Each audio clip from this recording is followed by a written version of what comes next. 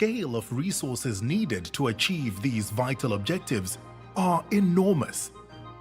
Domestic resource mobilization alone will not suffice. The continent needs external sources of financing. The current global financial architecture has not done enough to mobilize resources at the scale needed for Africa's development, let alone transformation. There have been many commitments from the international community, but external financial flows, including investments, aid, and remittances to Africa, have declined. Climate finance to Africa remains limited, with the continent receiving only 4.5% of global climate finance. The current global financial architecture, with its high cost of borrowing, continues to impose a huge debt burden on African countries. Borrowing rates for Africa sometimes run even beyond 8%, considerably above what advanced and emerging economies pay.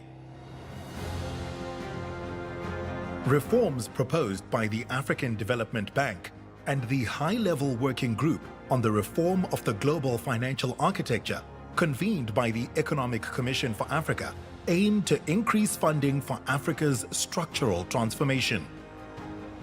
Rechanneling special drawing rights to multilateral development banks, making a healthy replenishment of the concessional lending windows of the African Development Bank and the World Bank, implementing the G20's capital adequacy framework, improving debt resolution processes, and enhancing tax transparency are vital for mobilizing external financing for Africa's economic transformation. Accelerating structural transformation efforts and financing its implementation will be key to unlocking Africa's development potential. And while consistent implementation of structural reform policies are critical to boost the level and sustainability of economic growth, their implementation depends on availability, timeliness, and scale of long-term development financing for structural transformation and enhancing spending efficiency. The 2024 African Economic Outlook Report recommends embracing an African-led development strategy tailored to local circumstances, fostering a conducive environment for private capital flows, and building and deepening national and regional markets as key policy actions. By taking these proactive steps and working together, Africa can overcome challenges and capitalize on its immense investment opportunities to speed up its transformation.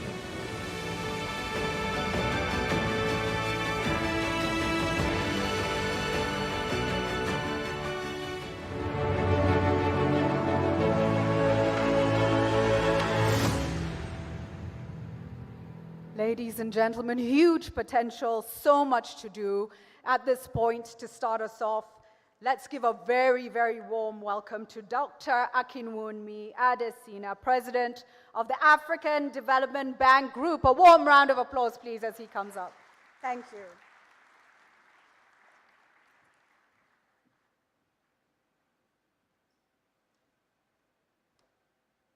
Thank you very much, Julie, and good morning, dear governors, and welcome to the launch of the African Economic Outlook. And as we think of Africa's economic outlook, and we have to look at it within the context of the global reforms of the global financial architecture, let me start by thanking you, Professor Kevin Oroma, and all of your team for the great work that you've done in producing this report, which yesterday we had the pleasure of actually launching. I want to thank all the governors for being here in your large numbers. Now, I will not take much of your time, but I just want to make a few points. First is that when you take a look at this report, you will see that African economies are operating like everybody else within a very, very challenging global context that has to do with geopolitical risks, rising global inflation that has come because of high energy costs, but also the price of food that arose out of the Russia war in Ukraine, which has a tapering effect. We still have the long COVID in terms of fiscal space for countries, because countries have still not still recovered from the impact of the COVID-19 situation. You also have the situation where, because of the rising global inflation and the contractionary monetary policies being run in developed economies, US, across Europe, to try and taper inflation down, that has significant implications for African countries' ability to actually access capital. Many of them have gone to Eurobonds and raised, 19 of them over time have raised more than $200 billion of Eurobonds. Now, these debt service costs have continued to rise as a result of that. And so, but despite all of these headwinds that I just mentioned, African economies have done pretty well. We had in 2023, African growth at 3.1%, 2024, 3.7%, and next year projected that it will go at 4.3%. And one thing that you will notice in that report is the fact that 10 out of the 20 fastest growing economies in the world are actually in Africa. So the report talks quite a lot about the resilience of African economies. Now, having said that about the resilience of African economies, I think we need to be very clear as well that just having real GDP growth of that level is not enough to be able to get our hundreds of millions of people out of poverty. And we believe that African economies ought to be growing at double digit for probably the next decade or so to be able to have the kind of transformation that we need as a continent. And for that, we need to make sure that we have structural transformation of our economies. You know, moving resources away from low productive areas to high productive areas. You will see in that report quite a lot about what people say about we are moving to the service sector. Well, if you're moving from a low productive agricultural sector and you're moving to a low productive service sector, you're still poor. And therefore, we have to raise the productivity of that service sector, but also make sure that we have the enablers of structural transformation. And those enablers are the things that we do as a bank that you support us to do, which is infrastructure. It's like a backbone. You have infrastructure, you will grow. Energy infrastructure, digital infrastructure, water and sanitation for infrastructure, but also making sure that we have what it takes in terms of, in particular, digitalization, because that digital infrastructure is going to be key for Africa's accelerated growth and development.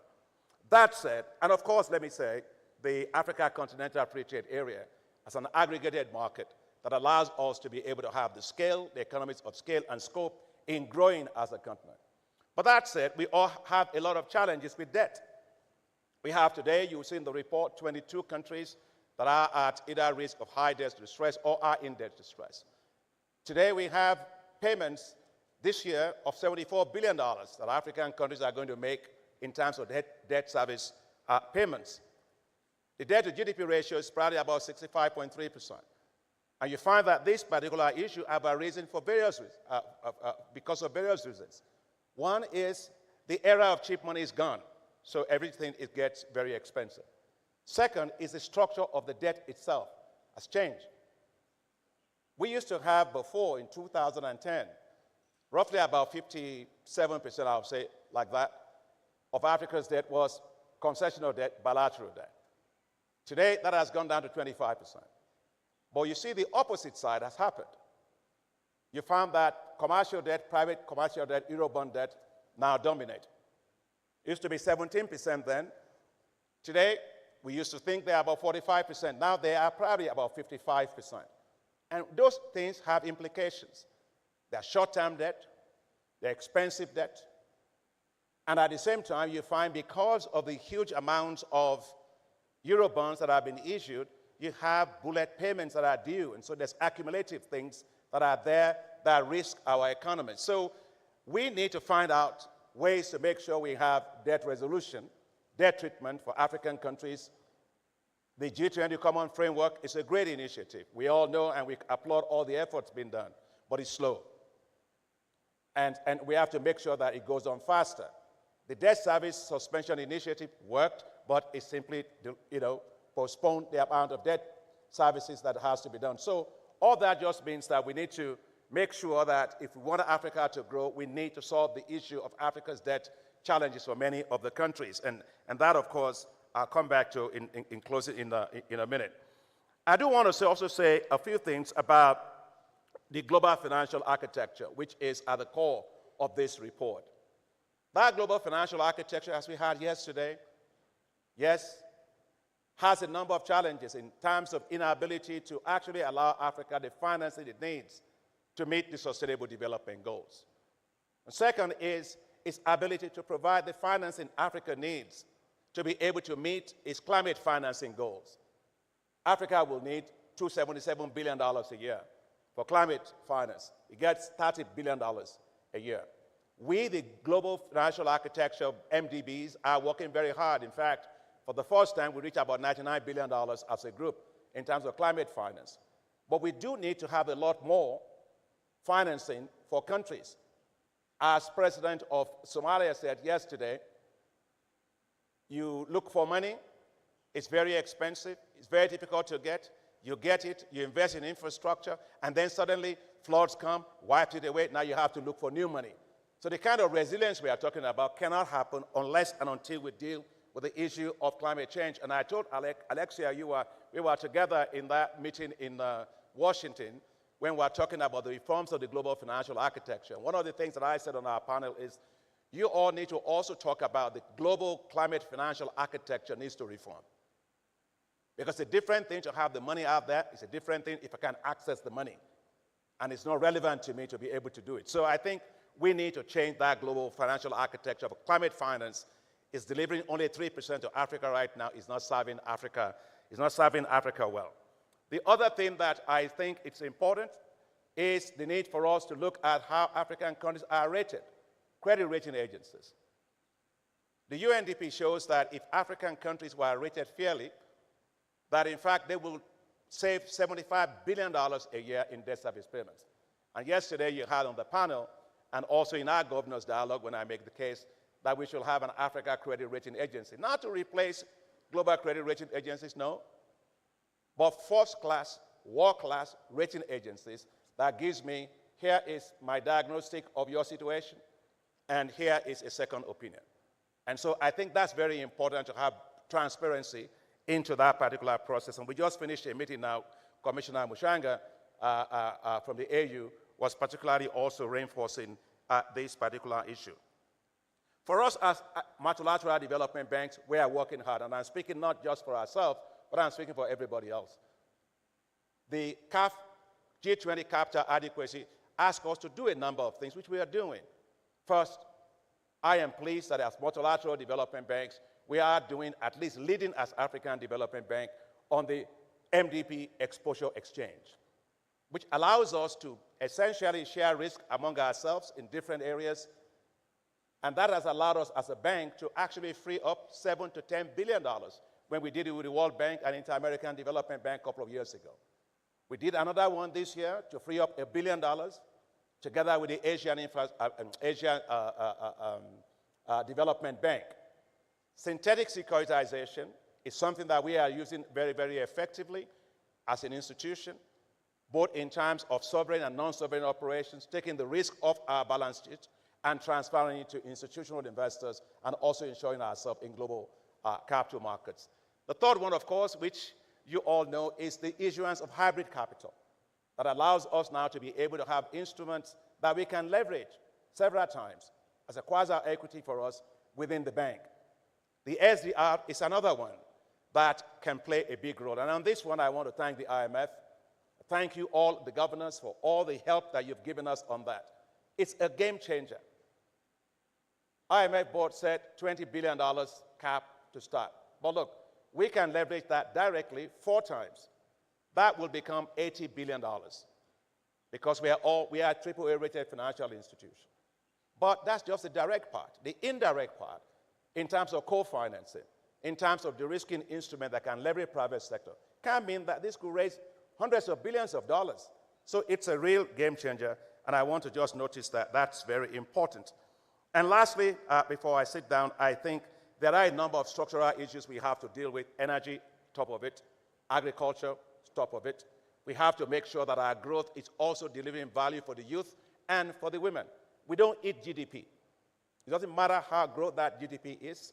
We have to make sure that it's creating jobs, quality jobs, And I've said it, migration in Europe is not Europe's problem, it's our problem.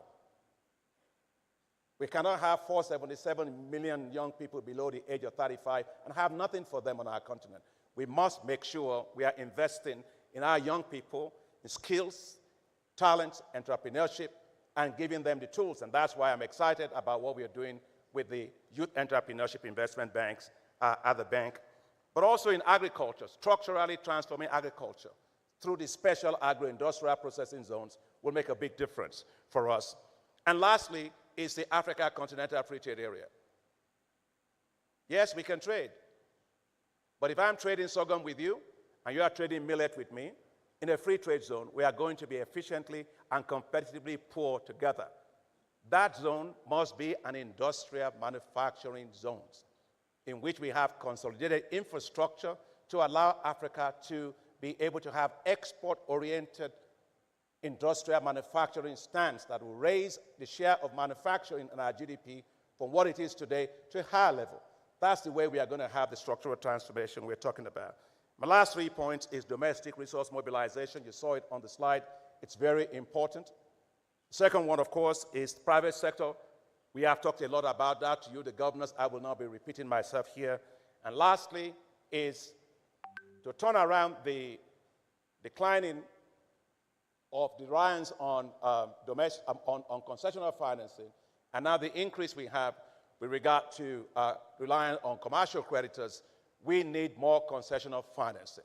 We need more blended financing to be able to accelerate development of the continent. And that's why I'm glad that we're talking to you, our governors, about your instrument, which is the African Development Fund replenishment. And I want to thank you very, very much as governors for the meeting we had yesterday, in which you get a robust support for this bank in terms of general callable capital that allows us to continue to strengthen ourselves, to be able to leverage more capital, to maintain and strengthen our AAA, to get long-term, low-interest money that our countries need to develop. And as I close, I just want to say at the end of the day that Africa's future is bright, but we need to make sure we also tackle governance, transparency, accountability, management of our natural capital, and make sure that whatever resource we have is used to the fullest for the benefit of the people of this continent. We have $6.8 trillion of natural capital assets. That was just in 2018. If we actually manage that transparently and better, there is no reason in the world why Africa's transformation cannot be faster. Thank you very much, and I wish you good discussions.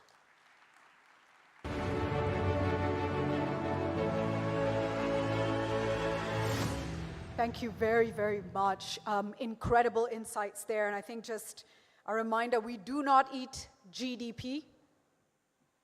Africa's future is bright. It is, but only if we do the things we need to do right now. So let me warmly welcome to come up now Professor Kevin Chika-Urama, Chief Economist and Vice President for Economic Governance and Knowledge Management at the African Development Bank Group.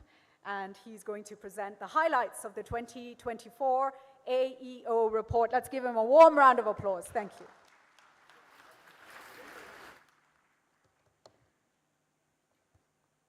Thank you very much. Thank you, Mr. President, for that eloquent presentation of the key outcomes of this report. Can you put the presentation on, please? So I'm going to run because a lot of what is in the report is already been well articulated by Mr. President. And here is just the structure of the report. We're looking at economic outlook of the continent, taking stock of transformation on the continent, but also looking at how to finance that transformation on the continent within the current context of the global financial architecture, and also some recommendations on what African countries need to do more and what the global financing architecture, the global community needs to do more to help that to happen. So here is the growth trends, which the President has already summarized for us. If you look at GDP growth, in terms of real GDP growth, Africa is doing very well, only second to Asia, with 10 of African countries amongst the 20 fastest growing economy. So it's just a story of resilience. If you try to look deeper, you find that up to 15 countries in Africa, estimated to be about 17 this year, post growth of more than 5 percentage points. But we know that that 5% or 4% or 3.8%, 3.1% we have this year is not enough to drive structural transformation on the continent. Our estimate is that Africa needs 7 to 10% of growth consistently for about 40 years before we can break the vicious cycles of poverty. And in this slide, just to show that this growth trend that we are seeing in terms of real GDP growth is also divergent across the countries depending on structures of economies in the regions, but also exposure to shocks, that how they can be able to bolster all the global challenges that the president had already pointed out. And the same is the story when we are looking at different economic groupings, resource-rich countries, non-resource-rich countries, and so on. And funnily enough, on the continent, the non-resource-rich countries are doing better than the resource-rich countries. Again, begging the question of what the president has talked about in terms of how we transparently use our natural capital to leverage resources for growth. And here is what I call, when you look at what I call the paradox of development on the continent, where you have rich resources, high growth rates in terms of GDP, but low performance in terms of achieving, improving the welfare of people, and also addressing SDG outcomes. If you look at one indicator, which is GDP per capita, we'll find that the continent has not been doing as well as we saw with regard to GDP growth rate.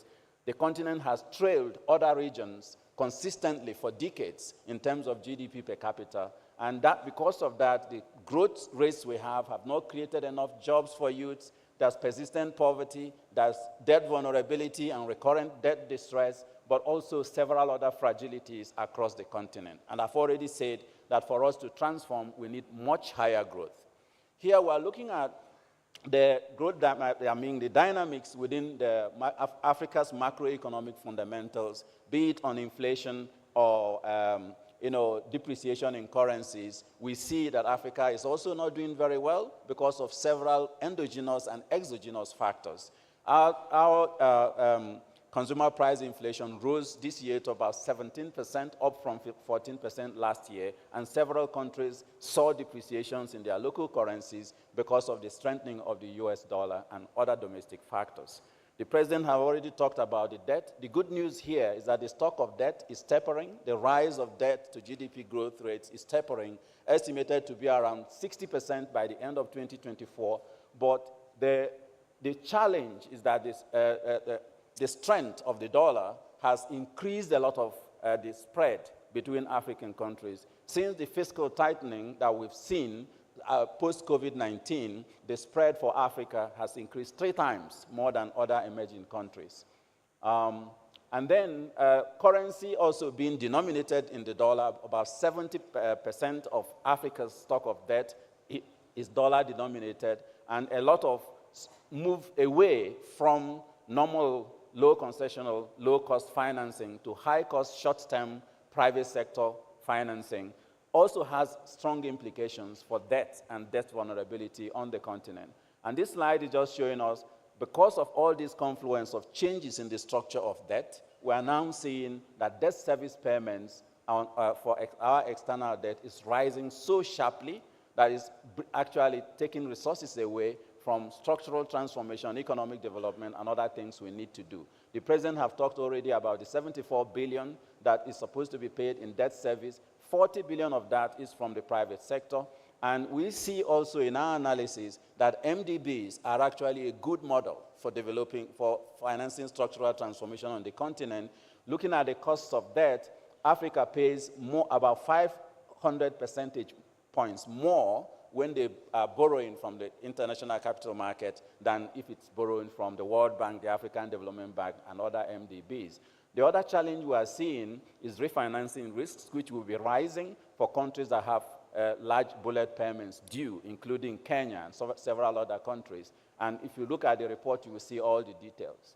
And amid all these issues, now we're going into the global financing architecture. When Africa needs a lot more resources to address climate change, address all the challenges of the geopolitical tensions we're seeing, if you look at all external flows collectively, it's been declining significantly on the continent by 19.4 percentage points between 2022 and 2021. FDI, which many times we all look towards, has declined by 44% in 1 year, and ODA has declined by about 6%, and only remittances has remained a bit stable. If we look at this, then it's the paradox of Africa, where we have good potentials and good opportunities, but high perception of risk is creating high cost of debt and all those confluence of factors I've mentioned.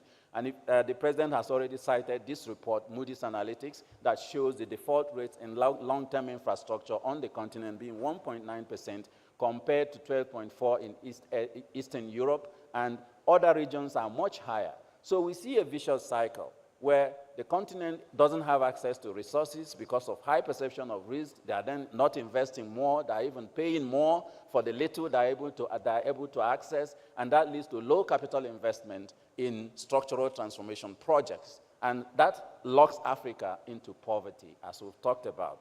But the caveat here is that it's not just external factors. We have several internal factors that the countries need to deal with.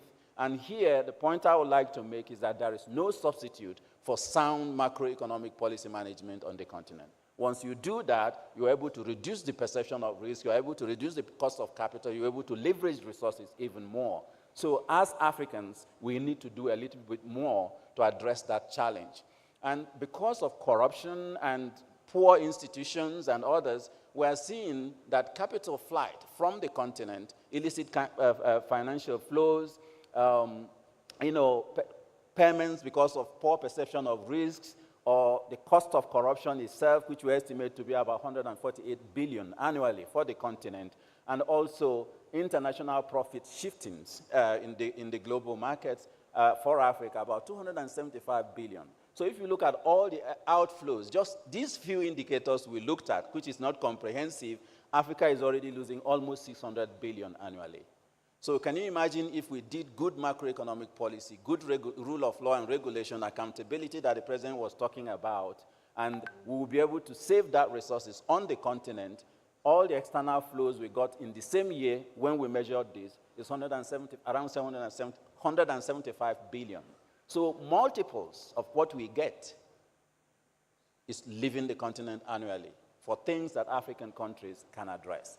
Here are just some risks to watch on the continent in terms of macroeconomic performance. The high interest rates and debt service costs we have talked about, dependence on commodity with very low value addition and high price volatility, regional conflicts and political instability that is rising on the continent, climate shocks that is costing the continent sometimes up to 15% of GDP, and persistent inflationary pressures we have talked about.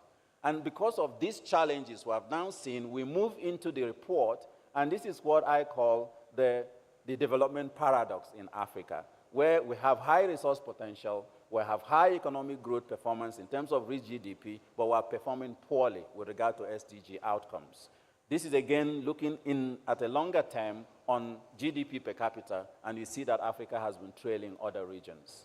And in terms of structural transformation, the reallocation of labor from lower to higher productivity sectors, we see that many Africans are still locked in the low productivity sectors, in agriculture, in services, wholesale, and so on. And in this graph, you can see that there are large gaps in the lower productivity sectors. And the only sectors that are performing a bit better is like mining, services, and utilities, most of which those resources are not largely African, because the Africans are not highly employed in that. So the president has already made very clear, increasing productivity in agriculture and in all those sectors where we are employed will help to drive GDP per capita up in Africa. And this is just looking at sectoral shifts, which is how you measure structural transformation.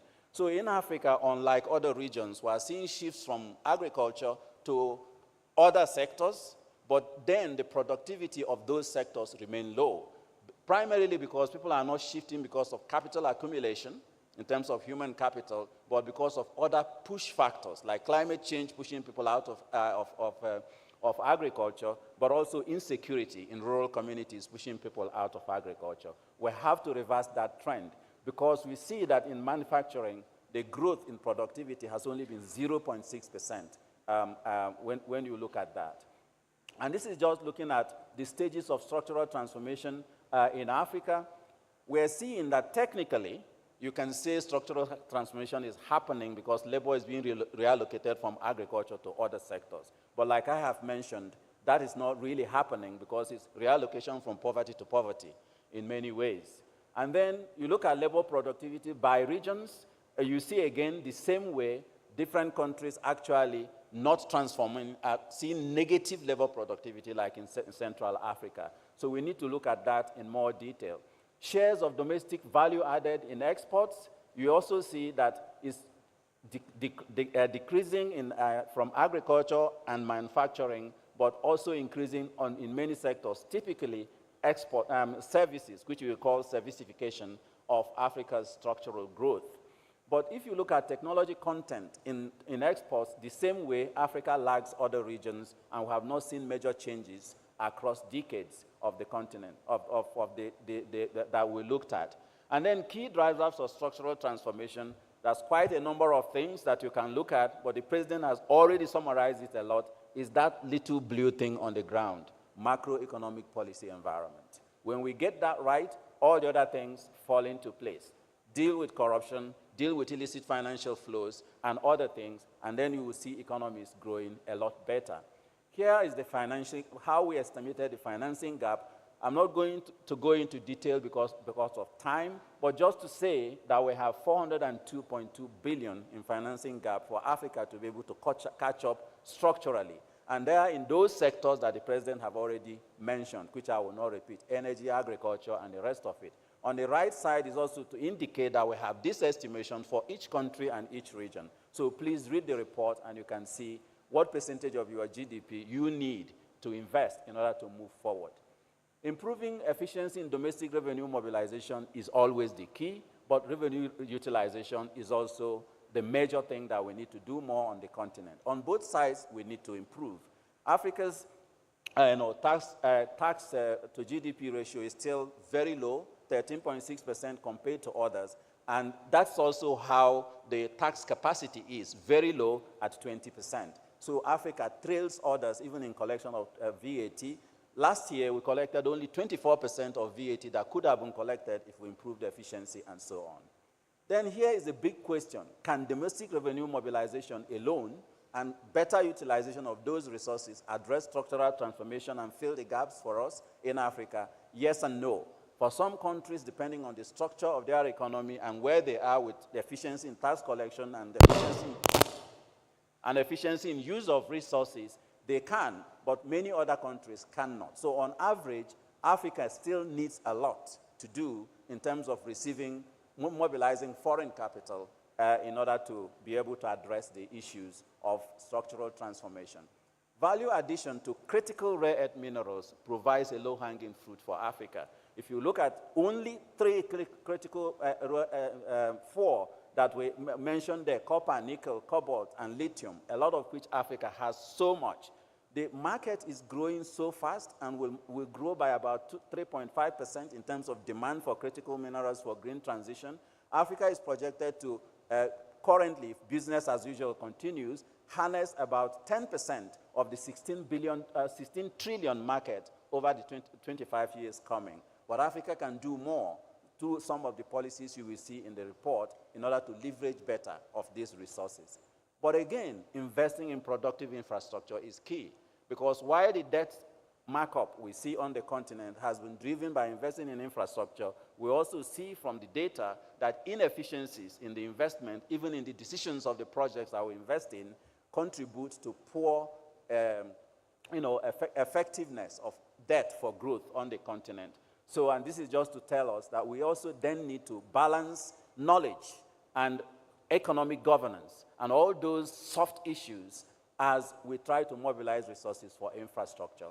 And here is a vicious cycle which summarizes everything we are seeing. I've talked about it.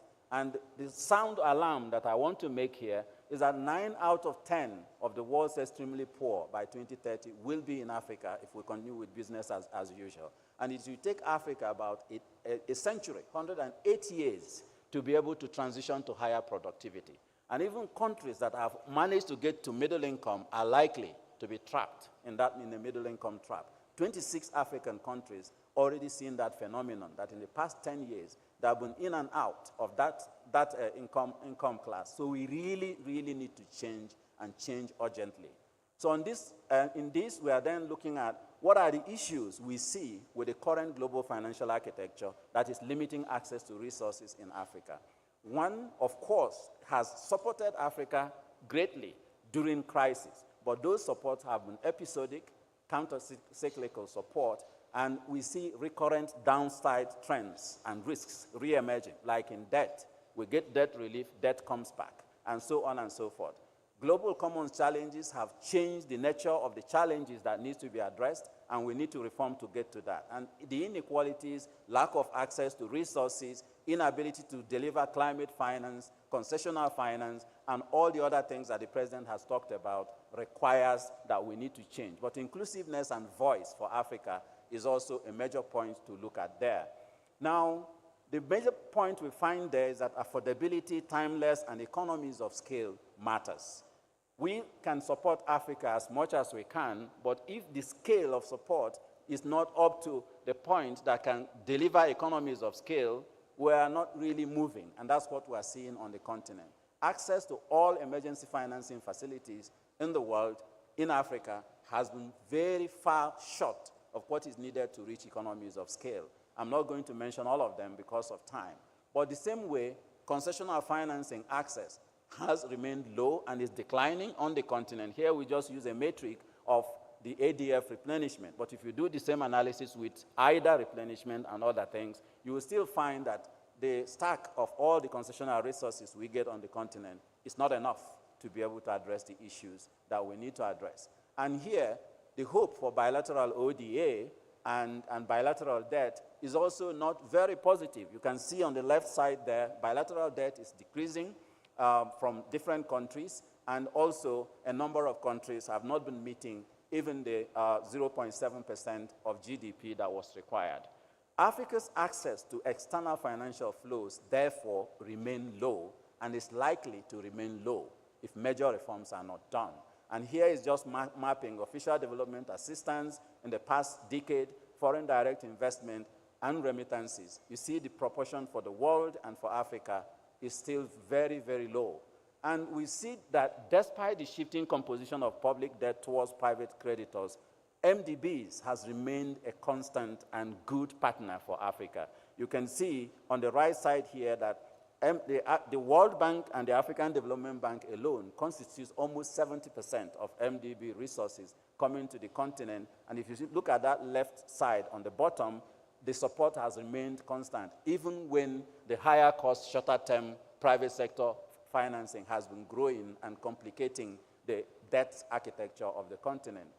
We recognize and really are very grateful to the global community, the World Bank, IMF, and everyone for the reforms that's going on, because that already, from our work, is going to deliver if all the recommendations, the capital adequacy framework, the SDR, rechanneling, and IMF's lending in arrears policy, and even if we reform the credit rating agencies' methodologies, that will deliver to Africa about $169.4 billion in US dollars. But that still is not enough. So countries need to do as much in order to complement what the global community is already doing in order to deliver resources for the continent.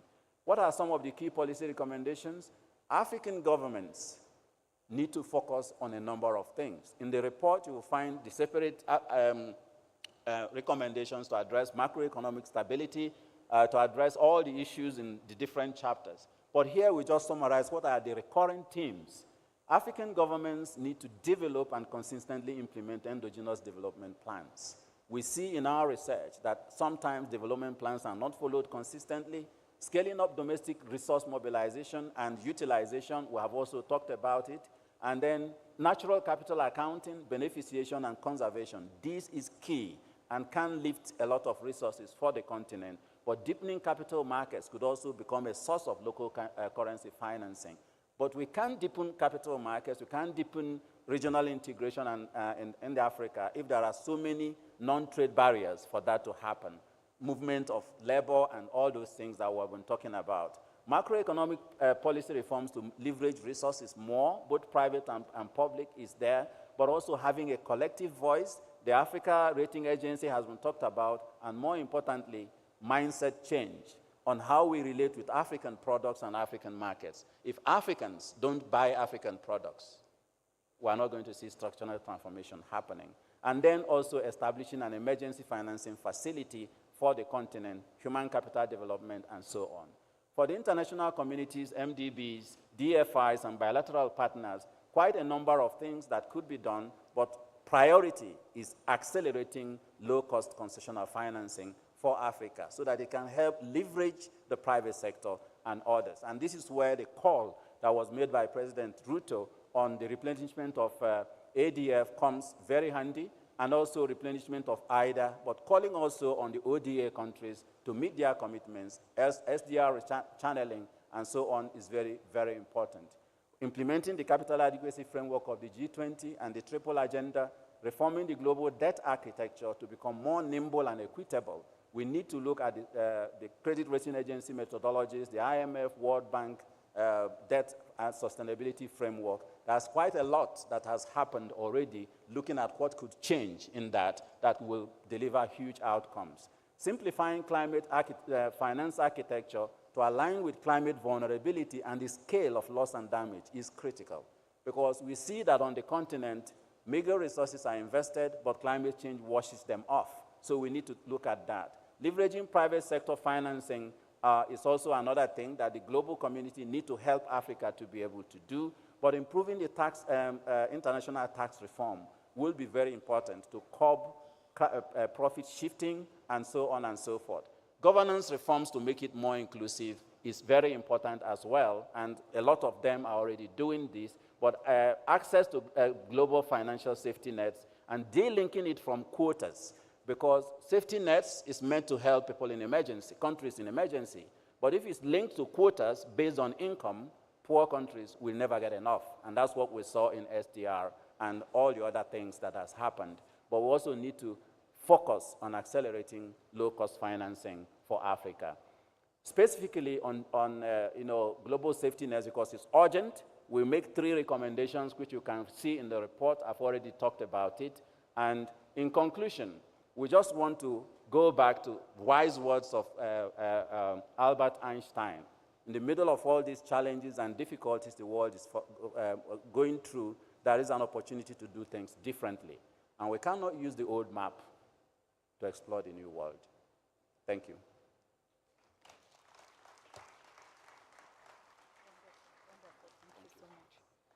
Thank you so much. Very, very, very clear. As we walk through that, it's clear that the potential in Africa is significant. Like a baobab tree, Africa could stand tall, but the ground is not sound. And it doesn't matter how strong the tree is if the ground is not sound. Can I warmly welcome, for the launch of the report, just up for a few minutes, for some pictures and some and some action on the floor. Can we welcome Dr. Akinwumi Adesina to come back up, please? Professor Orama, please come back up. Let me welcome Professor Njuguna Dungu to come up. Good to see you, Cabinet Secretary of National Treasury and Economic Planning here in Kenya. Also, let me welcome Ms.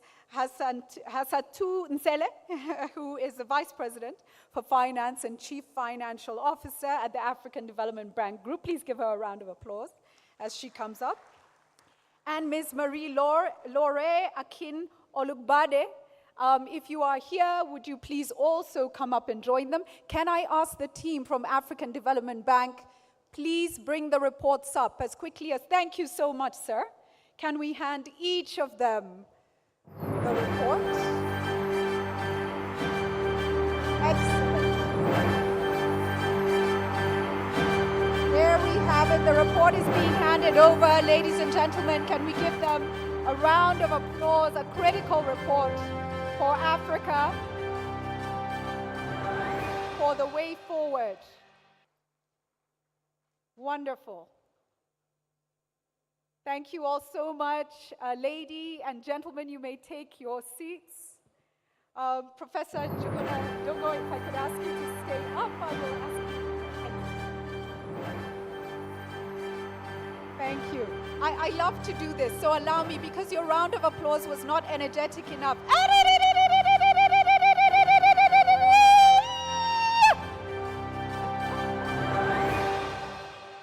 We are in Africa, we must have African energy. We give a warm welcome again to Professor Juguna Dongo as he takes his seat for the panel discussion, which is coming up just now. Can I also welcome the other panelists?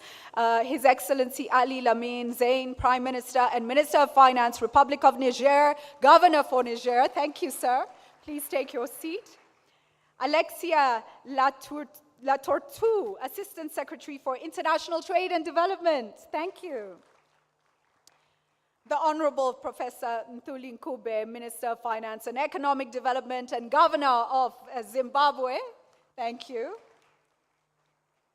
Dr. Barbel Koffler, Parliamentary State Secretary, Federal Ministry for Economic Cooperation and Development, BMZ, and Governor, Germany.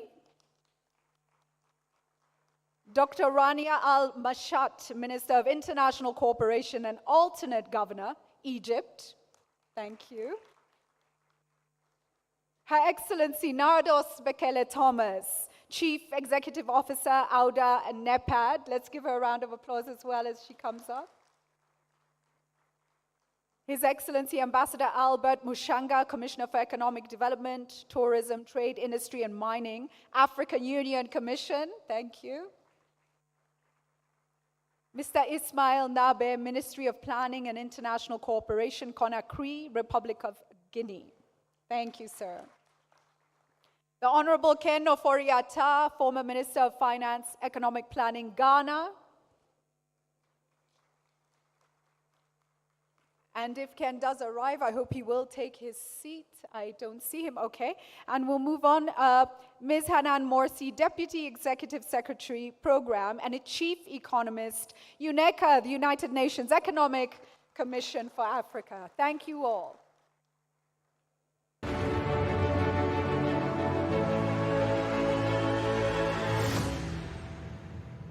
I had mentioned earlier that we are in the land of marathoners, but we are going to sprint, and sprint we shall. So this is almost going to be a quick fire round, but I hope you are able to get your thoughts in. We appreciate having you all.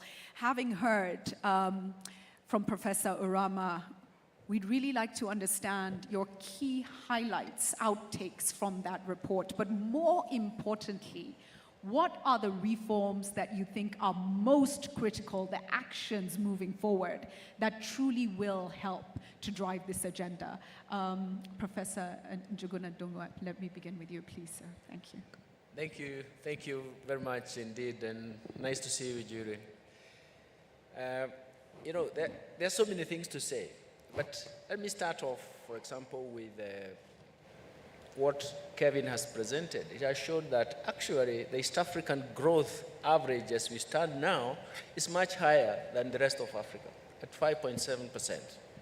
And that is the growth, the real growth that you're finding also in Kenya in 2023, which gave us some reason to think and even to very strongly believe that we have a very strong economic recovery, but it is fragile. So when you look at that growth, you can actually talk a lot in terms of that. But let me offer 4 points which I like to relate so much, and most of which was covered by the report by Kevin. And the first one is human capital development. You know, we have worked in this area, and we had a session on this. Let me say, I like starting from where are we in terms of education, where are we in terms of health, and especially health infrastructure that was tested to the limit by COVID-19. But where are we also on labor market and then nutrition? In terms of human capital development, you have to connect those 4 dots. Because in a sense, we can even spring from there and say, where you see institutional failure problems is because of our human capital development. And that is the characteristic in Africa. So we can talk about that, but I wanted just to make sure that I connect those dots. The second one is markets. Now, I always give Kenyan examples because essentially, when you see where markets have failed, it means production has also failed. It means that investments have sunk. You can go on and on and on. But the most important thing about markets is that it's going to signal participation in a particular market. It is going to signal economic rents are shared and distributed in the markets. If you look at the works, for example, by Justin Lee, he'll tell you that economic transformation depends very much on some critical thresholds of capital accumulation. That's savings. But that is actually distributed in the marketplace. So in a sense, if markets collapse, then it means that we cannot get there. Let me give examples in Kenya. Kenya is an agricultural economy. So smallholder producers, even producing tea, coffee, and all that, will observe, they don't know how the export market works, but they have an aggregator. So downstream, upstream, they are looking at the market is functioning. Downstream, they are going to increase production and productivity. But if the markets fail, it means it fails them not only in terms of economic rent and distribution, but also on their own investment. Third, let me go to domestic resource mobilization, and Kevin has talked about it. It's a subject that I have talked about. In the last decade, I was invited all over, even in the African Development Bank, to talk about domestic resource mobilization. We need to look at it in terms of, first, our own tax instruments and the structure of those instruments, they can be optimized. The second thing is the market performance itself. We have to look into it. And we have to look into it in terms of how we can deal with it. It is okay, we can finance infrastructure through debt. But we have actually to ask ourselves that debt, when it is contracted, you have to make sure that the real interest rates are not significantly higher than the real growth, because you are going to signal solvency challenges. That's why we are talking about debt distress right now. So in a sense, we are actually saying we have a lot of space to deal with. And finally, we have to know that the fourth industrial revolution will be ignited by digitization. Digital evolution is coming to us. It's efficient. It can create efficiency across all the things that we are doing. And that is why we really need to look at that. We need to look at that. Recently, I've been talking about the 5.7% growth in Kenya. And I was saying, I've been asking myself, how do we protect that growth? Because it's a strong signal for economic recovery. How do we protect it?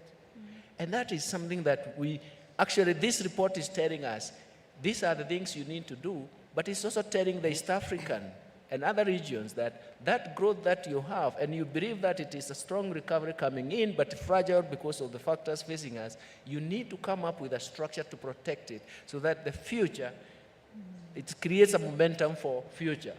Success begets success. Let me stop there. Thank you so much. Really clear and very concise, but well thought out. Really appreciate that. Your Excellency, Zain, let me come to you for your thoughts, please. Bonjour, je voudrais tout d'abord. Good morning. Let me start by congratulating our colleagues of the African Development Bank. Our colleagues of the African Development Bank, who, as is often the case, have worked tremendously to issue this report. I am not going to belabor what the professor has said. Let me just take 2 or 3 points. First, human development. It's critical for us to place special emphasis. We have to lay special emphasis on training, the health sector, youth employability. And this means that we need to work hard, make efforts. It's a well-written report, which oftentimes talks about those exogenous shocks, insecurity, climate change, refugees, internally displaced persons, and pandemics.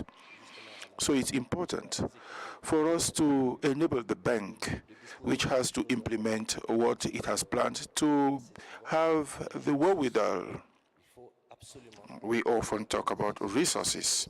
It's absolutely necessary for our institution to have the resources it needs to finance the continent's development. Second point, and I think this is a mission assigned to the bank, and it's to work on this fundamental issue of MDB reforms or reform of the GDP. We have to really consider this so that the continent, finds itself in a situation where it has a good debt capacity, financing capacity, and can go to the market as we usually talk about. Now, third point, integration, which is one of the high fives of the bank. There are examples which abound in our region, about the difficulties with integration. And this explains why countries like Niger, Burkina Faso, and Mali are withdrawing from ECOWAS, which was unable to play its role, and now they want to establish the Alliance of Sahel States. Why? It is this objective which led to pooling efforts so that we can defend ourselves. We are talking about insecurity and terrorism in the region. But that institution did not help those countries to defend themselves. The economy, which is at the very heart of the mission of that institution, has never been given pride of place. It's more politics. And this translates into those sanctions which those countries have suffered from, and which has impacted their potentials. And let me conclude by talking about my country so as to explain our vision. What I would say is that the bank should be able to provide financing, and I've seen some signs, financing to the extractive industries sector. So far, we have seen that the bank cannot invest in uranium extraction, in coal, or in oil and gold, which are actually the fundamental wealth of our countries, especially in West Africa. We have the biggest uranium reserve, and the bank should be able to help the countries to produce what will enable us to trigger our sovereignty and energy independence, which is one of the objectives of the bank in agriculture, in industrialization. So we really need to consider this. So this is what I can say in a nutshell. We will come back to specifics. We do agree with what is said about good governance, extending the tax assessment base. And lastly, what contributes to the replenishment of the Africa Development Fund? It's It's non-regionals, which are really the contributing countries. And we should always bear in mind that it is from taxpayers' money that they make those contributions. So on the continent, we should really work on this fundamental issue of extending the tax base. I'll stop here and we'll come back. Thank you. Wow, can we give that a round of applause? Thank you very much for your thoughts. Minister, Professor Nkube, can I come to you next, please? Thank you very much, Moderator, and thank you for inviting me to this very important discussion. I used to do this a few years ago, launch the African Economic Outlook, and I think that a round of applause to the President and Kevin for a job well done in producing such a great report. And I agree with the conclusions of the report that we need to reform our global financial architecture so that we can have capital that is more capital that is concessional, that is long-term, delivered at scale, that has got speed. I would like to add that it should be delivered at quick speed, and there must be flexibility as well. The global capital markets are very tight right now. We used to be able to borrow commercially at about maximum, if it was high, at 8% per annum. Now we're borrowing at 10%, easily 12%. So clearly there's a tightening of global credit markets, and we need the support. And the reform of the global financial system is part of that support that is needed. Looking at the growth figures, you can see the highest growth in Africa still rests with what I call the tropics: East Africa, Central Africa, West Africa. Those tend to lead almost in that order. Then number 4 is North Africa. Then number 5 is our side, which is Southern Africa. That's the growth ranking. But what was revealing is also the per capita growth rates, which shows the need for structural transformation. So Africa growing at about 2% in terms of per capita GDP growth. That shows that a lot of work needs to be done. But I think that to achieve structural transformation, we still need to focus more on the enablers. So it's infrastructure development.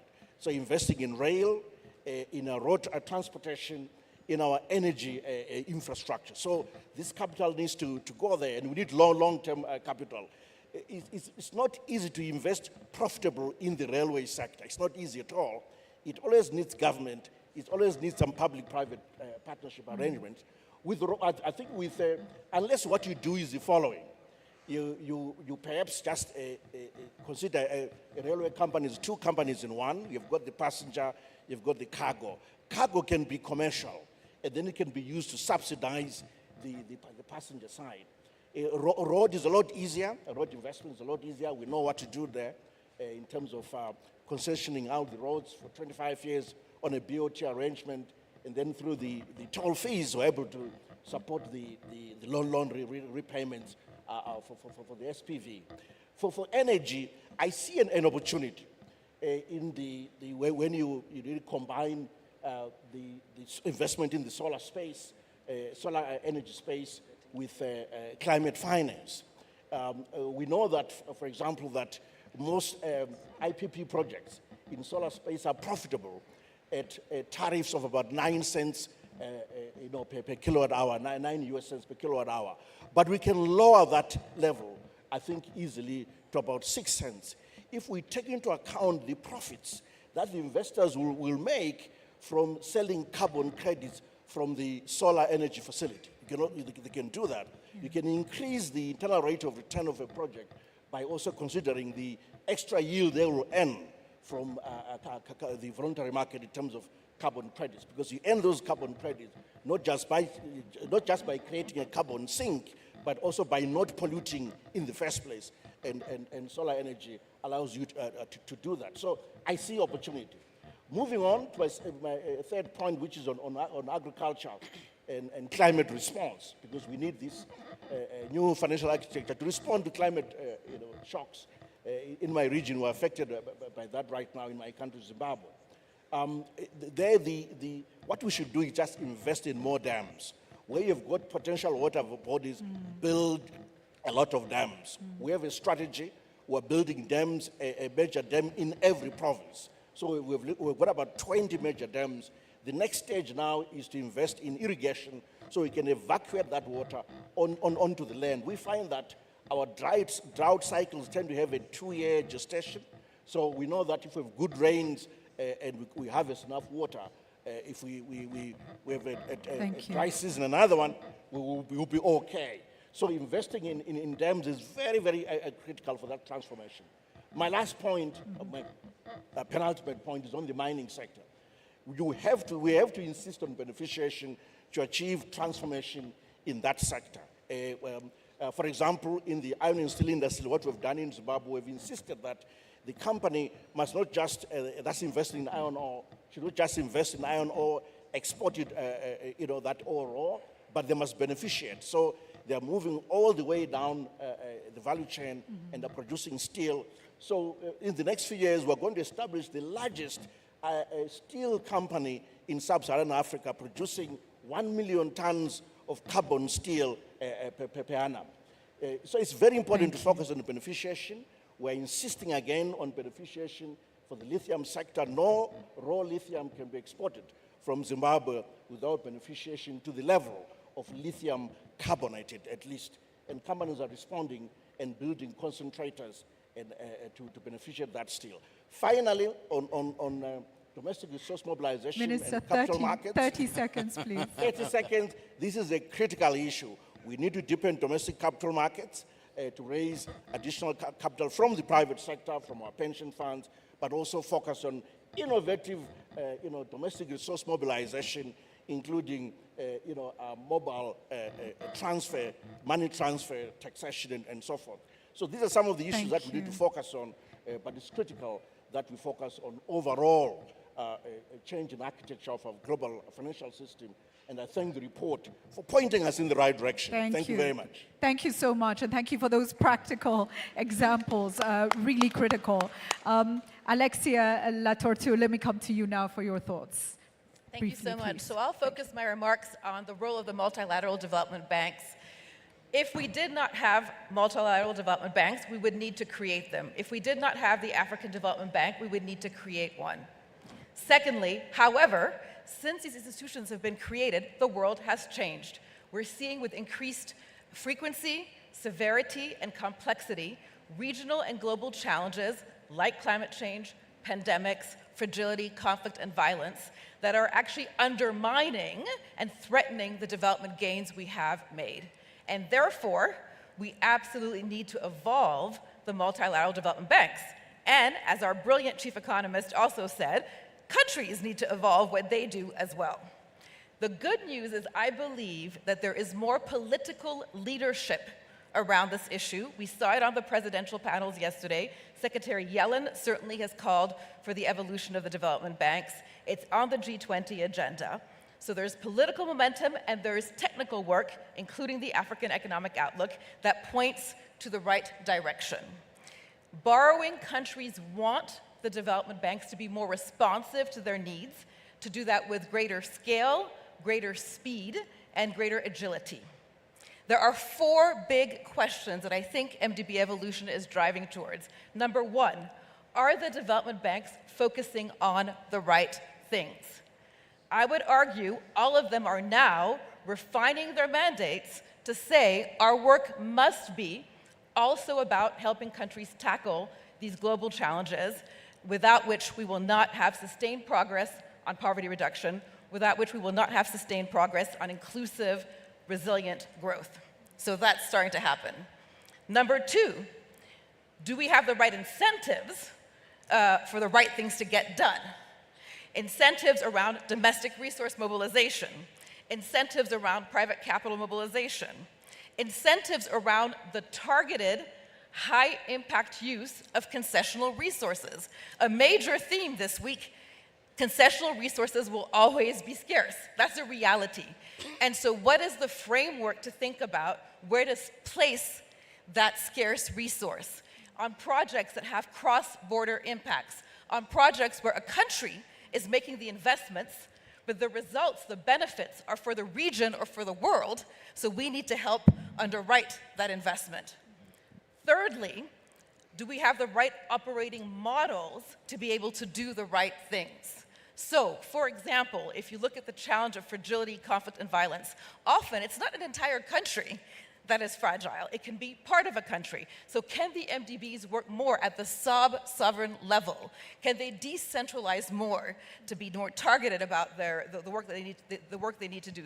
At the same time, if we look at regional integration and the importance of something like the Lobito corridor, do the MDBs have the right approaches, skill sets to really work at the regional level in effective ways? And then finally, what people usually start with, although I think that's wrong, is do we have the right resources, the financial capacity to do the right things? And clearly, we need to scale up finance. That's both about the MDBs doing innovative things, and Vice President Asatu, you have done that here with hybrid capital, with exposure exchanges, with working with other MDBs on giving more value to callable capital, and can the shareholders contribute differently also and more to the MDBs through the concessional windows, but also through new instruments like guarantees and like hybrid capital.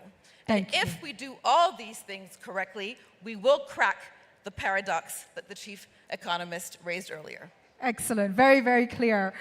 With that, Your Excellency Nados Bekele Thomas, can I come to you next for your thoughts? Yeah, thank you very much for having me here. Well, I'm listening to the economic outlook, and thank you very much for the presentation. A very good, really, indicator of what we should do to accelerate our development, programs, to make sure that we implement and we don't talk less, but act. And I would like to really ask the audience, how many of you know about the Vision 2063 of the African Union, and how many of you know about the second 10-year implementation plan? Maybe none. How many?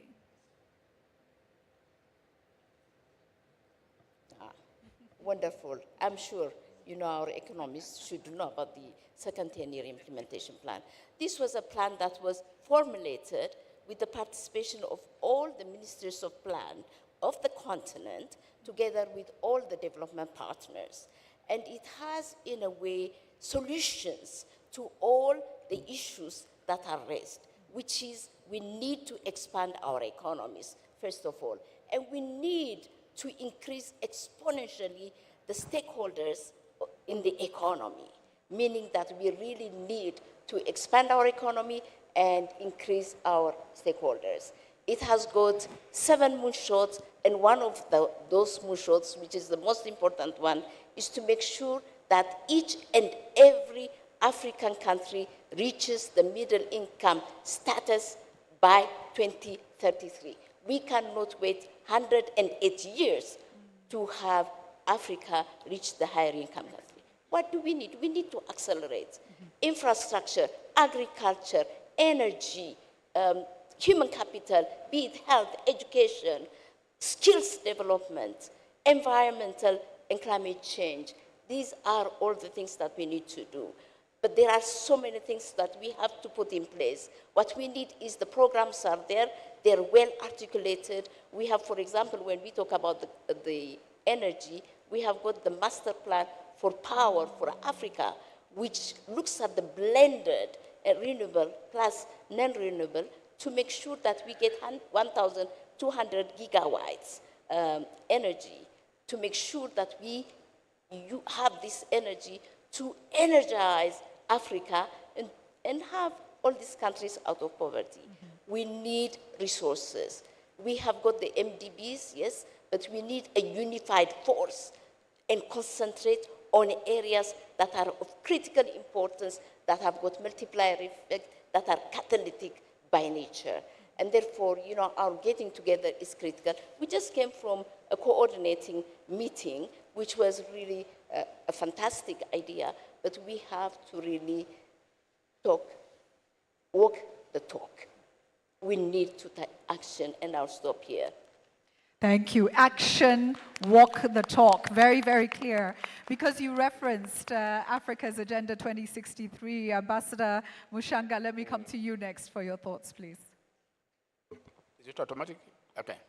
Thank you very much, Moderator. And I would like to, first of all, congratulate President Adesina, Professor Rama, and the teams for producing this report, which is very, very incisive. I concentrate my insights on the African situation. My first observation is that the growth outlook is very, very positive. It has registered very good rates of economic growth. But when you look at the statistics very critically, you find that only 2 countries, Cote d'Ivoire and Senegal, have gone above the 7% growth rate threshold. And because of this, you relate that to GDP per capita. It was shown very clearly by Professor Rama that Africa has the lowest GDP per capita in the world. And that really makes it very, very, very difficult, because with the lower rates of economic growth, there's going to be eventually social tensions and political tensions. And hence, the importance of accelerating the pace of economic growth. And in this connection, we are working with Professor Rama, my sister here, to come up with a strategic framework on key actions to achieve inclusive growth and sustainable development across Africa, anchored on as indicated earlier, 7 to 10% annual growth rate of a period of 4 to 5 decades. Now, the goodness with that strategic framework is that it is going to have an overall continental framework and country-by-country frameworks if countries so desire. So that should enable us to really address this issue. And this is very, very important because right now, 33 of the world's 46 least developed countries are in Africa. My last point is on the question of productive transformation, very, very, very vital. And here, the first element is to ensure that we develop a scorecard on the operation of the African Continental Free Trade Area. Let's monitor how it's delivering each year so that we know the pace of continental economic integration. And related to that is to start thinking right away on the issue of deeper economic integration anchored on the African Customs Union and common market. Because this is going to help us in removing a lot of non-tariff barriers and promoting productive transformation. And in this respect, we have produced a readiness assessment towards the African Customs Union / common market, which we are going to look at before the end of this year. Thank you very much. Thank you so much for that, and so important because, thank you, you can give that a round of applause, absolutely. So important as the fastest growing markets in the world in terms of size. If we don't start to confront these issues, we won't benefit from the growth of our own markets, right? Let's get a perspective from Dr. Rania now. Al-Mashad, please, over to you. Well, thank you very much. Let me first start by congratulating the chief economist, Kevin, for a very well-articulated report. And I want to say that I've been reading the outlooks over the years. I think this one has a very important comparative advantage because it is providing evidence-based by the countries, and it's going to become, if we're talking about voice and participation from the continent, this report can be a very strong voice in the MDB world. I want to, before I talk about country specifics, reflect on what Alexia said, and that is, for the first time, we are hearing in the different boards of the MDBs a consistent message. And therefore, when you put Einstein's quote, it is absolutely an opportunity today as the leadership in the different MDBs are really, for the first time, talking together in granular matters, not just the vision and mission, but trying together to find solutions. And here, let me also commend Hasutu for the fantastic work on the SDRs that can actually open up the space for particularly also how the bank can leverage private sector investments in countries. Now, when I look at the report you had several slides that had conclusions. And here, I want to say that for different countries, macroeconomic stability is a necessary condition to be able to do the structural transformation. But given the successive shocks, macroeconomic stability in countries in general and in Africa in particular have become even, I don't want to say more challenging, but requiring so much policy maneuver more than any time before. And in order to achieve this macroeconomic stabilization, MDBs need to step in as well. So there is, before we go into structural transformation and trying to figure out how we can bring in regulatory or legislative reforms to drive in private sector engagement, we need to have tranquility and predictability with respect to macroeconomic stability to make that possible. So that is on the shoulders of governments for sure, but also there is a need for, if we're talking about concessional finance, maybe more budget support at the initial stages to be able to bridge this gap when we talk about macroeconomic stabilization. The other very important aspect when we're looking into this is the point of the global public goods, and how, and it's very, very important to showcase, and that is a fact, that they are also very much aligned with national goals. Because at the end of the day, if it's going to be a public investment or even trying to access concessional finance, this relationship between private or public, global public goods and its impact on inclusive, sustainable, resilient growth within the economies, this again, I'm very happy that it was also in the slides related to a report. So that's another important aspect. Another issue that is very nicely presented in the report are the sources of external financing. When we take a look at the source of external financing, all of them, to a large extent, the ones that are more concessional have been narrowing, and those that are available are high cost. So when the debt sustainability analysis, whether it's the rating agencies or the IMF, I think there needs to be a more detailed analysis of the quality of debt, not just the quantity. If we're trying to say that concessional finance is going to help the global public goods implementation, if the concessional finance is what's needed to be able to do the climate action in the different countries, are we going to weigh that type of finance the same way we weigh the Eurobonds and the commercial finance?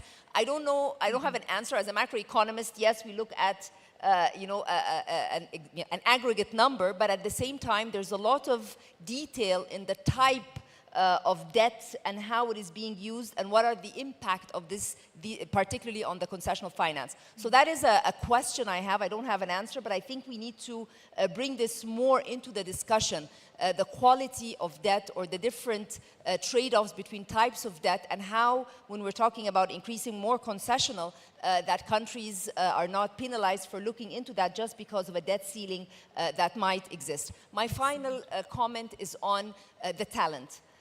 The macroeconomic situation in our countries, particularly in the continent, might drive away talent. And this is going to be a very, very big challenge. It already is, and it will be exacerbated. And that's why trying to achieve the macroeconomic stabilization, to be able to do the structural reforms, to bring in private sector investment, I think we need to find ways of trying to keep talent within the countries so that the productivity gains can be easier, because as we saw from the presentation, there is a gap there, and without this productivity gain, the competitiveness is going to be much less, and the FDI that we are looking for might actually be more hesitant just because the talent may not be there. There's so much more I can say, but I think I will stop there. Thank you very much. That's excellent. Thank you so much. I particularly love the idea of quality of debt, really. You know, starting to reframe the way we approach things, right? And talent critical. Ismail Nabil, let me come to you next, please. Thank you, sir.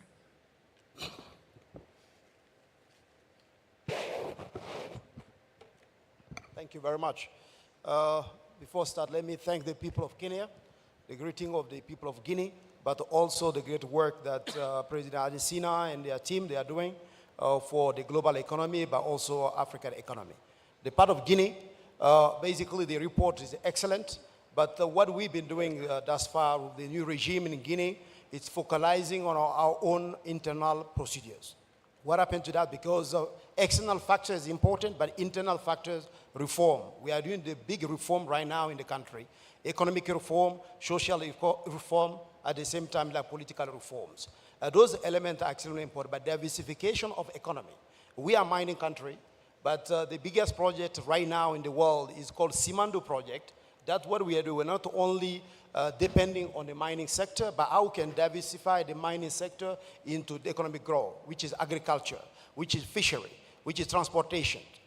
That project, even though it's mining, but we are doing infrastructure project, that's going to create job for the young people, because we have millions of African or Guinean going to Europe, but the only way to get them in the country, you have to create job. That we are doing 650-kilometer railway. At the same time, deep port development that are creating more job for Guinean. The second point is about debt sustainability. Yes, we are very fortunate in Guinea because our debt to GDP is about 39%, compared to the region, which is about 6%. We have a lot of leeways that we can borrow, but we need to make sure that the international community help us in order to have structural reform, debt reform, in order to move forward. Because if you look into the, some kind of financial blending, it is important that we use some blending financial mechanism by OECDs. You know, OECD has been like, since 2020, they are giving only 85%. We want to move from 85% to 95% when it comes to the concessional loan. But it's extremely important that also we look into the ECA financing. There's another area. If we can couple the ECA financing with the concessional loan, we can have a proper project. So ECA financing is extremely important for us. So likely what we need from the international community is very clear, actionable roadmap for reforms. Those are the elements that we need in order to carry forward. Lastly is the system that we are in right now. We talk about debt, we talk about all these elements, but we need to transform our resources in the country. Because for many years, we've been taking our resources out of the country. If we can transform our resources inside the country, we'll create jobs, we'll add value, we'll have transformation. That creates more opportunity to other enterprises, other companies in terms of energy sector. Because you can't transform bauxite, you can't transform iron ore if you don't have energy. So therefore, that gives opportunity to companies around the world. And lastly, the last point is the cooperation and coordination between agencies. If African Development Bank, we need to collaborate with IMF, World Bank, by regional development agencies, and also best practices that have been done in Asia, we can couple that one in our country to move forward. Thank you. Excellent. Thank you very, very much. We are now going to Dr. Barbel Koffler, and then we will hear the last word from UNECA. So, Dr. Barbel Koffler, over to you first. Well, thank you very much, and I also want to thank the Professor Rama for his presentation and, like every year, very excellent report which gives a lot of insights. I want to comment only on 2 points because of the shortage of time. The one was said by a few colleagues already. We have to look on the quality of growth. Economic growth and the outlook is giving us hope is not enough. We have to look on the economic growth per capita. And we really have to have a closer look why there is such a big difference in between the income situation of different parts of societies. So the question of inequality inside a society, I think, is crucial for coming up with better ideas for solving poverty problems. There were some hints in value-add production, for example, in investing in human capital and so on, but I think that needs close reflection, how we come to better per capita growth. And maybe only one sentence on that, we have also to have a look on gender in that aspect, because we cannot exclude the potential of 50% of society. That has a big impact of growth, economic growth, and also has a big impact on how we really fight poverty on the long run. If we don't take take gender seriously, I don't think we find the right answers to that issue.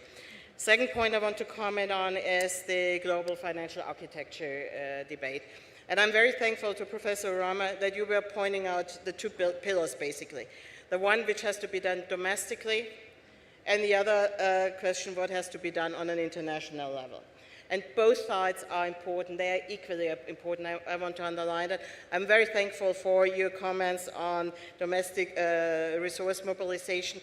It's tax, yes, but it's not only tax. And by the way, it's not only VAT. There's a broad range of taxes which are not so heavily infecting at the end of the day than the poorest in a society. So we have to think about the broad range of taxes. It's about, you mentioned it quite frankly, corruption. So I quote you on that. I think it's very, very good that you were mentioning those topics. It's about illicit flows. So we have to realize that there has to be done a lot on that. On the international level, we have a lot of homework to do also, and I would agree we have to really work on debt release and do it differently. It was striking what you were saying about the private creditors in that case.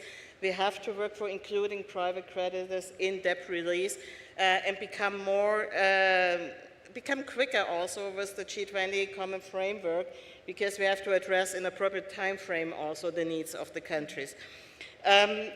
If it's coming to the access to finance as a whole, my government is very much supporting the reform of the World Bank and also of the MDBs, because we need a broader range of possibilities to finance, on the one side, the issue of, like you were mentioning, global public goods, which are also, of course, domestic public goods. I think that's important. But don't do it on the then stopping or hindering another financing in development issues. So we need to broaden that spectrum, and therefore we need the reform of World Bank and the MDBs. And I would always subscribe that we need a strong African Development Bank. That's why we really engaged also in the callable capital issue yesterday. That is a hint that we really want to support that. I also could agree very much on what was said yesterday, that we have to calculate things differently. Leveraging, for example, Africans' natural resources was a big topic on yesterday's debate, and we would agree very much to have a different framing than, which is also at the end of the day counting into the rating debate. Last point, I try to be really quick, last point I want to make. We have to get simpler and easier with access to climate finance, because we know that it's also a part of how administration can handle things if they can get access to climate financing. And we have to become easier in that. We have to become more supportive with, for example, climate action window from the AFDB and technical assistance, but also from the international framework. We have to become easier in that. And for elaborating more on those topics, that's a little bit the public relation part now. We're having the Hamburg Sustainable Conference in October this year, where we want to really elaborate deeply also on those issues on global financial architecture. Thank you. Thank you very, very much. And with that, we go to a view from UNECA. It's Hanan Morsi. Over to you. Thank you. Thank you very much. And I'd like to first say congratulations to Kevin and my former team for a great job. Very well done.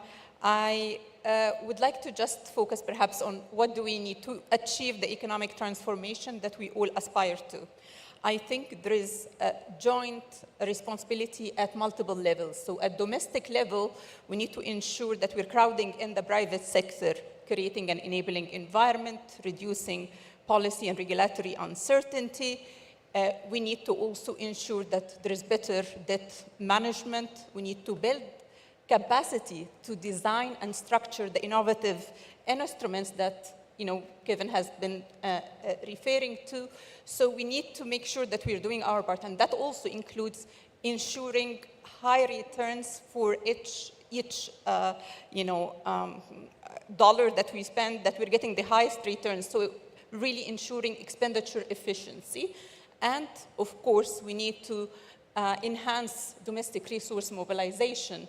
We need to ensure that we are really curbing leakages even in taxation, meaning, the tax exemptions that we have, the concessions that we have. We need to have really tough discussions at a national level, of what are we getting in terms of returns for the revenues that we are losing. But at the same time, we need to make sure that we are leveraging huge regional opportunities. We have the Africa Continental Free Trade Agreement that we need to advance its implementation, and we need to focus on building regional value chains so that we can create better jobs, higher wages, and actually tap our natural resources, be it renewable resources or green minerals. This is the future. We need to shift, our growth paradigm.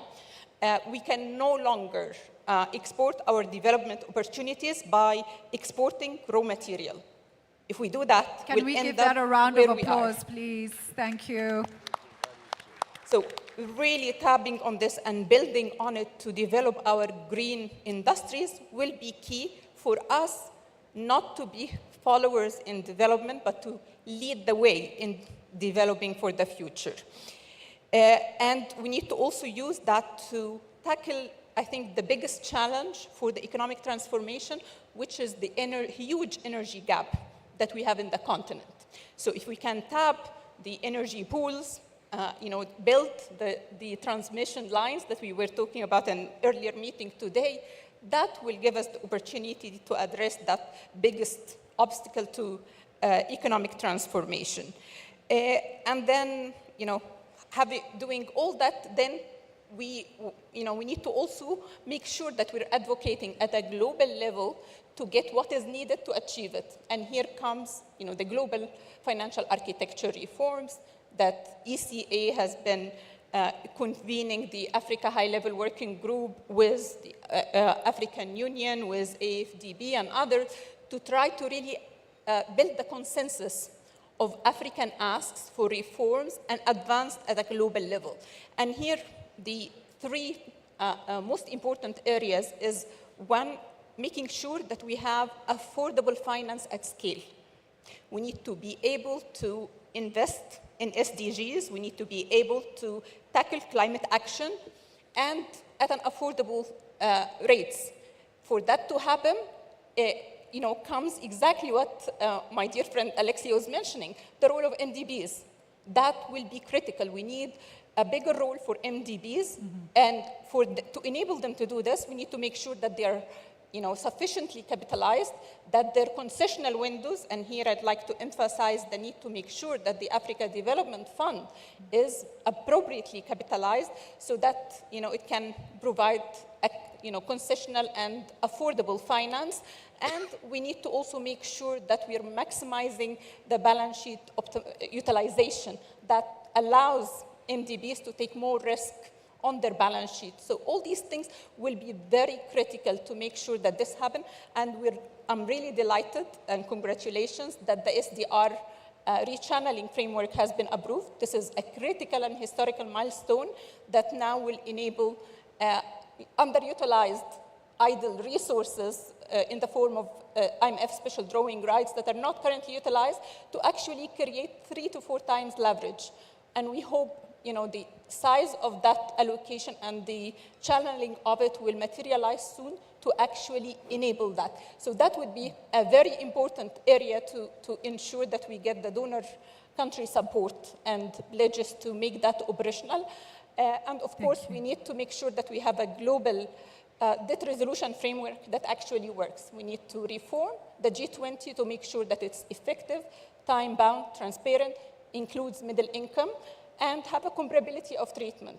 So this will be really important. And finally, and relates to the issue of curbing illicit financial flows, we have a great opportunity with the UN Tax Convention that has been put forward by the African group in the United Nations to actually address this issue at a global stage. So hope that we can really rally efforts to ensure that that goes through so that we can curb these leakages. Just to illustrate, the leakages from the illicit financial flows, which is over $85 billion a year, is multiples of what the continent receives annually in official development finance. So in ODA assistance. So that tells you that we need to keep our eye on the ball to focus really on what matters. Thank you. Thank you so, so much. Thank you to an incredible panel. Great insights, a lot of alignment. And I think one of the things I will say as we close, been driving these kinds of conversations for over 2 decades, Africa's voice is getting louder, and Africa is increasingly speaking with one voice. This issue is so important, ladies and gentlemen. Stay the course. Stay the course. Thank you for the report. They appeal to all of us. Stay this course. Let me finish by just reminding us that this is really for the mama mboga. It's for the woman in the market who struggles every day to eke a living for her children. It's for this huge population of young Africans coming out, looking for opportunity, passionate about this continent. Some dying literally to leave the continent when this is their home. And we owe them here opportunities, lives, dignified and fulfilling work, safety, and a stake in the continent that is Africa. And so just settling back on that as we close and saying, I referenced Africa earlier as a strong tree without strong ground. And there is an African proverb that tells us a tree cannot stand without roots. Africa, let's create those roots, and let's ask our partners and stakeholders to ensure there is a level playing field. The ground is firm. Thank you so, so much. A warm round of applause, please. Can I ask our panelists to stand and ask, please, Professor Orama to come up, and we're going to take a picture. Thank you so much.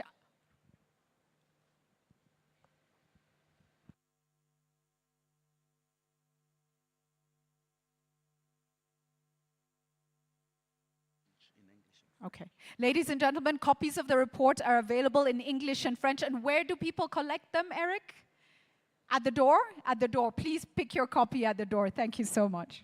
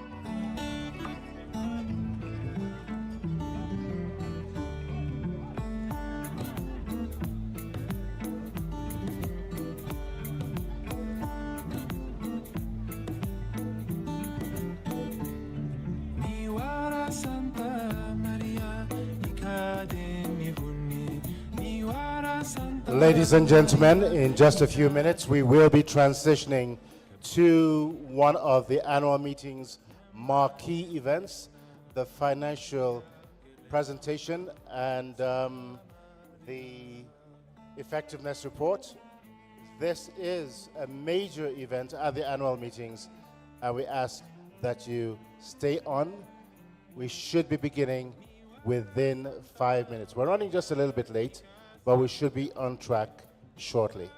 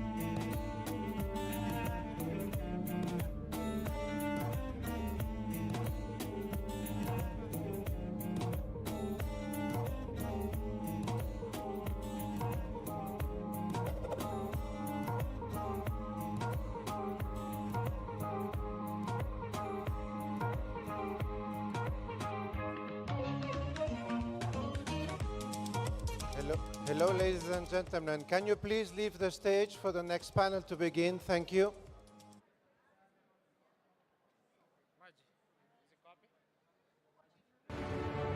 To the media, please, if you mind taking your interviews outside, the next panel is going to begin. Thank you.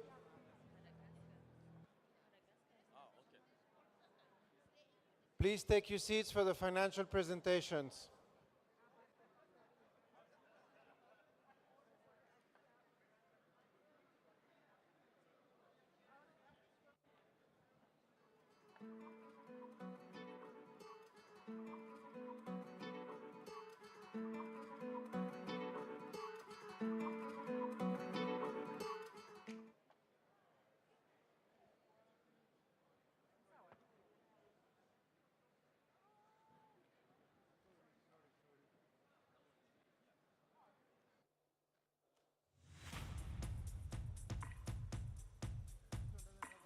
Calls to action, high-level commitments, and celebrations were all part of the official opening ceremony held on day 3. It is a great honor for Kenya to host the 59th meeting of the Africa Development Bank Group, which then set a powerful tone for the day. We are making a commitment of $20 million as Kenya into that meeting. We've done well against the headwinds. I think we deserve a clap for Africa.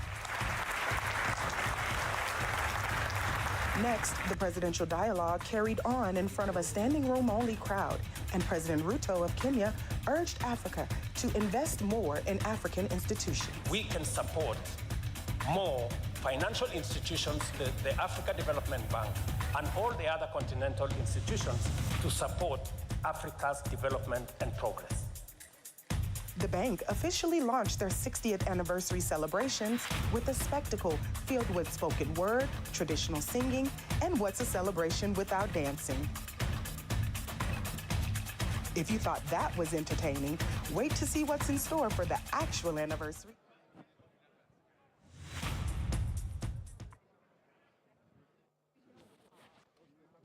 Distinguished ladies and gentlemen, kindly take your seats. We are about to proceed momentarily.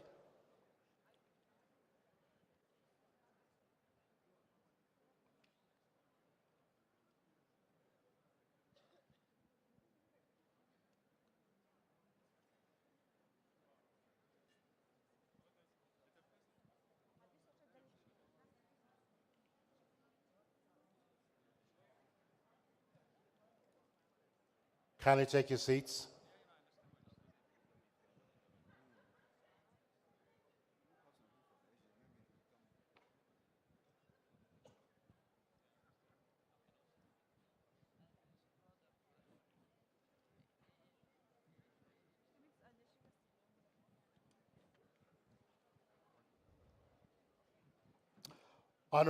Honorable governors, ministers, invited guests, distinguished ladies and gentlemen, welcome to the African Development Bank Group's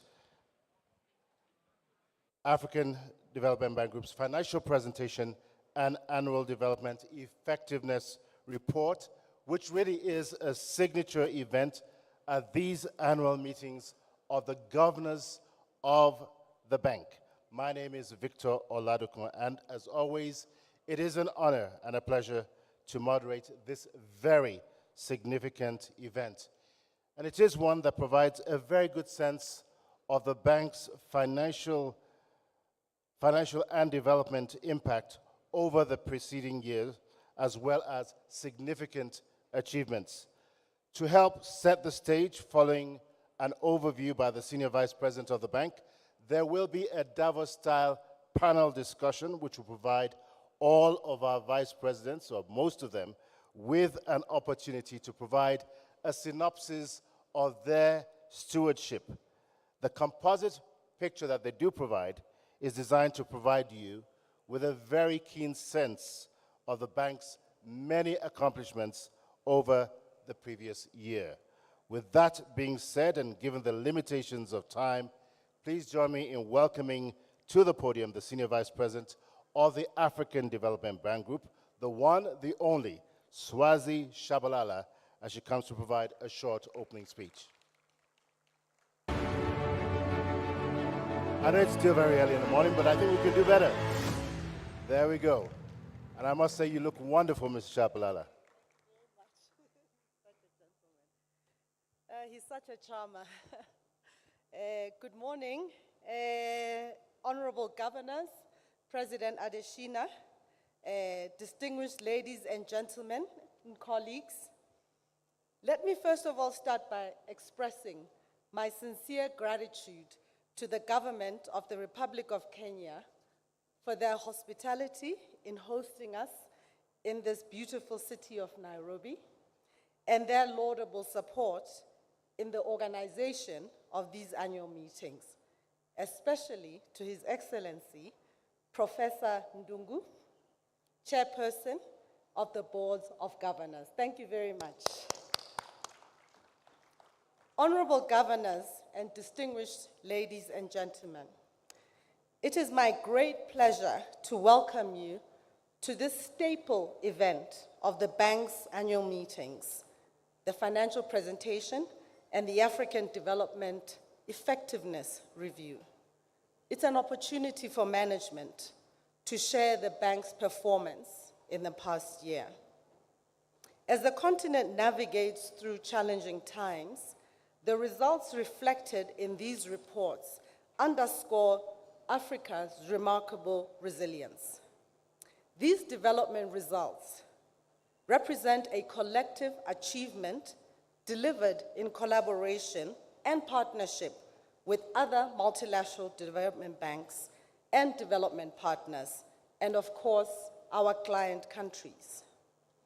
In this year's report, we've incorporated innovative tools and methods like satellite imagery to better capture and analyze the development impact of our investments.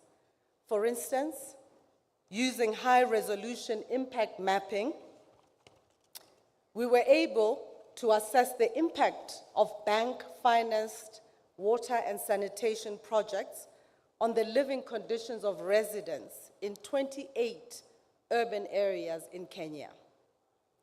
In responding to the desire of our shareholders for MDBs to work as a system, this year's report also provides the full development results of our co-finance projects, which allows us to demonstrate the bank's increased efforts in mobilizing and catalyzing other sources of financing, including from the private sector. As you will see from the upcoming presentation, the African Development Bank Group remains financially sound. Despite the lingering challenges of the pandemic and geopolitical tensions, the bank preserved its AAA rating, generated an historically high net income, and approved projects to the value of $10 billion, the second highest level of approval in its history. Following my intervention, my colleagues will present further details on the development impact of our operations and financial performance achieved in the past year. And of course, there will be a short video which will showcase some of these operations.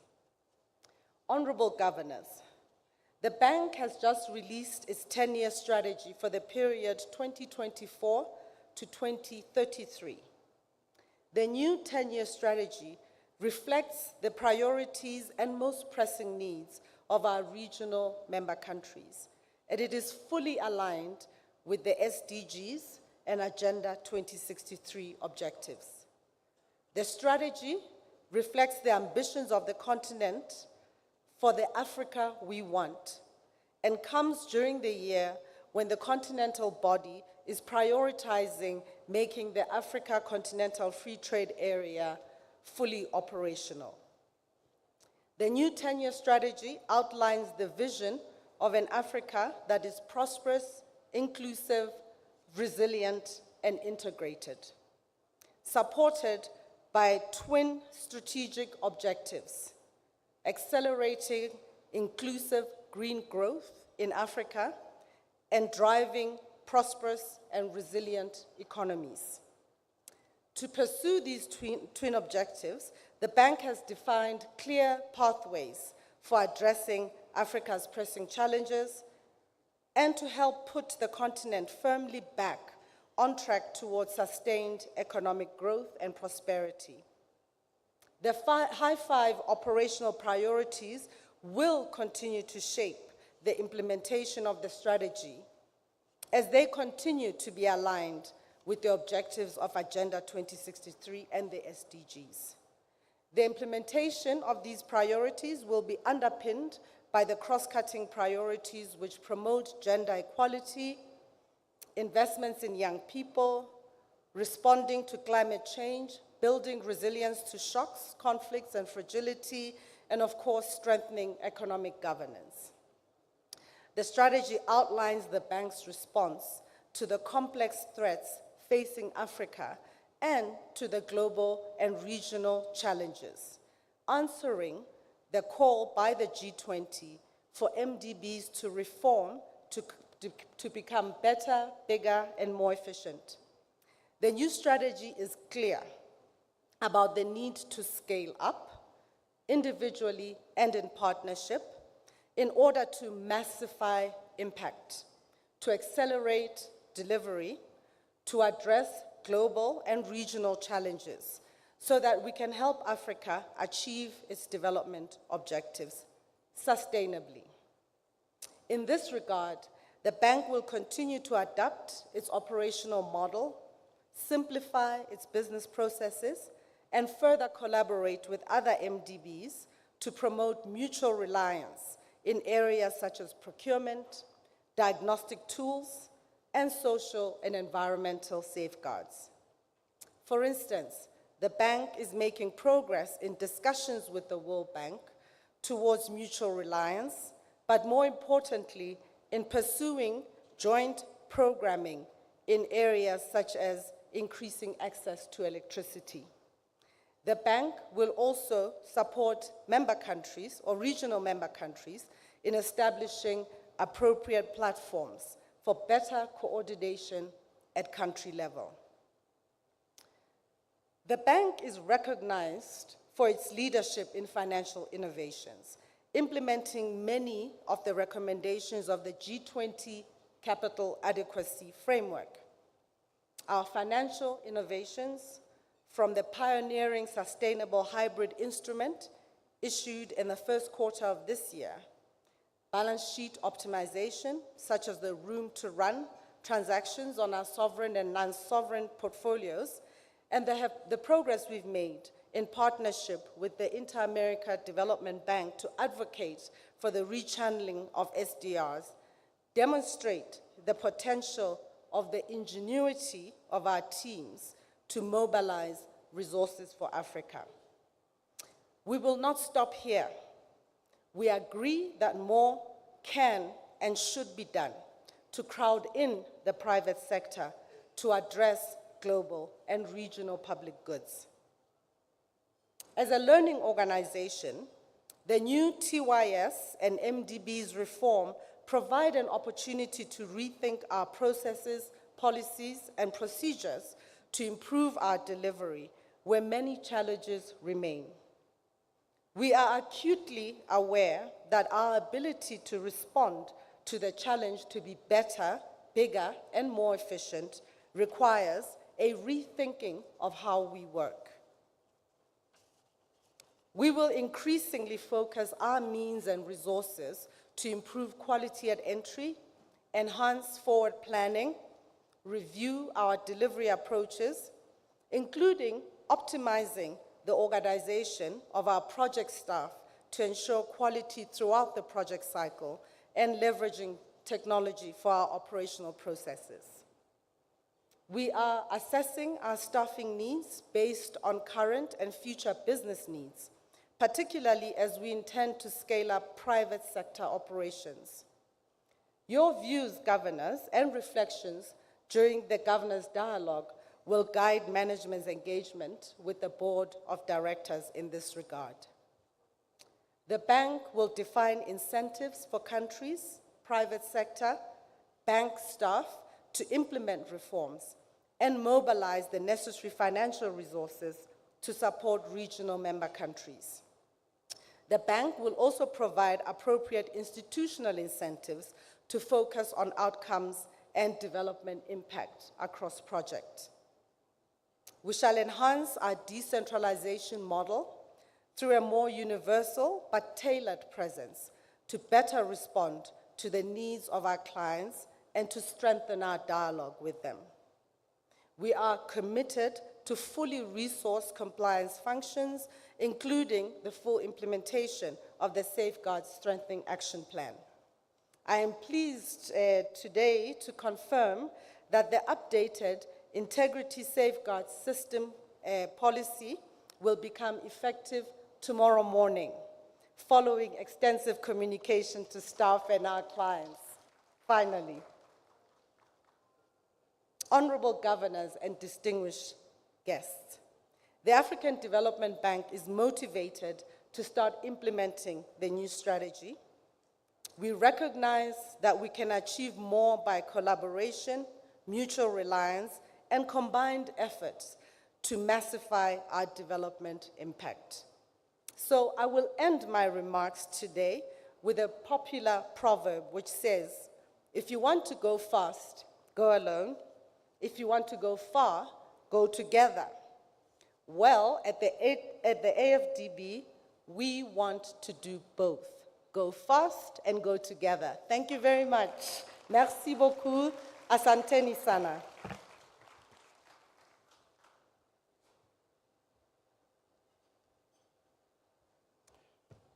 Well, as the saying goes, the taste of the pudding is always in the eating. And following that very compelling but succinct overview by Senior Vice President Swazi Shabalala, kindly turn your attention to the screens for a short Annual Development Effectiveness Report video presentation.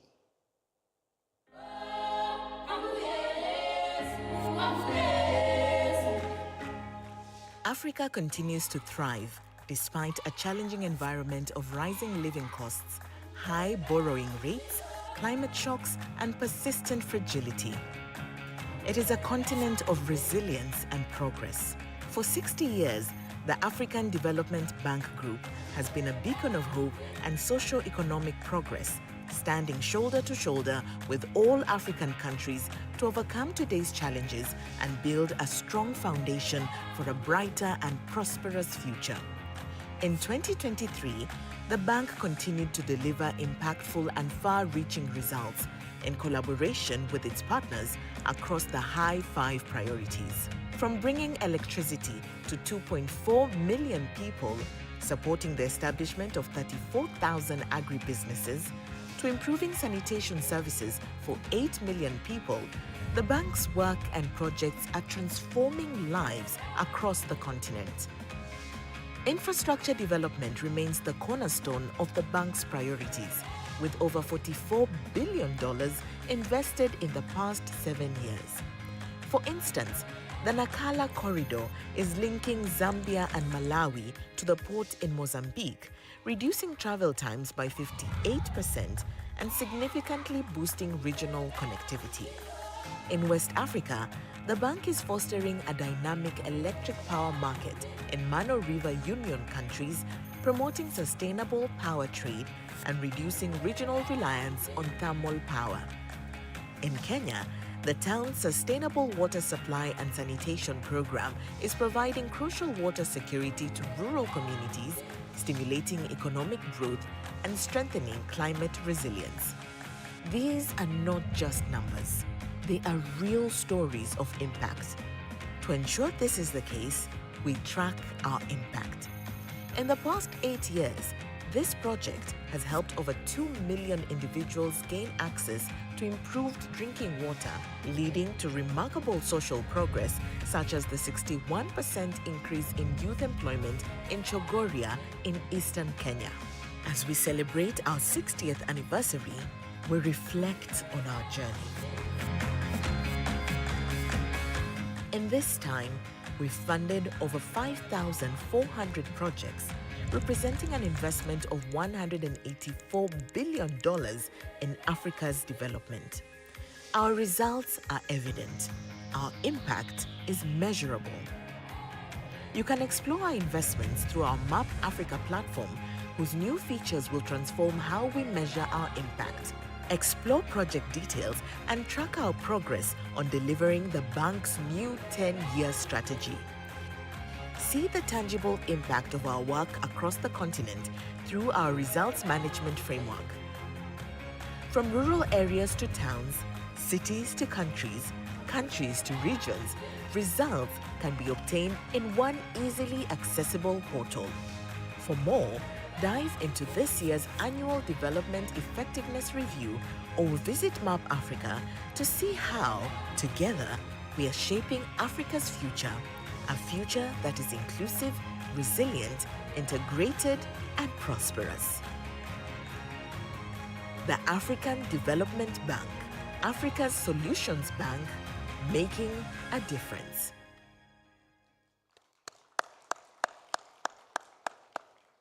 Very succinct, very powerful. There's a lot that stands out there, but for me, $184 billion worth of investments over a 60-year period. Those are no small potatoes. Once again, let's give the management, present and past, of the African Development Bank a warm round of applause. The truth of the matter is that in leadership, we stand on the shoulders of those who have come before us. And the bank has had a historic season of very seasoned leaders who have helped bring us to this point. During the rest of the year and during the 60th anniversary celebrations, there will be opportunities to acknowledge the contributions of many of our leaders.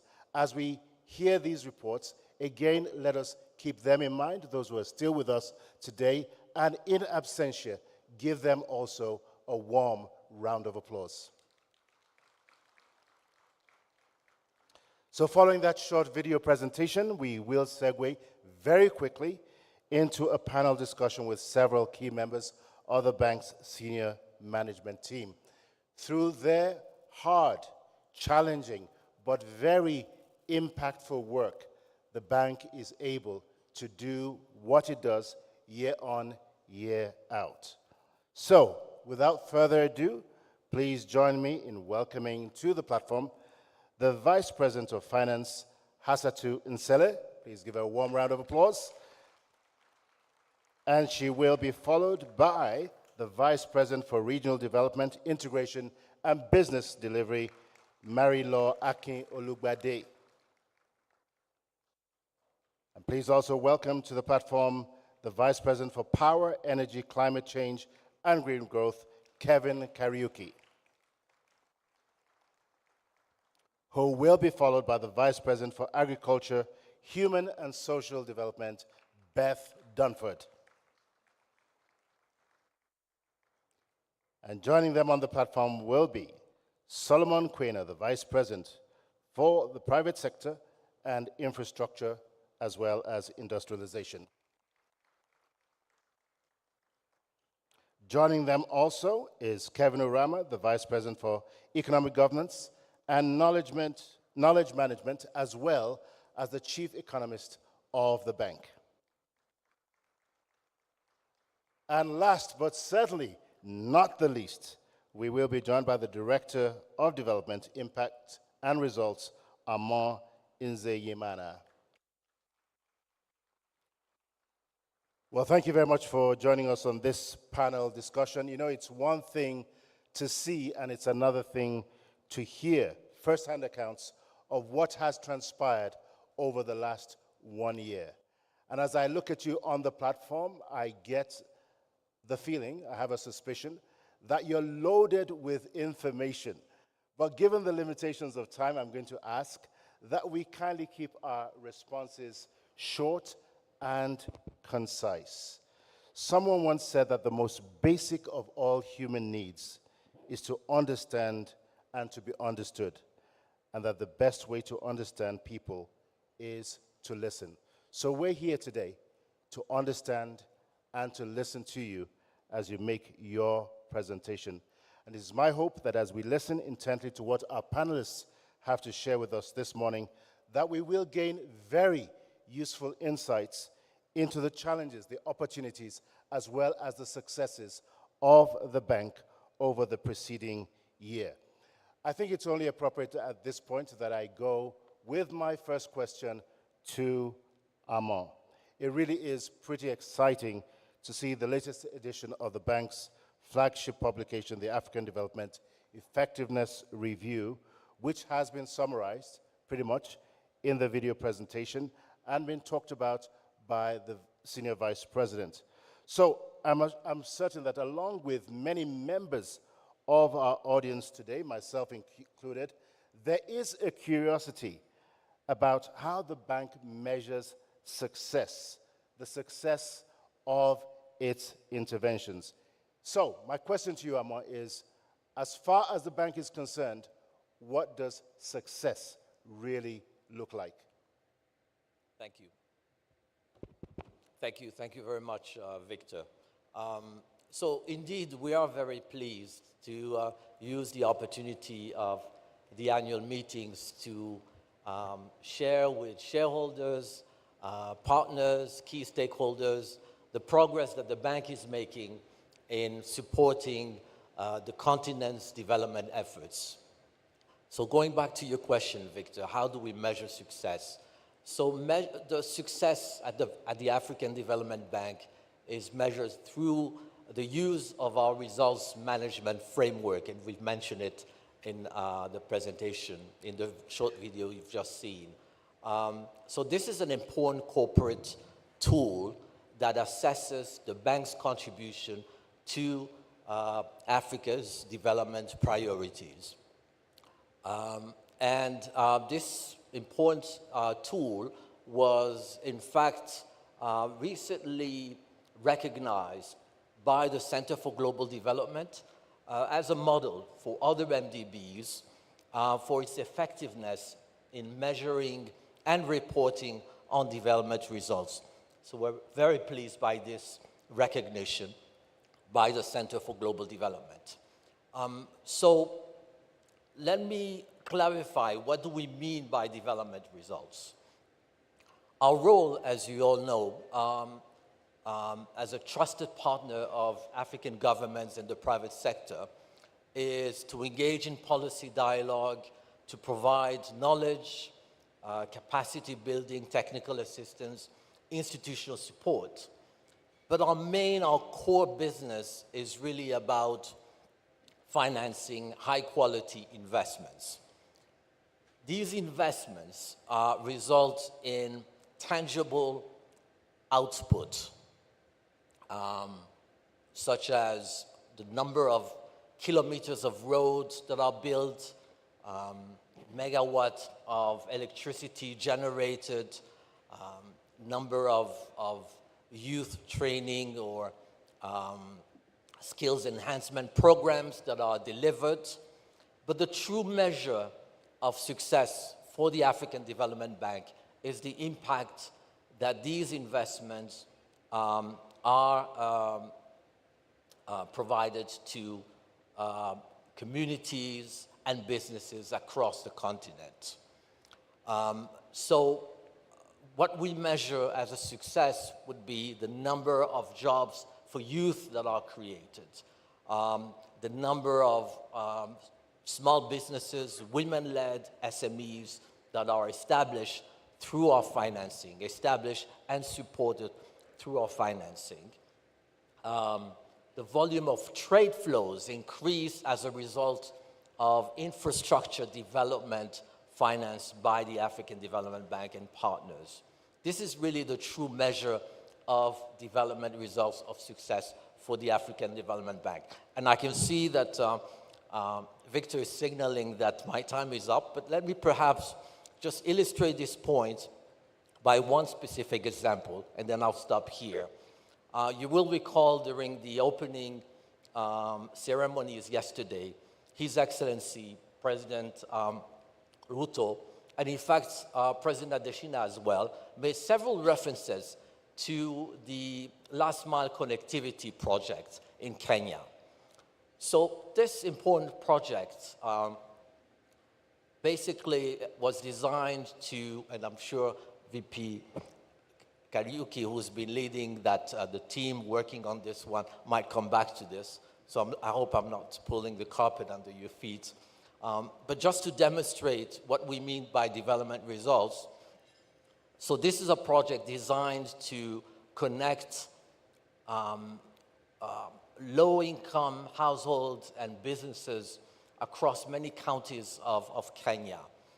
And the outcomes delivered through this project include, for instance, 300,000 households, I think benefiting about 1.6 million people that have been now connected to the grid, but also 5,000 small businesses, including women-led SMEs, that are connected now to the grid, and now basically stimulating job growth and economic prosperity in these communities. So this is truly, for us, what success means for the African Development Bank.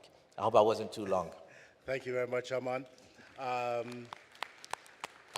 love what you said a few moments ago. You said the true metric of the bank's success lies in how its investments impact communities, and that really is so true. That's the bottom line of why the African Development Bank exists. Now, you did exceed the allotted time by a few minutes, but since I only have one question for you, I'll give you a pass. But for the other members of our panel, I'm going to ask, because there's so much that we need to cover in the limited amount of time, that you limit your responses to a maximum of 3 minutes. Do we have a deal? Yes, we do. Deal we do. Yes, so I'll go on to Marilaw Akinolugbade. You know, it's only natural that my next question goes to you. As it turns out, we've heard during the opening ceremony, the governor's dialogue, as well as during the president's opening speech, that in 2023 proved to be an exceptional year for the bank's operations. Now, given the limitations of time, what would you consider to be some of the key highlights in 3 minutes or less? Tall order. Merci beaucoup. Comment je fais ici, là? Merci beaucoup, Victor. En effet, l'année 2023 a été une année exceptionnelle pour les opérations du groupe de la Banque africaine de développement. En 2023, vous l'avez entendu, en réponse aux demandes des pays membres régionaux pour des ressources en plus large volume, for larger volume of resources, we were able to approve some 10.1 billion US dollars, 30% increase as compared to 2022. This is the second highest level of approvals in the bank group history. In addition to this, we have also set other records, which I'd like to underscore here. So, record in approvals for multinational operations. These are operations including various countries. So, in the upward of 2.9 billion US dollars, another record set in the history of the bank. I'm sure you've also heard about projects such as the railways between Burundi, the DRC, and Tanzania.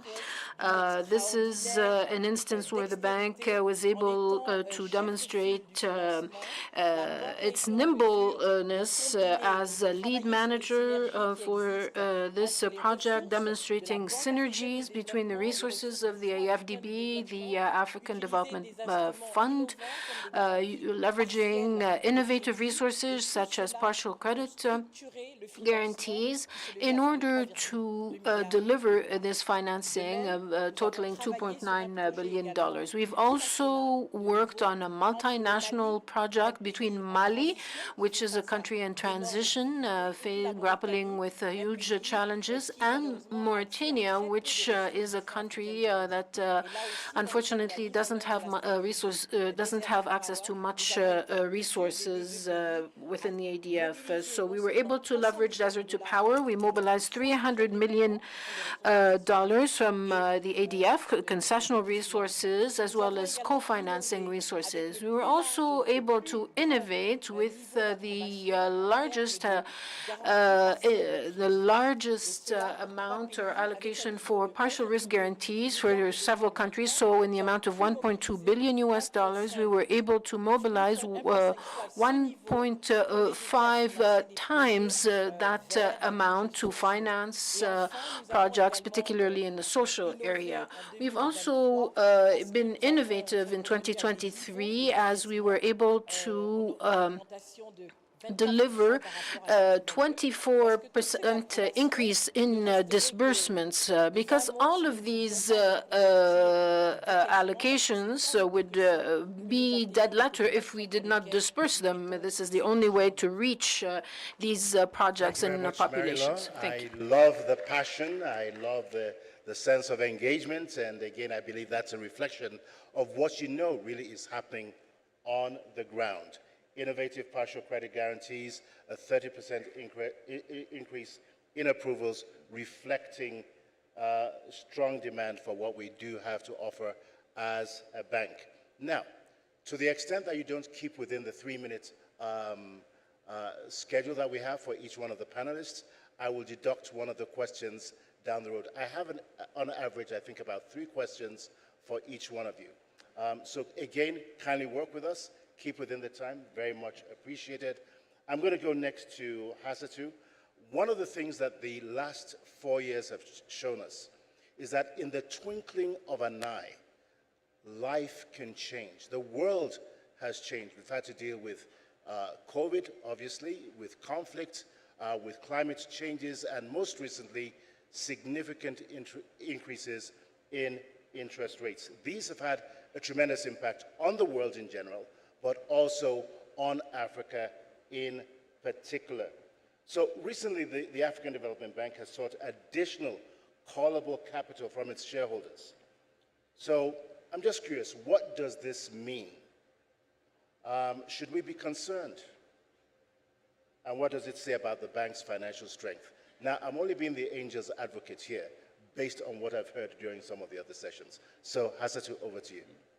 Thank you very much, and good morning. And if you could speak directly into the microphone. Okay. Thank you. Is it there? Certainly is. Okay. Thank you very much, and good morning to all. So let me start by saying that the African Development Bank is financially strong.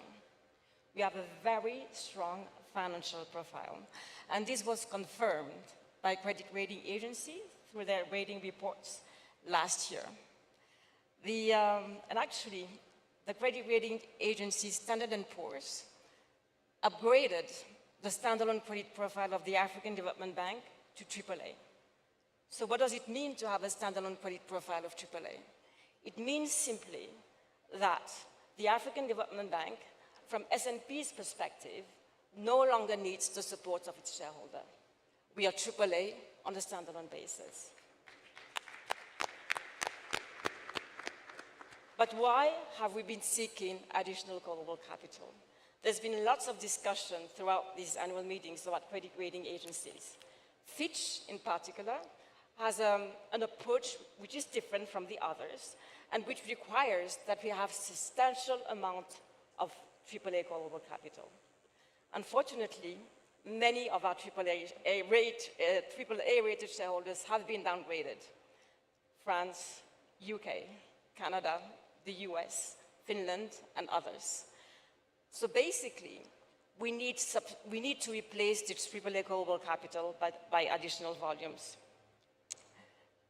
We basically went from 28% of our balance sheet being made of AAA callable capital to 10%. It is not tenable, so we have to find a new solution. But in the meantime, we needed to replenish our callable capital, and I would like to thank our Board of Directors and our Board of Governors for the approval yesterday with overwhelming support of a AAA callable capital increase, of a callable capital increase for the African Development Bank, $116 billion. But were we not weighted by Fitch, we would have been in a position today to be able to fund additional lending for $21 billion. So this is an issue, which is why we are working in order to have a standalone credit profile of AAA by Fitch. Because again, we cannot rely on AAA callable capital. We have to build the bank in terms of capacity to stand on its own. Thank you very much, Hassatu. Very informative, very inspirational also, and congratulations to you and your team. Now, my next question is to Solomon Quainer. The more integrated Africa is, the closer it is to fulfilling its true potential. And I think more than any other MDB or a development finance institution in the world, this bank has invested more in infrastructure projects than any other. I believe I'm correct in that assessment. I see a smile, but if I'm wrong, I stand corrected. I'll leave that to you in just a few moments. But I'd like for you to highlight for us some of the most significant projects that the bank realized or initiated in 2023. There are tons of them, but which ones stick out for you? Okay, thank you very much, Victor, for that. So definitely we're known as the infrastructure bank, but we have high five priorities that includes industrializing Africa and also connecting Africa. Now, one of the key projects that we've initiated with an MOU last year was the Lobito Corridor, where we bring everything together. It's a regional corridor in partnership with PGI of the US, the European Union, the Africa Finance Corporation, and 3 of our countries, Angola, Zambia, and DRC. It's really built around, the green minerals. However, for us, it's important that the green minerals not simply be exported as raw commodities, but that we industrialize within the Africa space. So that's the anchor of the project. But in addition, we're going to really look to build special agro-processing zones. We're going to look to build, industrial parks to actually have industrialization within that corridor itself. So for us, this is an example of where we take a core competency of infrastructure, combine it really with the focus going forward of industrialization, using the principle of the African Continental Trade Area, which underlines it, to really create economic corridors that would really promote economic growth going forward. Thank you very much. Thank you. Next, I'm going to come to Kevin Kariuki.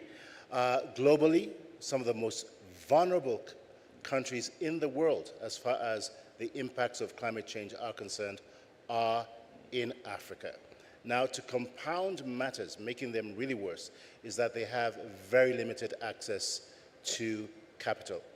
So my question to you is, what is the bank doing to help provide these countries with much needed finance to deal with the impacts of climate change? Thank you very much, Victor, for the question. But allow me to first contextualize Africa's climate change as well as climate finance, because this relates to the question that you've raised. According to the Global Center on Adaptation, Africa's climate change is locked in for the next 20 years. At the same time, the World Meteorological Organization indicates that Africa is warming 50% faster than anywhere else in the world. What this means is that Africa will continue to experience the increasingly frequent and severe impacts of climate change. Last year, we had Cyclone Freddy land twice in a month in Southern Africa. This year, to be precise, a few weeks ago, we had floods in Kenya and Tanzania.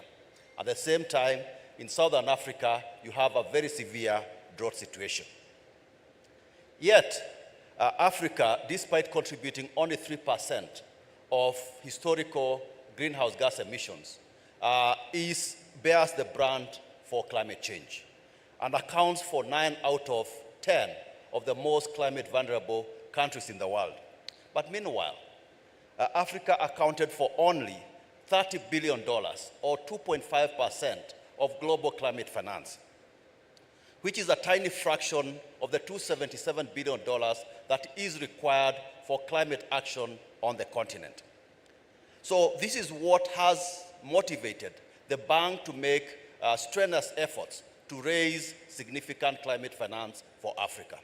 First, what we did is that we committed to raising allocating 40% of our investments as climate finance between 2020 and 2025.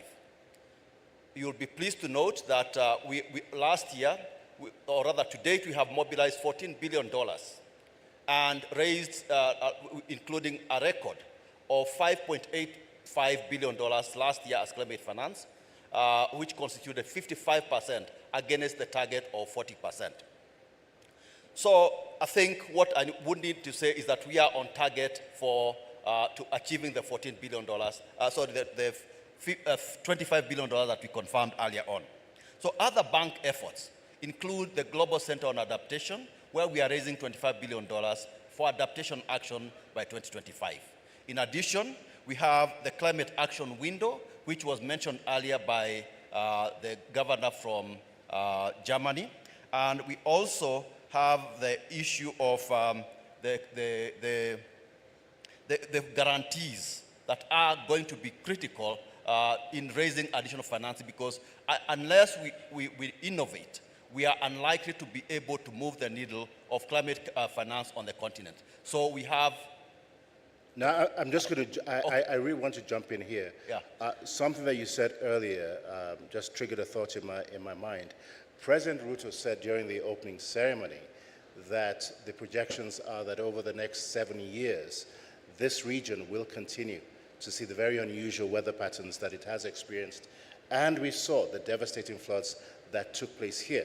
But you've extended that almost 3 times to say that these weather patterns are locked in almost for the next 20 years. My question is this: for a continent that suffers the most, is there really an understanding and appreciation of the significant need that Africa has in the global community? How do we surmount the issue of insufficient capital? How do we accelerate that? Just very shortly, very succinctly, tell us what kind of engagements are taking place on the global scene.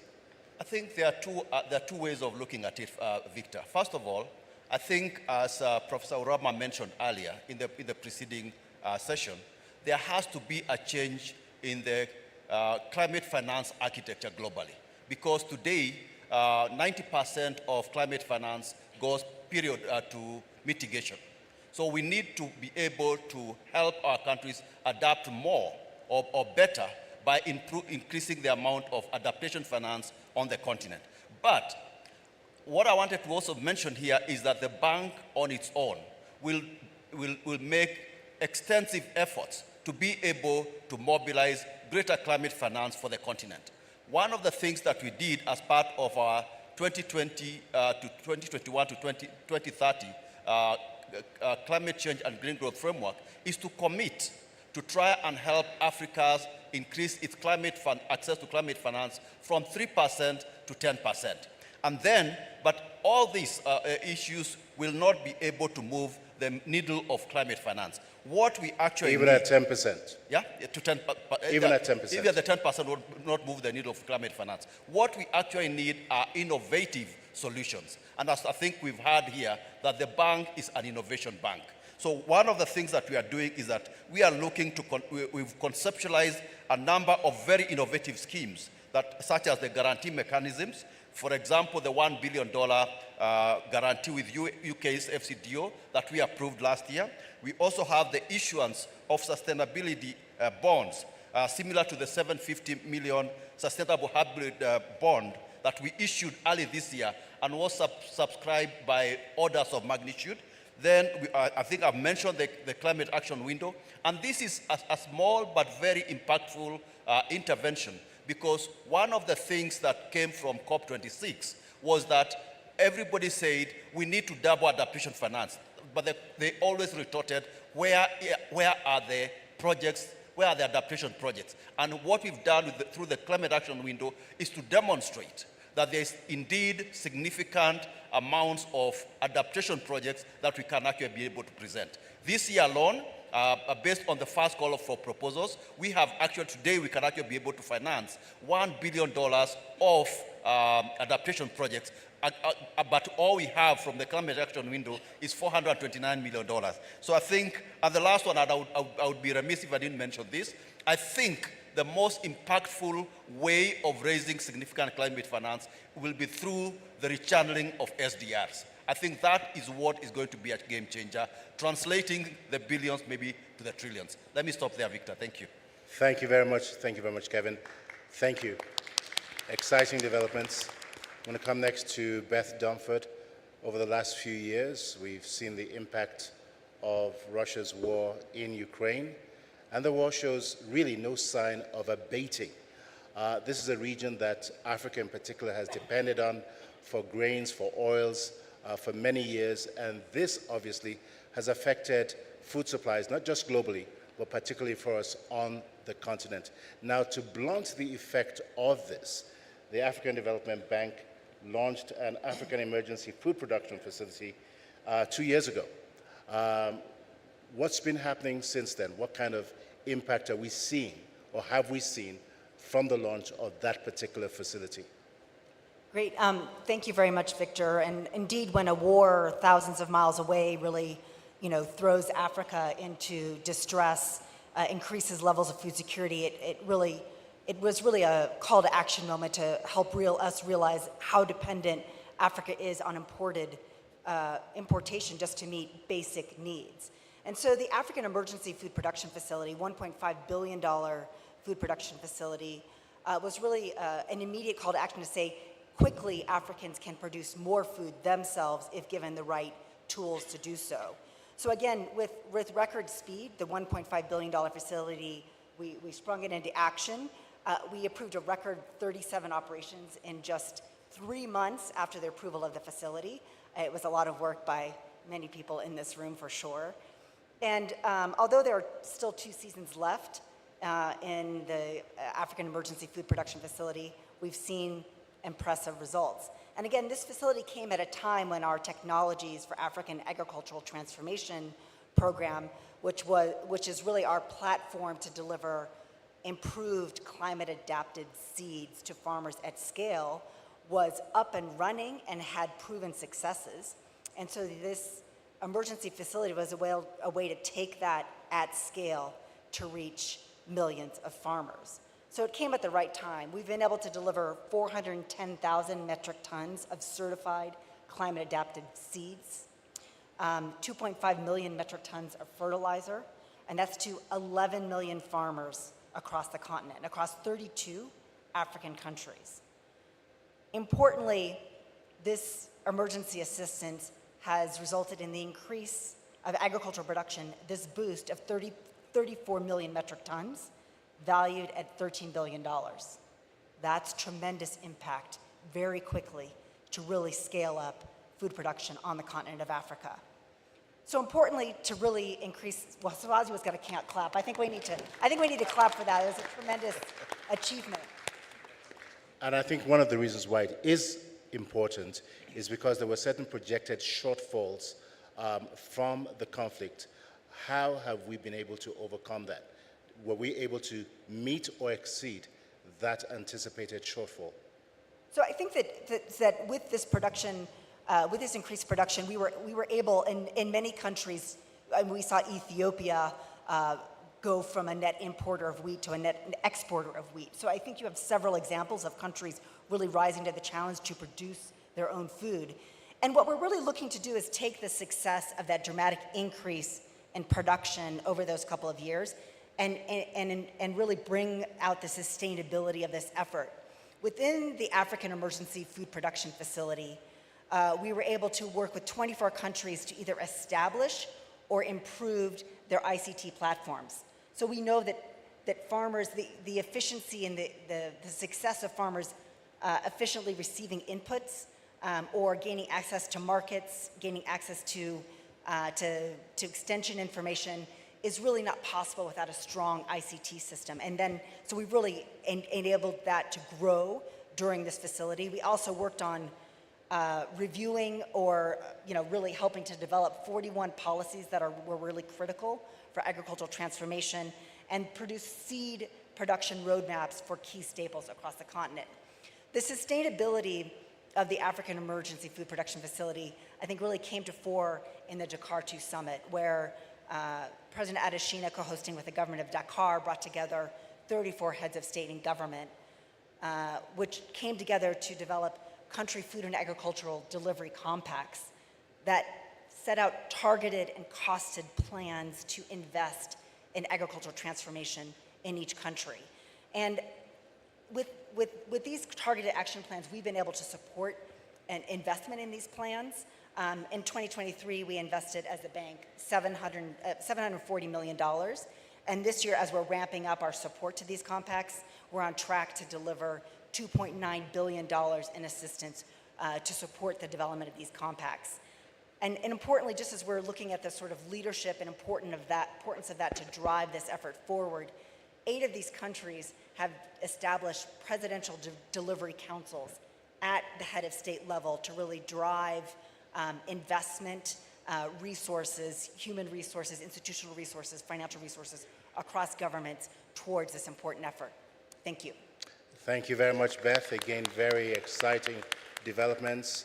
I'm going to tell on your colleagues here on the panel. They kept on looking at me, trying to signal that you've exceeded your 3 minutes. But I was glad. I went too far, too long. Too much to talk I was glad to go along with you because these indeed are significant developments. So thank you very, very much for that. So I'm going to come next to Kevin Urama. Just curious, domestic resource mobilization and public finance management are really critical for debt management and also for transforming African economies. Critical, really, really important. To that extent, what is it that the African Development Bank is doing to help support African countries in this regard? 3 minutes. Thank you very much, Victor. That important question. Domestic revenue mobilization and public financial management, as we've seen even in the report we've done, is actually the fundamentals for any country to be able to transform its economy, because you have to be able to have the fiscal capacity within your country to even be able to leverage the private sector. And once you have that clarity with regard to having your macroeconomic policy frameworks stable, then you also be able to get foreign direct investments and other things that come with it. So the bank recognizes this, and in its 10-year strategy, but also have specialized strategies that have been developed to focus on that, specifically the strategy for economic governance in Africa, but also a capacity development strategy for Africa and a knowledge management strategy. And in all these strategies, we focus squarely on domestic revenue mobilization because of its criticality for driving development on the continent. And we do this in a 4-pronged approach. One is knowledge analytics that we provide to countries so that they can have proper diagnostics of both their public financial management systems, but their capacity, their tax capacity, but also other avenues that they can mobilize revenue through non-tax revenue options, like several issues that we have all been talking about even in the report. And such reports like the one we launched today, we also, in addition to the African Economic Outlook report, we also develop a regional economic outlook report and a national report we call country-focused reports to deep dive on each of these countries, because there's a heterogeneity in different countries, as we have already talked about. And then the second thing we do is we have established a public financial management academy specifically to address the whole value chain of public financial management, starting from domestic revenue mobilization, but also prudent budget management, budget and expenditure management, sustainable borrowing, deepening capital markets that we see is very important for this, but also macro fiscal stability policies that countries need, tailored to each country's needs, and then also strengthening supreme audit and accounting institutions and audit institutions across the continent to plug all these illicit financial leakages that we've been talking about. So, but we also do program-based operations. And through these program-based operations, we take the knowledge we've generated and the analysis diagnostics we do with countries to identify what are the weakest links in those countries in terms of policy reforms and institutional reforms required. And then through these operations, we did last year 18 program-based operations, 15 of them focusing on specific reforms in sectors, but 3 of them were budget support. And this was to the value of 1.75 billion US dollars for the last year alone. And we normally focus on we discussed across several countries, so I'm not going to mention all of them because of time. I see you already touching your microphone. And so another thing we do is policy dialogue, having really speaking truth to power. That's how I would call it, because of the respect and the trust that the African Development Bank Group has. We have the opportunity to really have tough discussions with countries on things that needs to be done in order to improve their domestic revenue mobilization. Let me just ask you this question here. I mean, this is all fantastic. For quite a number of years, the African Economic Outlook report was published in conjunction with other partners. Over the last probably 5 years, 6 years, that has been a standalone project for the African Development Bank.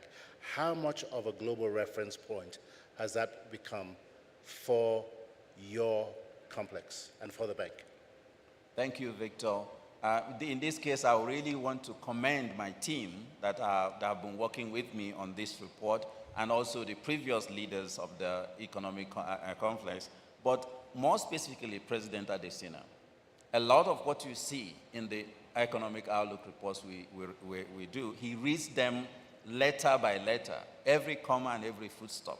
And you can understand when he gives his opening remarks, because he has very clear passion that knowledge that is embedded in local realities is the basis for development. We cannot fly a plane with one wing. So we cannot just continue to fund infrastructure development without thinking about the knowledge that have to drive the development going forward. The specific question you ask, how influential has the economic outlook report become? I have a very busy life with my teams. It's immediately after every lunch, speaking to the media, but also several invitations by our development partners. This particular one, thanks to the executive director from Japan, Japan has already booked for us to come and present that to them. And the one of last year, thanks to E.D. Knudsen that is here, we also went to all the 5 Nordic countries to present this to high-level policymakers to shape their strategies on Africa. So those reports help in several ways. For African countries, what we need to do domestically in order to improve our macroeconomic framework, but for our partners, what they need to do to help Africa, but also the opportunities that are there for investments, both from the private and public sectors. Thank you very much. Please give our panelists a round of applause. One of the things that I think really has come out of everything that you've heard here really is the passion with which they communicate the work that they're involved in. And that just simply tells me that what you do is not just a job, it's a passion. It really is, and it comes out very, very clearly. I'm going to jump over to Hasatu for my next question. You've mentioned, and we've heard quite a bit here at the annual meetings, that the bank's financial performance in 2023 has been pretty strong. Yes. How important is financial performance for an institution like the African Development Bank? Thank you. Thank you for asking this question. So yes, we had a stellar performance in 2023, $536 million in net income before distribution, $472 million for allocable income, the highest ever for this institution. And income generation is important for various reasons. First, it allows us to reinvest into the bank a portion of that income, which is going to be used to fund additional projects. So it reinforces the bank's capital base in order to allow it to do more. Second, a portion of that income is allocated to key continent-wide initiatives. So we do make contributions, grant contributions, and donate to the African Development Fund. We've been able to seed institutions like Africa 50. We are also supporting our countries when they have catastrophes and disasters. For example, last year in Morocco, we've supported in case of flooding, in cases of locust invasion. We also fund project preparation facilities, which are key and a catalyst for allowing us to do transformative projects. But very important as well is the fact that the income that we generate from private sector investment, from our treasury portfolio, is exactly what allows us to offer to our sovereign clients prices at subsidized cost. So we don't make profit on our loans to our sovereigns. We give them a AAA cost, thanks to our credit rating, and we allocate a small portion of our cost. So that has to be subsidized, which is why we need the income from the private sector and the treasury investment. And another thing that I want to talk about is that our income also has allowed us to fund the Africa Legal Support Facility. And I'm sure that the audience knows how important and critical that facility has been. So let me stop here. Thank you very much, Hassatu. Well, I think that's a natural segue to Mary-Laure. The bank does have a 10-year strategy, and Kevin alluded to that earlier. But given the bank's great financial performance in 2023, if I was a member country here, I would have heightened expectations of what it is that the bank can do for me as a country. So how does the bank intend to respond in terms of better operational efficiency and faster and more responsive delivery to our member countries, particularly given the resources that we have available? Thank you very much, Victor. And indeed, our countries are asking us, our clients, our shareholders are asking us to be a better institution. They would like us to be, yes, able to provide financing at scale. And I think Hassatu has said it already, with a formidable capacity to innovate in the way we raise funds and we sweat the balance sheet of the bank. But our shareholders and our clients also expect us to be more nimble, agile, to continue to be innovative, to continue to be extremely relevant to the issues as they occur. And this is what we heard from Beth. We were responsive when the food crisis hit. We were responsive when the pandemic hit. And we are really constantly innovating to really adapt. But I think that we heard, I hope we all heard President Ruto yesterday indicate that he was also very satisfied of the bank, and this is why he's planning to invest more as shares become available, which means that we are already a good bank, and I want to say even a very good bank. Last year, you've seen it, we scaled up the volume of financing. Last year, we innovated, we really leveraged the instruments that are available. Last year, we responded to our clients' needs to really get the regional integration agenda move forward. This is why we had a record approval of regional multinational operation. Our clients also want us to work better as a system. And they would like us to be able to do that at the country level. This is why we believe indeed in the country platform. This is not a new concept, but this is one that is critically important today, because we want to be sure that the resources that are raised are truly utilized in the most effective way at the country level. Our clients are also asking us to be, I think, continue to be innovative.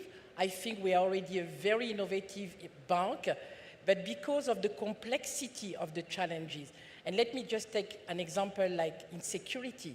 Insecurity, unfortunately, is a phenomenon that we have to live with. But we all know that without security, there cannot be any development. So we are also innovating in this area and looking at different ways to be able to help secure the environment in which some of these projects are happening. Because they are happening at the community level, it is extremely important to find constantly being agile. I think one area where we think we can continue to become better is to make sure that the quality of the projects that we really design, and I would like to use maybe the expression by the governor Alamine yesterday, his PDF model. We want to be able to better prepare projects. We want to be able to de-risk them. We have instruments to do that, and we want to be able to finance. So let me focus on the P, which is prepare projects. And I think Asatu has said it. Last year, really, we ramped up the use of the project preparation facility. We saw actually an increase of 40% in the use. And this is really what gives us a very good assurance that the projects that we are preparing are well prepared from a technical point of view, from a financial point of view, and also from an environmental and social safeguard point of view. And we will continue to do more of that. We will also decentralize further because clients want us close to them. They want us not just decentralized for the sake of decentralizing, but they would like to have the skill mix, the size available in each country. And I think this is certainly an area where we can do better. Thank you very much for your leadership in this regard. I'm going to try and conflate two questions into one. And I'd like for Solomon Quena and Beth Dunford to speak to us because they're related. But first to Solomon. The United Nations defines youth as people aged between 15 to 24 years. And Africa's population as a whole, as we all know, is very young, with 60% of the entire continent being under 25, making it the youngest continent in the world. As huge as those numbers are, by 2030, it is projected that the numbers of youth in Africa will increase by 42% in relation to its population makeup. So my question is this: given these huge projected numbers, what has the African Development Bank done in 2023? What will it do down the road? And to Beth, about 11 million African youth graduate every single year from higher education on the continent with very few job opportunities. They're not able to find decent work. And in large part, there's also a skills mismatch. So from where you sit, what is it that the bank is doing to support the youth in this regard? So first to Solomon, and if Beth could dovetail into his intervention, that would be very, very much appreciated. Okay, thank you, Victor. I mean, when it comes really to, the youth bulge and the youth demographic, I defer a lot to VP Beth in terms of all the work that we're doing to really skill up the youth, to prepare them for jobs, and also even to support youth entrepreneurs. However, in terms of innovation, one of the ways in which we have complemented what VP Beth's, Human Capital Department is working on is an innovation that we call the Youth Entrepreneurship Investment Bank. And one of the reasons we've arrived at this is really because of the consistent market failure in supporting youth entrepreneurs with the right products at the right time. And so the Youth Entrepreneurship Investment Bank has taken a look really at the life journey of youth entrepreneurs, and the gaps where we feel that we can best support is really at that early stage equity point. And then a lot of youth entrepreneurs tend to be asset light, and so at the latter stage where they need debt, they don't have collateral, so we are also supporting with credit guarantees. But most youth entrepreneurs have not run businesses before, so they need a lot of capacity building. Business development services, how to set up their accounts, how to manage third-party funds, how to access markets. And so what we're doing with the Youth Entrepreneurship Investment Bank is really creating an ecosystem aggregator. The idea is not to create an institution that will be the biggest and the best, supporting youth entrepreneurs, but it's really to catalyze venture capital firms, to come in a lot earlier, to really work with youth entrepreneurs. It's also to catalyze financial institutions, whether commercial banks or MFIs, to really support youth entrepreneurs on a pooled basis. And then in addition is to provide the right capacity building. So we see this really as a very structured, systematic, sustainable, and scalable model. We've piloted this in Liberia. Unfortunately, because of the elections, it's taken us time to operationalize that. We also, received our board approval this year, to do this in Ethiopia. We're going to look at, a few more countries to have a representative sample across Africa. And then we're really going to focus on operationalization, because when you innovate, it's a great idea. You're filling a market gap, but you have to make sure that you deliver. So we're going to focus really on operationalization. Thank you very much, Solomon. Beth? Thank you. Just to add quickly to what Solomon said, if 11 million Africans are entering the job market each year and there are only 3.7 million jobs created each year, there's obviously a big issue. And I think supporting financially youth entrepreneurs is very, very important. Also, skilling Africans to be able to excel in these as entrepreneurs, but also to engage with industry that is severely lacking in qualified skills workers. So our skilling approach is very targeted. Just to give a couple of examples so you can understand what we're doing. In Rwanda, we recently approved investment in the Center for Aviation, Airline and Aviation Services Center. And this is really focusing on training pilots, training air traffic controllers, training mechanics that can really help Rwanda scale up its investments to become a regional or continental hub for the airline industry in Kigali. So I think these are the types of targeted investments that we're working on these days. Also, a recent approval of a railway project in Uganda contains a skill component. We need skilled workers not only to build the railway, but also to maintain it. We are currently designing a large agricultural value chain program in DRC. And in our assessment, we recognize that in order for this to be successful, the absolutely first thing we need to do is invest in skilling of workers across the entire agricultural value chain. So again, skilling is becoming more prevalent in everything that we do, either targeted to industries or within sort of our broader, mainly infrastructure investments. And I'm just curious, in working with the different country managers that we have, are you scaling this up in each of the member countries? Is there a demand for these kind of services? If not, what is the bank doing to ensure that we're able to replicate this across the board? So there's tremendous demand. I mean, over the last decade, we've invested almost $1 billion, and the demand just keeps coming in. I think that more and more you're seeing when operations come to board, they have a skilling component across the continent. And then again, there are certain specific skills projects that we develop with industries that need specific targeted attention, such as the airline industry. So it's exciting to see how it's really evolved. Okay, and I'm going to come back to you again, Beth. Two of the most critical segments of the African population are youth, which we've just referenced, as well as women.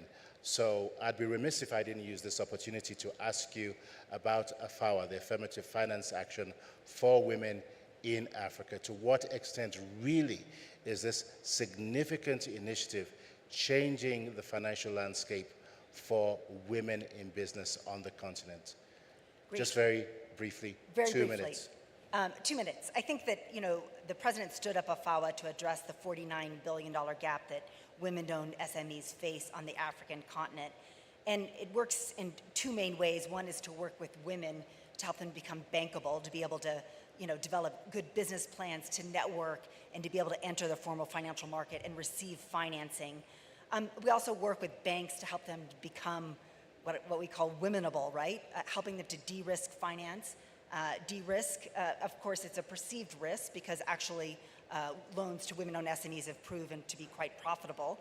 But again, de-risking helps sort of facilitate that entry into this market and also support financial institutions to design products that really meet the needs of women with flexible collateral requirements, longer repayment rates, et cetera, et cetera, et cetera. So I think also incentives for first-time borrowers to really bring them into the financial market. So this is really changing the financial landscape. I think that right now we're working with 169 financial institutions across the continent of Africa. We have dispersed $720 million into the hands of 18,000 women-owned SMEs. Again, and we're just getting going. We've approved $1.7 billion that's on its way out to women. That was at the end of last year, so we expect this number to grow dramatically.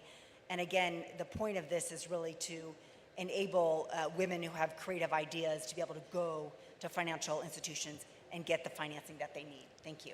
Thank you very much. Very encouraging. Thank you for that report there and intervention. I'm going to try and conflate two questions into one for Kevin Kariuki. As we know, Africa is the smallest emitter of global greenhouse gas emissions. So what is the relevance of an energy transition for Africa, and what role is the African Development Bank playing in this regard? But add to that recent interventions with regards to clean cooking. The president launched a major initiative in Paris recently, very well attended. How critical is that? Two questions in one, so I'll give you 4 minutes. Thank you very much, Victor. Following which, I believe we only have sufficient enough time for 3 more questions, and we will bring 2 more questions. Actually, it's a wrap. Okay, so the word from the Senior Vice President is that after this, we'll give Hassatu Nsele the final word. So, Kevin, over to you. Thank you very much, Victor. You know, if you consider the amounts of emissions that Africa accounts for, I always say that energy transition in most of Africa's context is indeed a misnomer. And it should be all about embedding low carbon development trajectory while providing electricity access to the 600 million people without that access. And here we would be leveraging on our abundant renewable energy sources, including 60% of the world's best solar resources that remain largely untapped.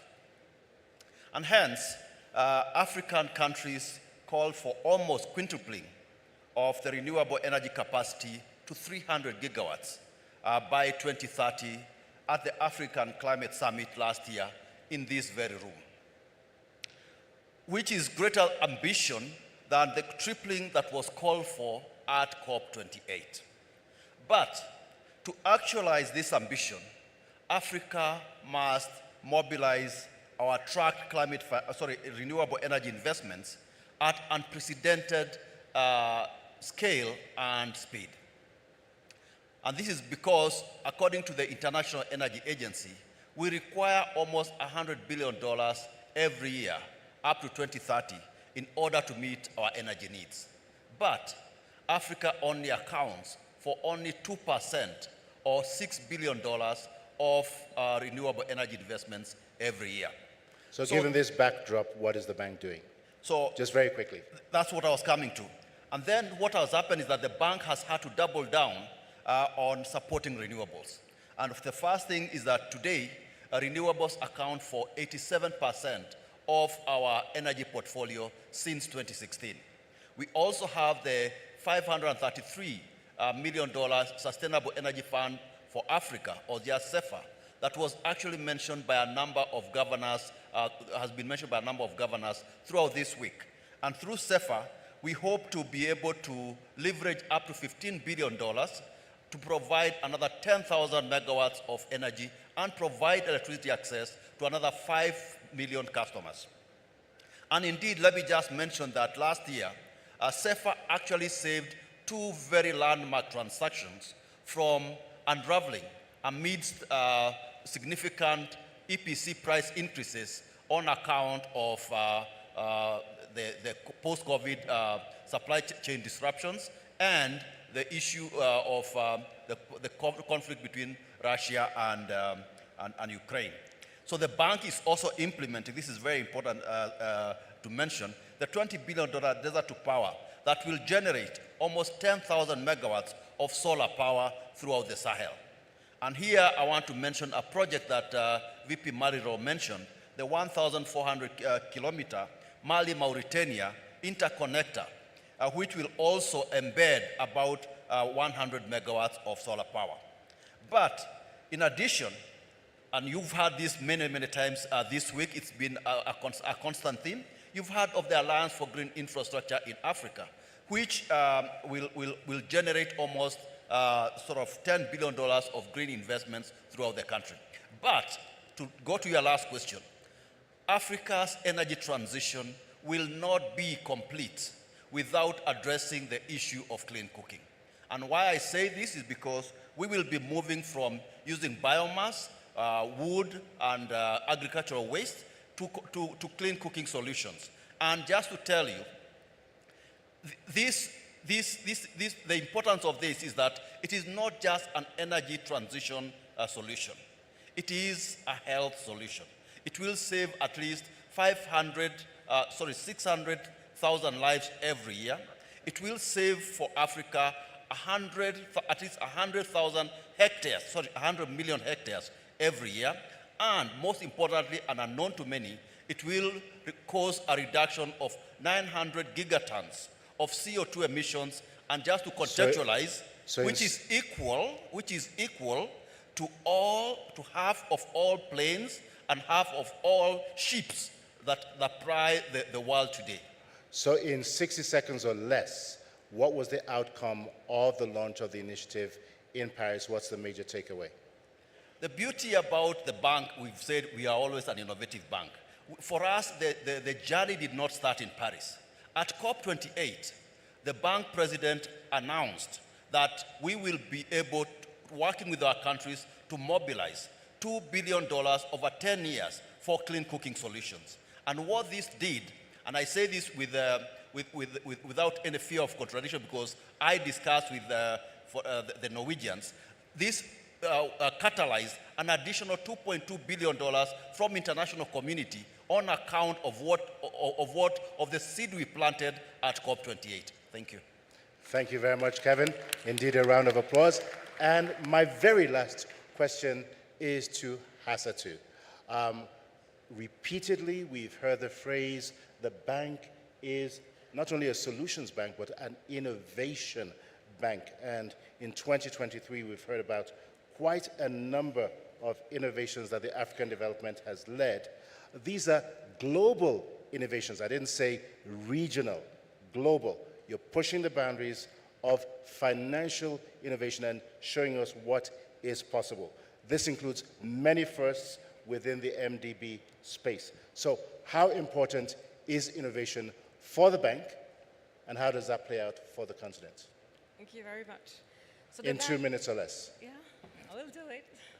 So the bank has really been at the forefront of innovation, and not because the G20 asked us to do it, because this is exactly what we needed in order to catalyze our impact and to accelerate development into the African continent. And we are very proud of the pride with which our stakeholders talk about our achievements.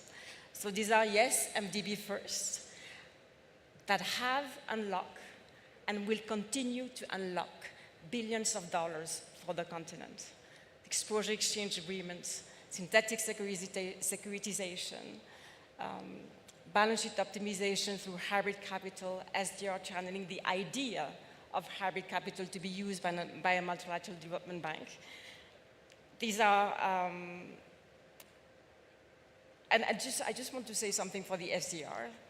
So it's really been a baobab approach. You've heard about the baobab approach, because, and I need to thank my incredible finance team,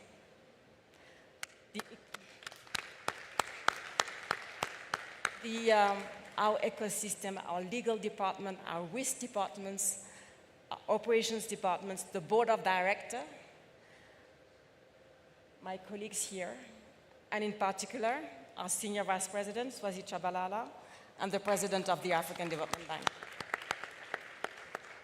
The UN, UNECA, shareholders, think tanks, civil society organizations, the Rockefeller Foundation, the Center for Global Development, it's really been a baobab approach. Another thing that I need to say is that I told the president of the bank that I was weary sometimes of his phone calls, wondering what seemingly impossible idea would fall on my lap. SDR channeling was the brainchild of the president, and a black box that we were able to unlock, which now leads light in terms of contributions from shareholders, and we're starting now a discussion to make sure that they contribute. And last, we are a solutions bank. We are transforming or changing the way that we approach our operations. Marie-Laure talked about the Standard Gauge Railways project. We're taking a mandated lead arranger. So it's not just how much we can do with our own funds, but what solutions we can bring in order to make sure that the project is implemented. So for the SGR, we're bringing export credit agencies, commercial banks, guarantors, and so forth. Your question, what's new? I need to talk about what's new. It's Can you do that in 30 seconds? Yeah, security index investment bond to help, among others, invest and rebuild infrastructure that have been damaged by insecurity and conflict. A guarantee platform, and the president talked about that, and it's going to put together all our instruments, political risk guarantee, partial risk credit guarantees, and others. But it's not just going to be for the African Development Bank, but for Africa. And a synthetic securitization vehicle to credit in private sector, not just for the bank, but for DFIs in a synthetic platform. And last, a shout out to Max Njai, who's the director for client solutions, co-financing and syndication. We call him the maximizer. A shout out to Omar Sefiani, our treasurer, which I'm going to dub the treasure, and to Jacques Diofac, jack of all trades, who makes sure that we stay within. And Thank you. on that note, Marie-Laure, Solomon Quainer, Hasatu, Kevin, Kariuki, Beth, Kevin Orama, and Amor, thank you for being a part of this panel. Thank you for the excellent work you do, collaborating, working together, and the huge, very, very significant work that you're doing that impacts millions of people daily on our continent. I'm just going to end with a quote. Henry Ford once said, "Coming together is a beginning. Keeping together is progress. Working together is success." Not only do you work together as a team within the bank, you also have networked very significantly on both a regional and a global scale. So for this, for your interventions, for the work that you do, on behalf of the African Development Bank and on behalf of our continent, we say a very, very big thank you. Could you kindly give our distinguished panelists a warm round of applause?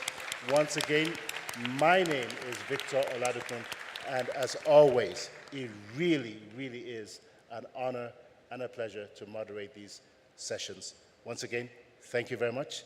And to our SVP, again, thank you for being with us today.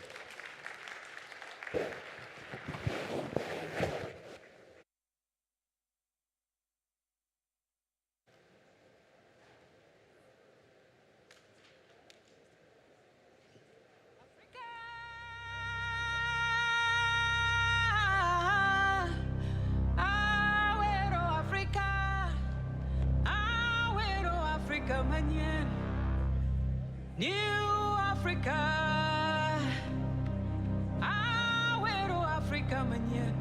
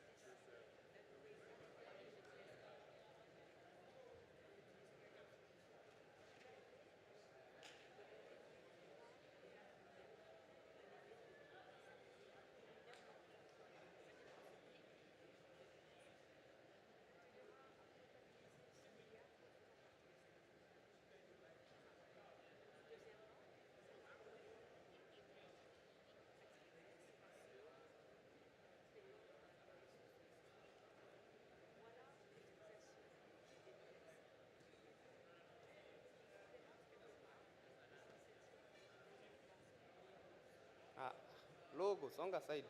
Songa huku.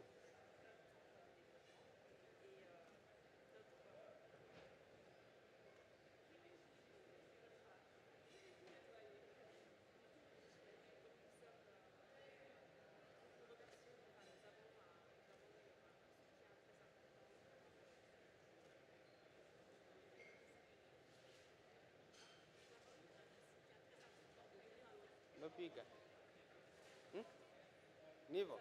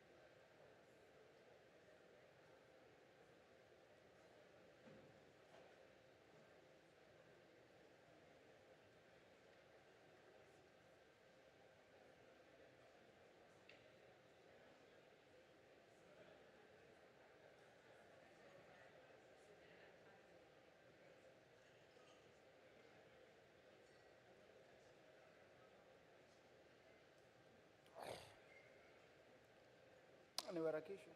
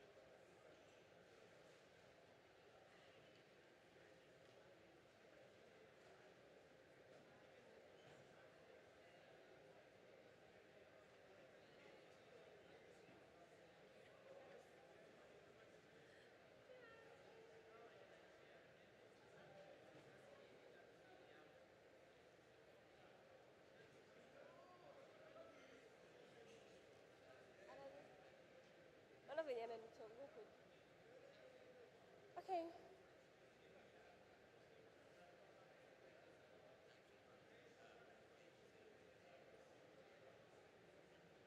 On a serious note.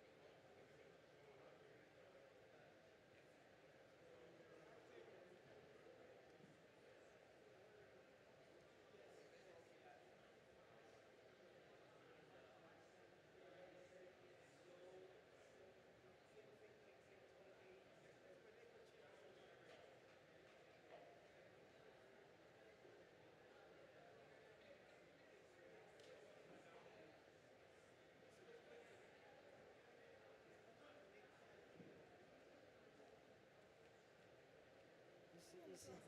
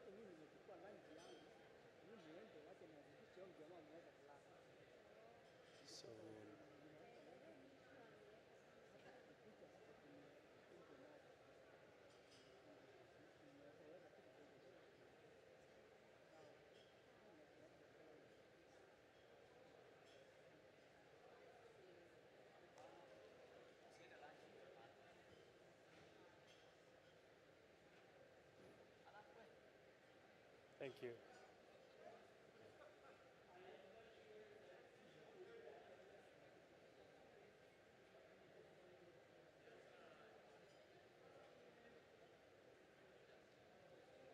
Thank you, ladies and gentlemen.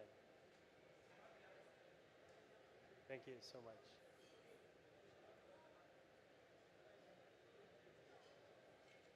Bienvenue. Bienvenue. Bienvenue.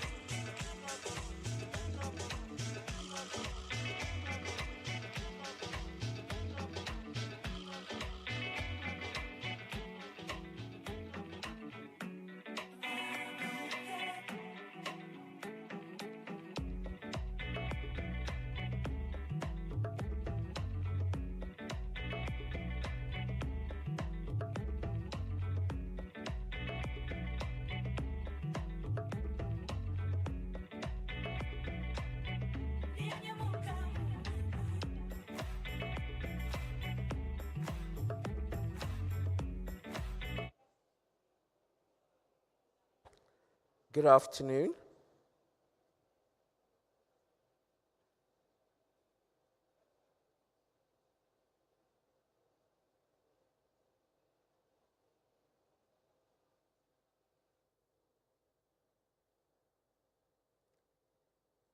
Good afternoon. Can I please ask you to take your seats so we can make a start? And if possible, if we can have everyone sitting in the middle block. Thank you.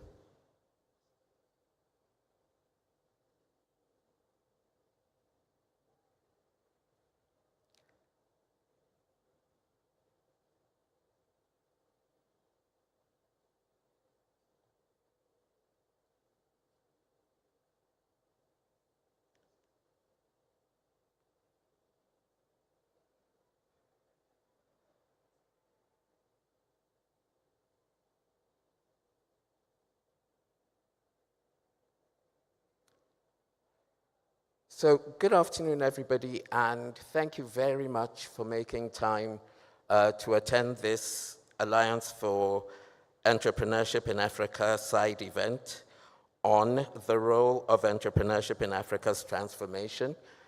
My name is David Ashiabo. I'm the Chief Financial Sector Strategy Officer at the African Development Bank. and I'll be your moderator for this afternoon. I know it's been a busy week with lots of meetings and yet more to come. So we would like to get this show on the road as soon as possible. So thank you very much for making the time to attend this event. My role is really simple here. It's really just to introduce the speakers and the sessions as they go along. So it gives me great pleasure to introduce our first speaker, who is no less than our Vice President for Private Sector, Infrastructure and Industrialization at the African Development Bank, Mr. Solomon Queno, to give us his welcome remarks. Thank you.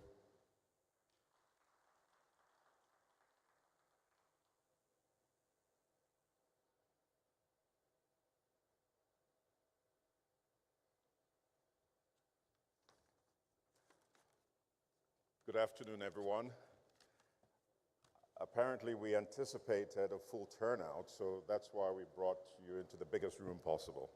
But apologies for that on behalf of the African Development Bank. But I see we still have a very good gathering, and we're going to have some very good interactions all the same. So it's a pleasure to welcome you to this event on the role of entrepreneurship in Africa's transformation on behalf of the Alliance for Entrepreneurship. As a member of the Alliance for Entrepreneurship in Africa, the African Development Bank is proud to host this session here in Nairobi today during our annual meetings. Let me first of all commend the French Trésor, who at the Paris Summit several years ago had the vision for the Alliance for Entrepreneurship. This is critical. As we know, most of the private sector in Africa is really MSMEs. And so to really come up with this, where, a forum where we can share ideas, share models, and really develop partnerships, thank you very much for that vision. And also thank you to IFC for being really the initial head of the Secretariat and for all the work you've done in shaping this from the beginning. Because when we started off, Sergio, you remember you and I kept asking, okay, how do we really develop this to achieve what were clearly the objectives set by the French Trésor? So the Alliance for Entrepreneurship for Africa is an international project-driven platform to promote dynamic, competitive, and inclusive economies across the continent. The Alliance supports investments in MSMEs by developing and scaling up instruments that accelerate growth and competitiveness while taking into account the specific needs of African MSMEs and entrepreneurs.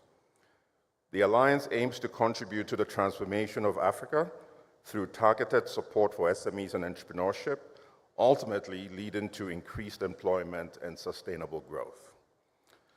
For us, our contribution to the Alliance for Entrepreneurship is really focused around youth entrepreneurship. So Africa's young population is a source of both challenge and opportunity in terms of job creation and economic development. With the fastest growing youth population globally, Africa is expected to represent 1 in 4 people on the planet by 2050. The challenge lies in persistent youth unemployment, currently affecting nearly 13 million young Africans. Some 60 million youth on our continent are not engaged in employment or education, with a significant portion being young women. Entrepreneurship has emerged as a potential opportunity to address Africa's demographic and job challenge. Each year, more than 12 million young people, enter the labor market, but only 3 million jobs are created. Many young Africans, recognizing the scarcity of traditional employment, are turning to entrepreneurship to create economic opportunities. One survey found that 76% of Africans considered entrepreneurship as a good career choice. It is the young business leaders who will create African solutions to African challenges, creating jobs, driving social mobility, and adding breadth to the economy. However, African startups and youth-led enterprises face important barriers to growing and creating jobs, including limited access to financial services, poor managerial skills, low investment readiness levels, and lack of access to markets. So this is where we have developed this innovation called the Youth Entrepreneurship Investment Bank. And I would also like to thank Agence Française for the partnership that we've already agreed to, covering 3 to 4 countries. This really demonstrates the intent of the Alliance for Entrepreneurship. And so, Papa, thank you very much. Some of you may not know, but before Papa joined Agence Française, he was my senior advisor, actually, on the Youth Entrepreneurship Investment Banks. So the partnership is really a continuation of what we started together. This event will provide an update on the Alliance for Entrepreneurship's work and achievements, foster dialogue with stakeholders around actionable outcomes to support a conducive entrepreneurial ecosystem to promote MSME growth in Africa.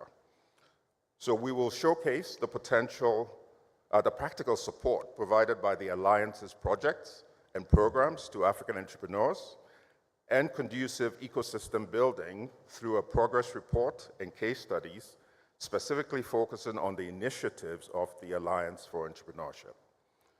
And a presentation will be made of the work of the Alliance to date.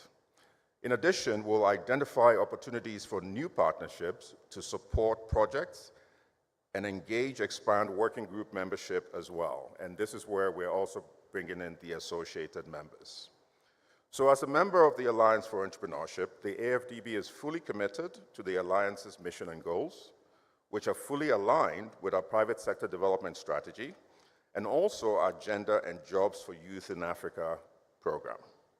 Perhaps more importantly, the Alliance for Entrepreneurship in Africa underscores our fundamental belief in the transformative power of partnerships in addressing Africa's development challenges. So I thank you for your attention, and once again, I welcome you to the meeting of the Alliance for Entrepreneurship. Thank you.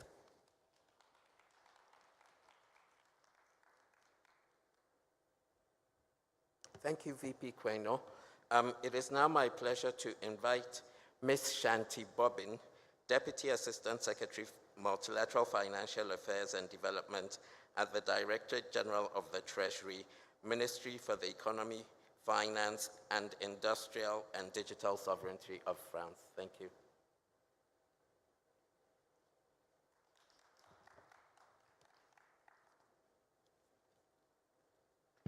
Good afternoon. Thank you very much.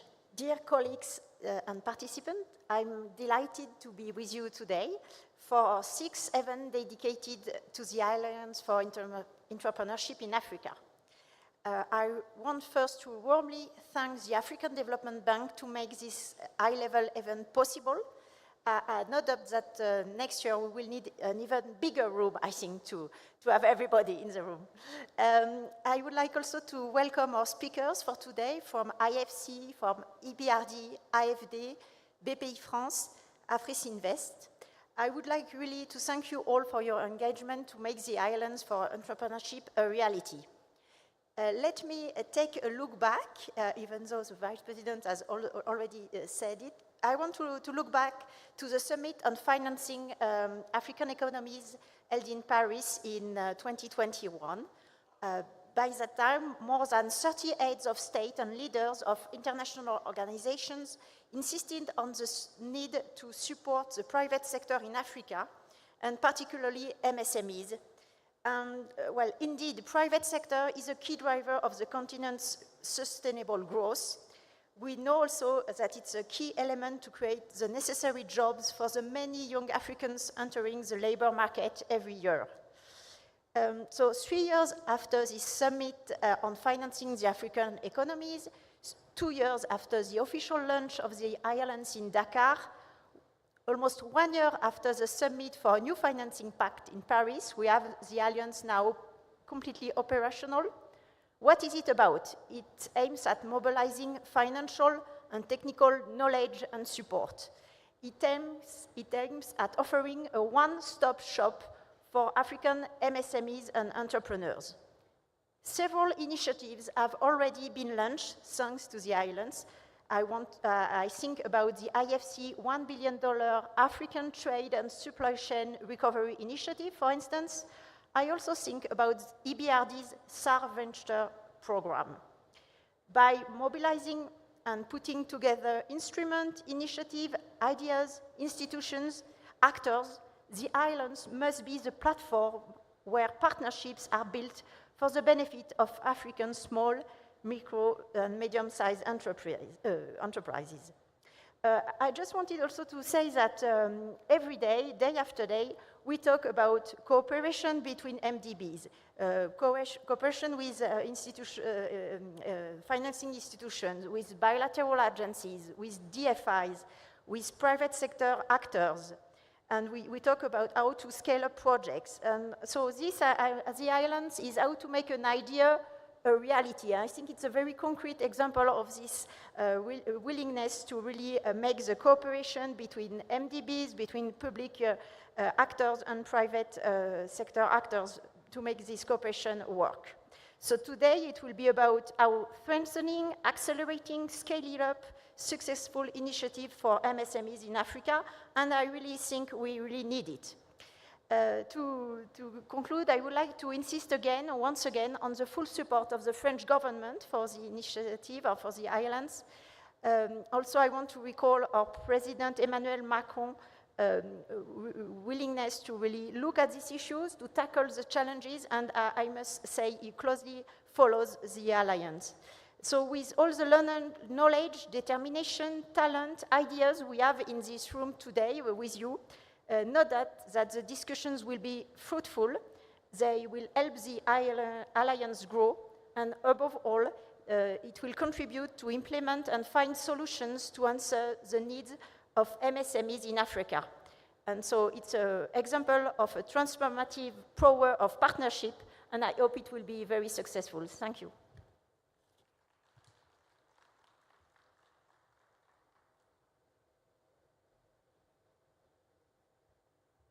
Thank you. I now invite Mr. Sergio Pimenta, Vice President for Africa at IFC, to give us a progress report on the alliance. Thank you.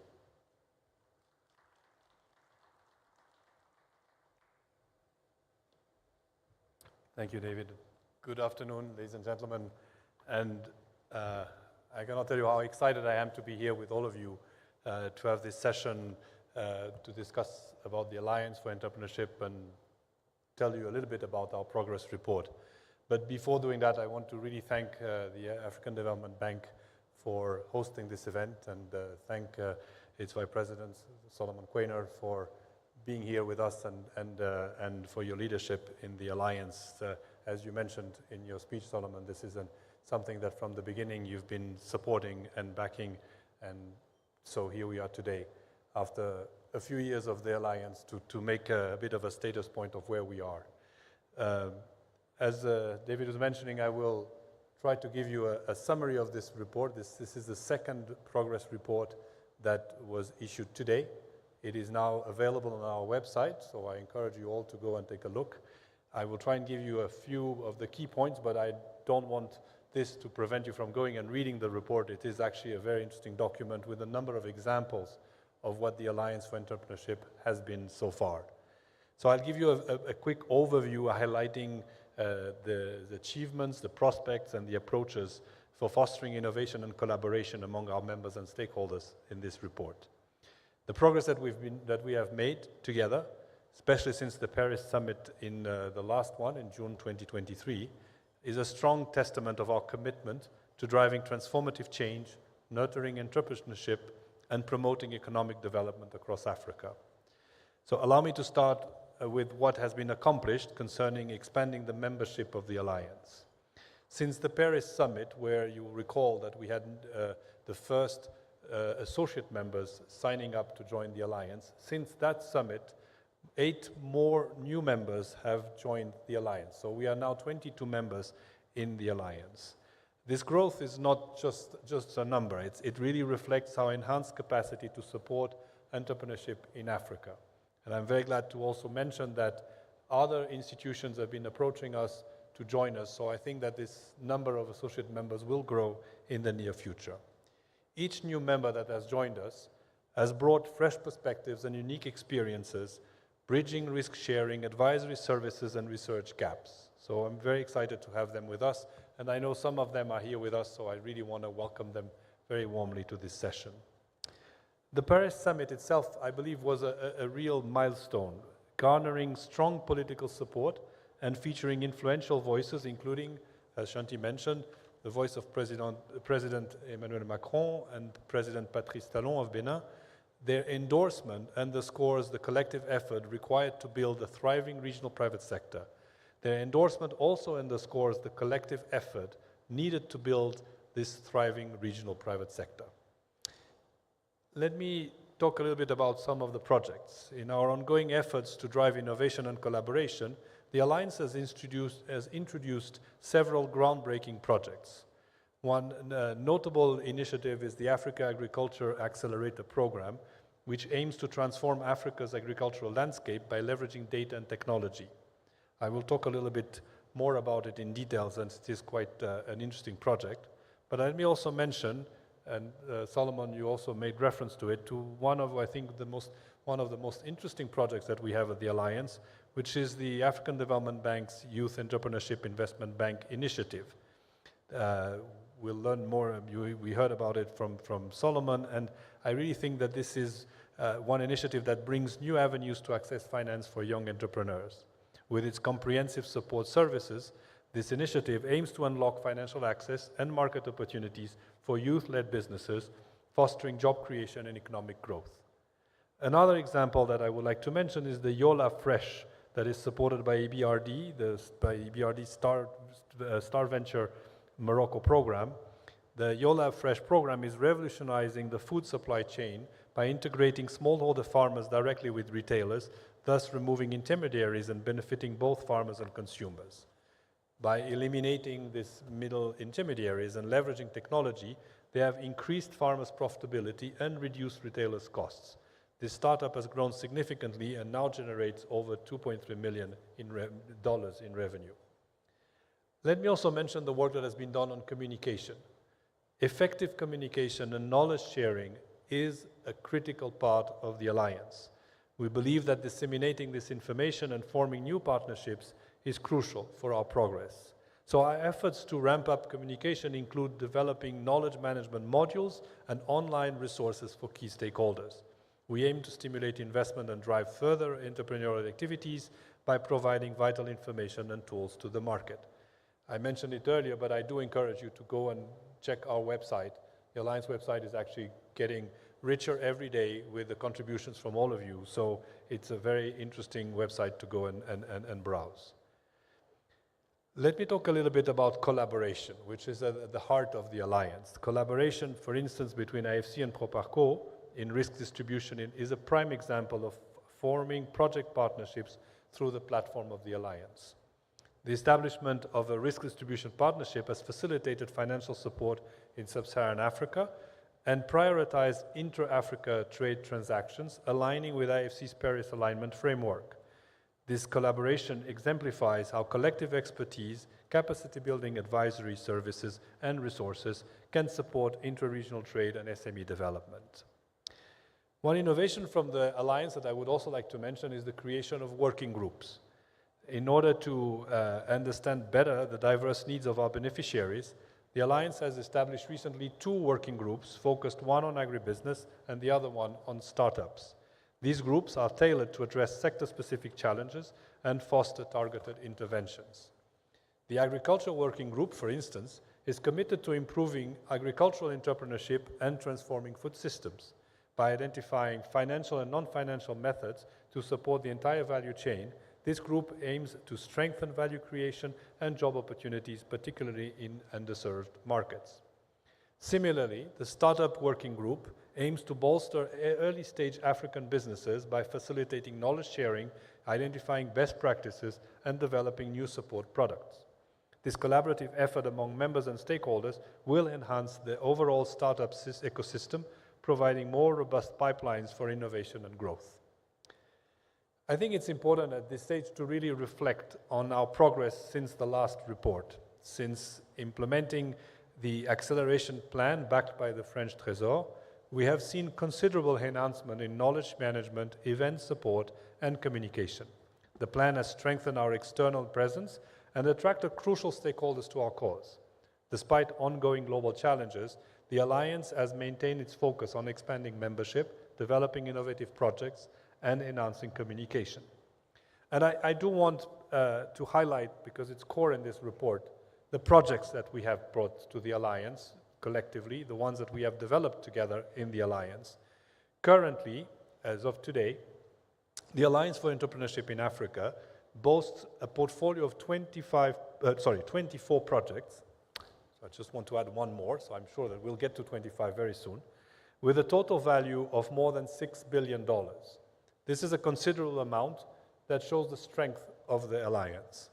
These projects address pressing regional challenges such as climate change, sustainable agriculture, and food security, while promoting trade, facilitating access to finance, and providing liquidity. I mentioned earlier the Africa Agriculture Accelerator Program. We also call it AAAP. But I'd like to go a little bit deeper in it and mention a little bit details about it, because I think it really illustrates very well how the Alliance is pursuing innovative solutions. The AAAP tackles pressing issues like food insecurity, inflation, and over-reliance on food imports, leveraging Africa's vast arable land to boost production of essential crops.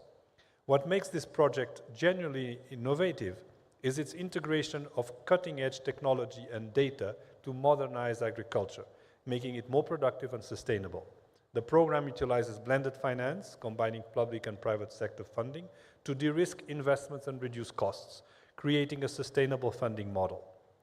The program also focuses on supporting smallholder farmers by connecting them with agtech companies, input suppliers, and financial institutions, enhancing their viability and attractiveness for commercial finance. Through innovative funding instruments like tapping into capital markets to support climate-smart agriculture and gender initiatives, the AAAP showcases a forward-thinking approach to tackling agricultural challenges. Moreover, by freeing up public resources, the program enables their reallocation towards other social sectors, contributing to broader development goals. This program's disruptive potential and reach can be linked to the transformative impact of digital financial services on financial inclusion in Africa. So let me now, before closing, mention a little bit what lays ahead for us, what is in the planning. Looking ahead, the extension of the Alliance initiative for another 2 years reaffirms our commitment to fostering sustainable economic growth. During this period, we will focus on several key areas. Excuse me. First, we want to expand our portfolio. Through increased cooperation and innovative projects, we aim to develop more impactful and innovative initiatives that address well-known obstacles to growth and of micro, small, and medium enterprises and entrepreneurship. Second, we want to enhance stakeholder engagement. We will strengthen our engagement with a broader base of stakeholders, including development institutions, financial actors, local private sector players, and authorities. Third, we are focusing on developing new analytical tools. And by the way, the working groups that I mentioned earlier are a good example of how we can do this. So these tools will facilitate markets research and project development, and they will encourage greater MSME involvement in economic processes. And finally, we want to integrate and expand the membership, leveraging the expertise of the new members and filling any existing gaps within our core members by diversifying our resources for a more comprehensive approach. So in closing, let me mention that the Alliance continues to champion the cause of entrepreneurship and economic development across the continent. Through our diverse projects, collaborative efforts, and strategic initiatives, we're making significant strides towards achieving the primary goal of entrepreneurship development, recognizing that there is still work to do. Our collective efforts support the growth of MSMEs and contribute to broader goals of sustainable and inclusive economic development in Africa. Together, we can build a prosperous ecosystem for African entrepreneurs, fostering innovation, creating jobs, and promoting economic resilience.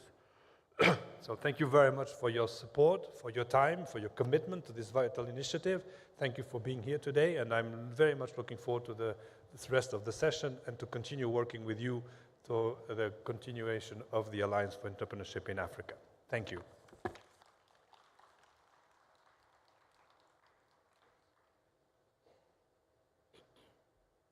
Thank you, Sergio. So Sergio mentioned the two working groups in his progress report. So I'm now pleased to welcome Ms. Heike Hamgart, Managing Director for Southern and Eastern Mediterranean at EBRD, to give us an update on the Startups Working Group. Thank you.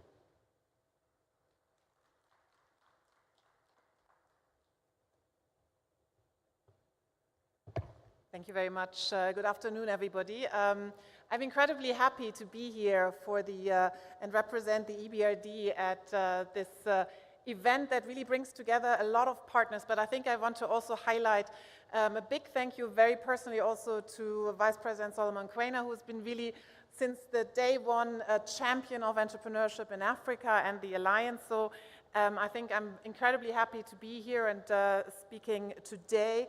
Also to follow up on what Vice President Sergio has said a little bit about what we have done the last few years, and I think what we are doing in actually developing these partnerships in greater depth and in greater impact.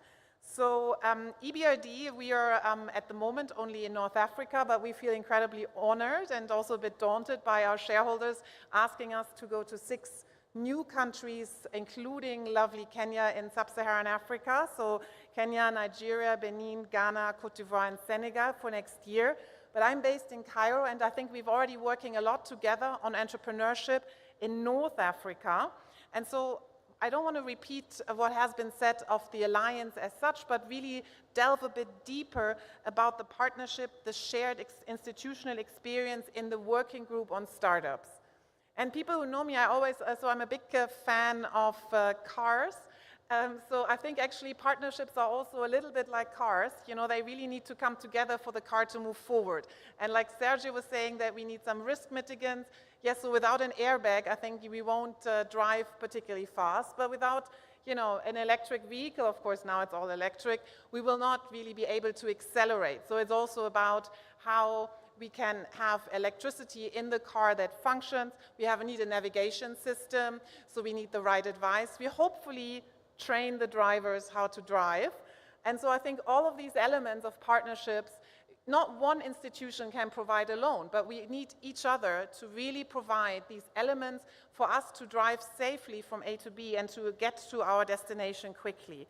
And I think what also Sergio already has said, we're so happy by the new members, associate members that came to the Alliance only last year. I think now I sort of don't want to miss anyone, but basically the network of knowledge and innovative practice that particularly informs the startup working group that we co-lead with the EIB, and I see also already the EIB also in the room, so which we're really doing together, is bringing the associate members to help our work on the startup scene. So I want to mention Algebra Ventures, Falak, Africa Invest, GTEx Africa, who are all hosting a summit in Marrakesh this week to really see of how the startup scene can be deepened and supported with the right instruments.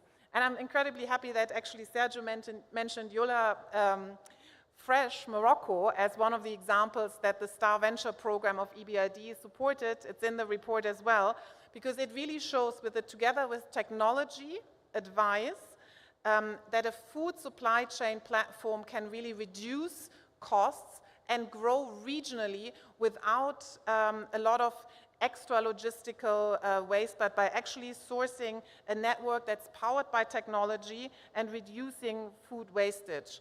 And what is important when you look at startups is really that you take the startup entrepreneurs from the ideation stage, so they all have great ideas, but then there's often a phase where it's difficult for them to get more support on becoming bankable, becoming investable, becoming a company that really can spread its wings. And there, the work of the Star Venture program with mentorship, with networks, with events, really helped a company like Yola Fresh to go from the pre-seed stage, raise pre-seed funding, and ultimately actually become an attractive company for venture capital funding and investment. And I'm very pleased to say they have now raised over $2 million in venture funding for their next expansion phase.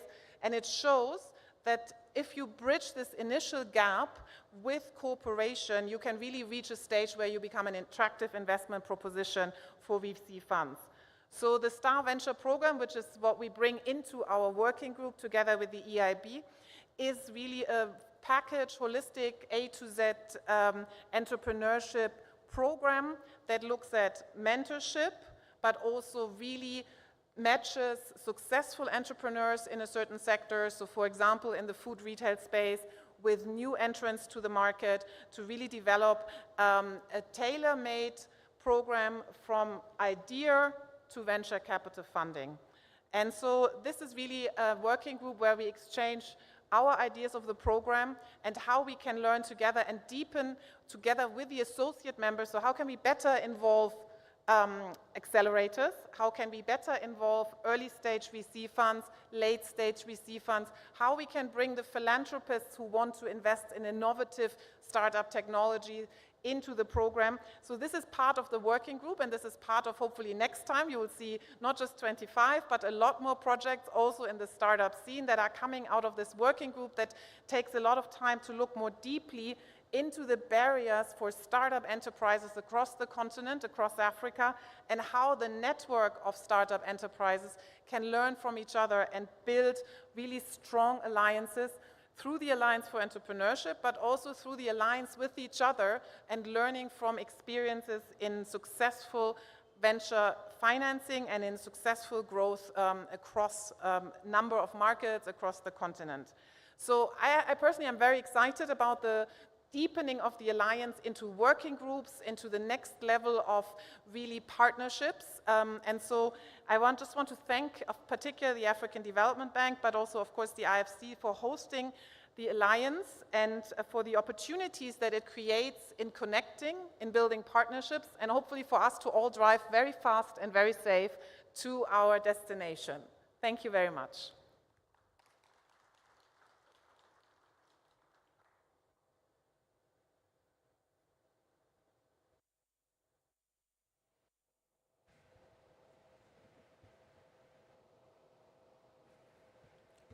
Hello.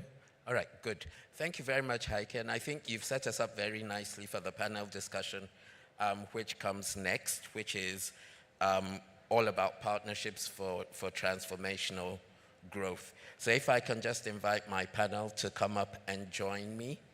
If I can have Mr. Papa Sarr, who is Executive Director for Mobilization, Partnerships, and Communication at the Agence Française de Développement Group. Mr. George Odo, who is Senior Partner and Managing Director, East and Southern Africa for Afrique Invest. Yeah.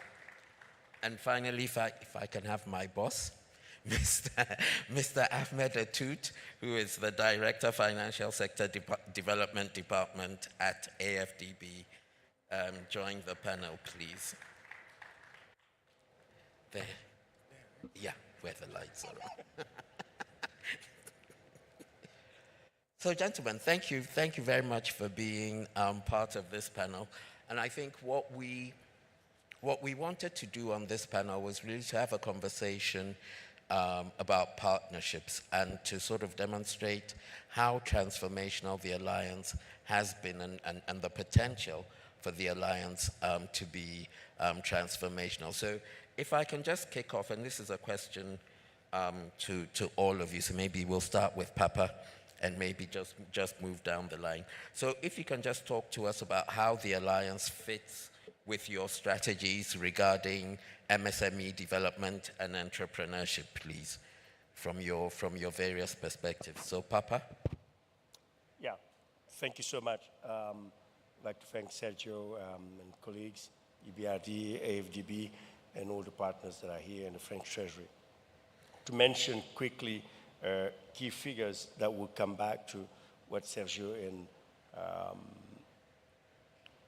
Solomon was mentioning, the inception of the youth investment banks into the alliance, and then the Choose Africa program we're running right now at the Agence Française de Développement. The AFDB and the the French Development Agency co-funded a program I used to run in the Senegalese government from 2018 to 22, which was supporting youth and female entrepreneurship. That program helped create 200,000 jobs, supported at least 5,000 startups to get access to loans from $5,000 to $200,000. That initiative was duplicated in several countries.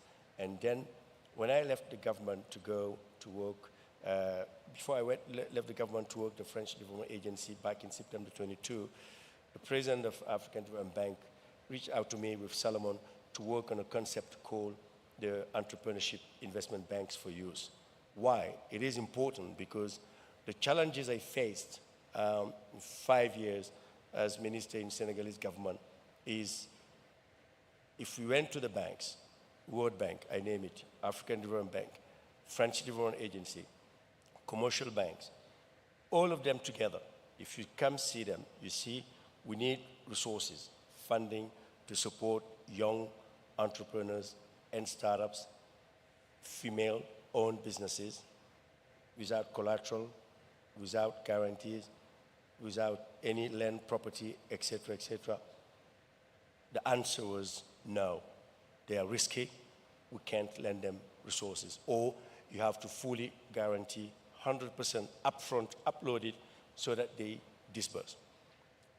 The president of Senegal at that time gave us around $50 million a year from government budget, and the objective was to support young and female entrepreneurs without asking them such guarantees and collateral, and make it fast and disburse in 3 months. This triggered, in effect, after a year of operation, the French, the World Bank, AFDB started to come to see us. Okay, let's see how we can work together. Now that you prove that it can work, and we got ultimately $150 million from the African Development Bank, $20 million from the French Development Agency, USAID, MasterCard Foundation, and so on, and ended up having literally $300 million from donors to support and scale up those entrepreneurship programs, from startups to nano credit, small micro loans from $150 to $200,000. Why I'm making this story, it's important to see how the partnership fits between AFDB, IFC, the French Treasury, and the different partners, EBRD today, IFAD, and others that are joining the alliance. It created a accumulation when IFC President and Sergio Matajop and others, we created the alliance as founding members to see how we could scale this up and bring concrete projects, proposals on the alliance platform to make it as concrete as possible so that the countries, the young entrepreneurs benefit from it. And the French Development Agency committed under the leadership of President Macron after the June summit Sergio mentioned in Paris to put €1 billion over the next 5 years to support governments and public entities that will need to set up initiatives or support existing initiatives, be it banks, agencies, new initiatives that support young and women-led businesses and enterprises. This is what we call the Choose Africa 2, which completes the Choose Africa 1 program, which our subsidiary for private sector, Proparco, implemented over 2018 to 22 for at least €3 billion. In a nutshell, the partnership today with AFDB, Ahmed will talk about it, we committed already in 4 countries, Benin, Cote d'Ivoire, Senegal, Togo, €200 million to co-fund and match approximately the same amount from the African Development Bank to support initiatives of those governments to be able to deliver on the promises we've made to those heads of states and government to support entrepreneurship in these countries. And of course, completes what IFC has done, what Sergio talked about at length, EBRD, etc.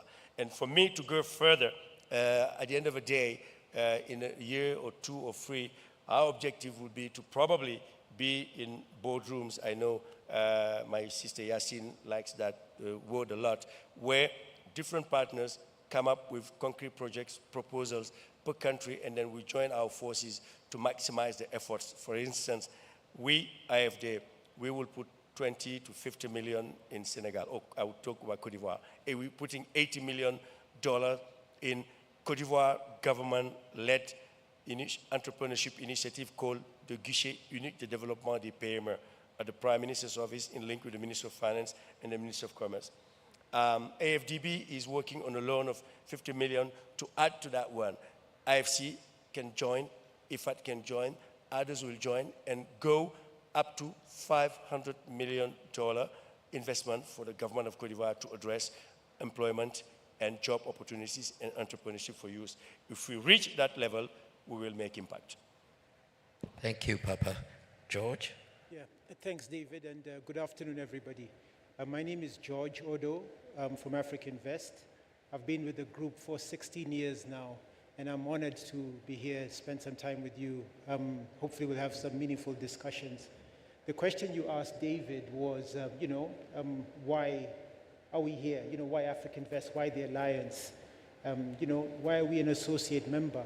It makes a lot of sense for us because we've been in private equity for 30 years. We've been in private equity for 30 years. We're one of the older private equity firms in the continent. And when we started our trade in 1994, to date, we've done over 200 transactions in the continent. More than half of them are actually in the SME space.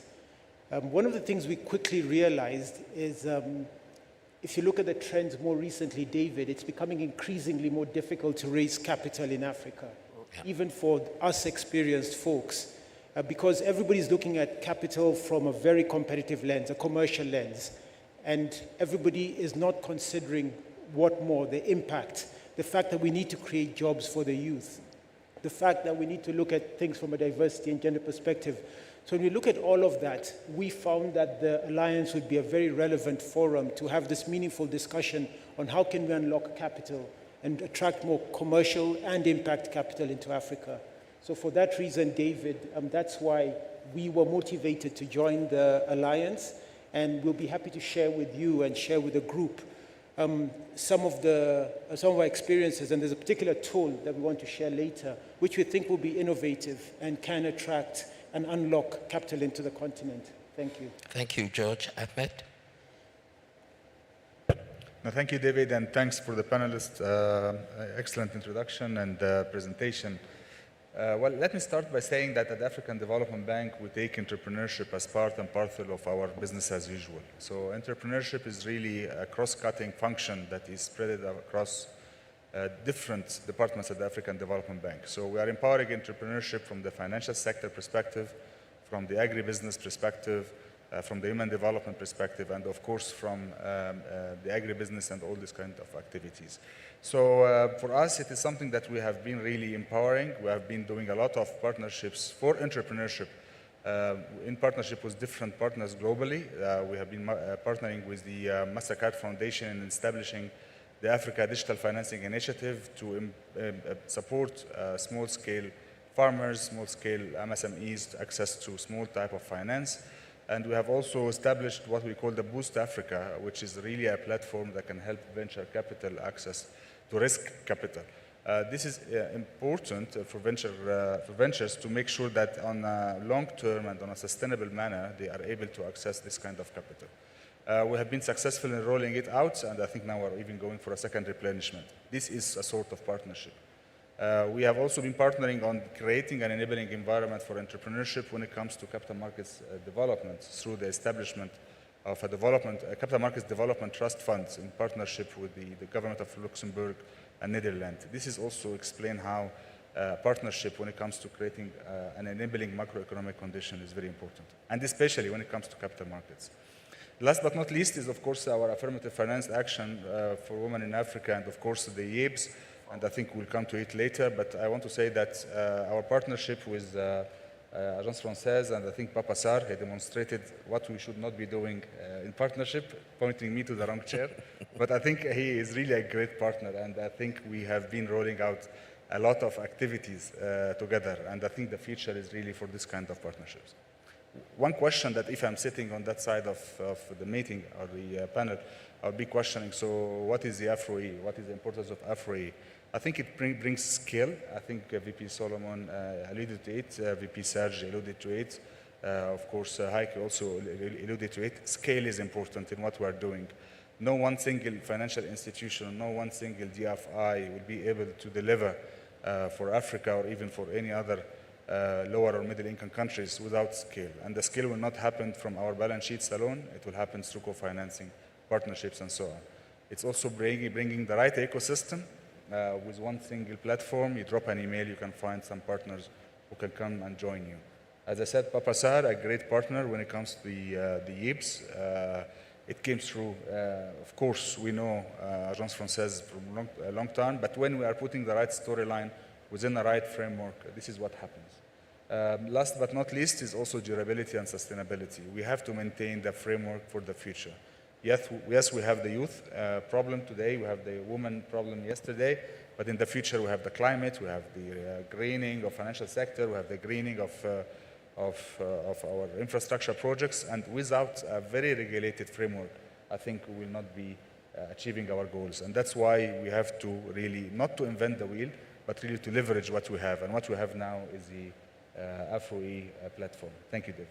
Thank you, Ahmed. And if I can just stay with you for a minute. We've already sort of entered the discussion about the projects on the platform and the partnerships that are being enabled. So can you sort of take a deeper dive into that and talk to us a bit more about the two projects that AFDB has on the platform, which I think are YEB and AFAWA, and the partnerships that those are enabling, and what other partnerships you're looking for? Sure. No, thank you, David. I think the two initiatives that created a number of transactions has really demonstrated the convening power of our African and our global development finance institution. I think we at the AFDB we have noticed the AFAWA, but of course at the IFC, at the EBRD, and our partners at the AFD, we have also noticed how this kind of initiatives are really creating this kind of mobilization of resources to the right cause. So if I can take the AFAWA, or the Affirmative Finance Action for Women in Africa, just to give you a taste of what we are doing. So we have really mainstreamed it as an activity within our business.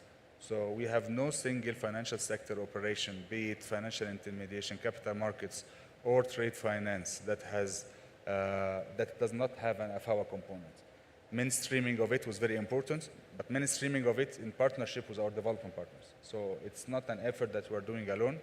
It is in partnership with our partners from the DFI's space, and of course from other private sector players, be it financial institutions, banks, or non-banks. Now, the second pressing need in Africa is really youth employment. It is something that we are all trying to mitigate, and it's a challenge that is really growing.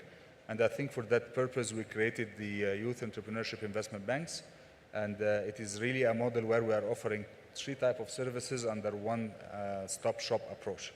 So our aim, or how success will look like for this kind of structures is that under this one-stop-shop envelope, you have access to financial services in form of debt, in form of quasi-equity.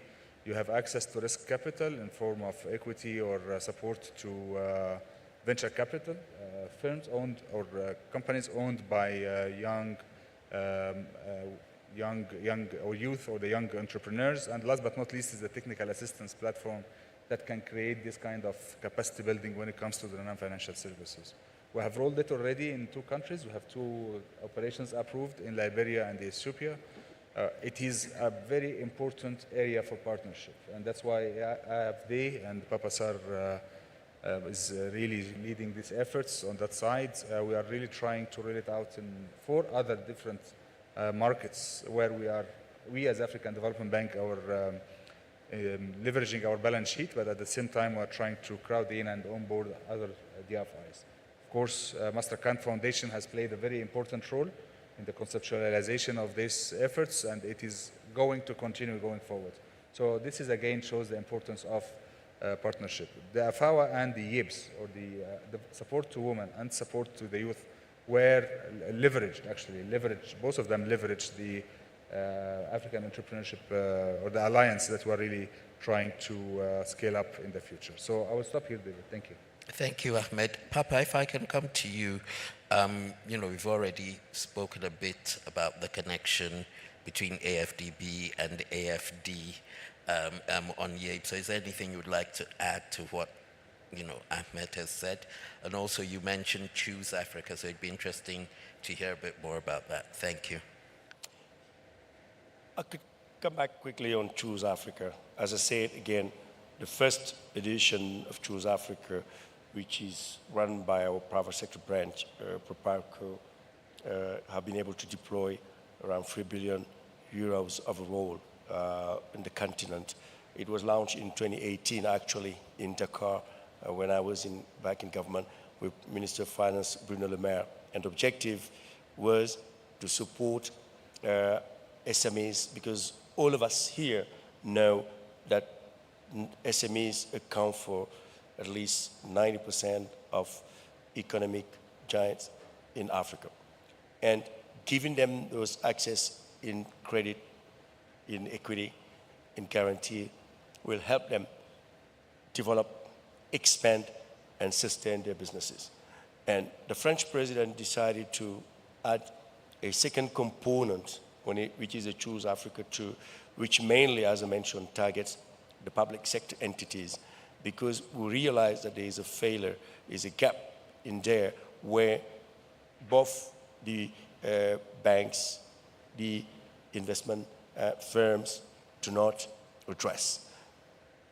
And the bridge we create in there is to prepare those small and medium-sized enterprises to have access to capital up to 100, 200, or 300,000 euros, so that they are ready to go at the next level of raising millions of euros or dollars to expand their business. And the objective also of this program is not only to support these enterprises or the ecosystem with financial support, but also with technical assistance, capacity building, and last but not least, support the governments in setting up an enabling environment that is conducive to growth and supporting the private sector.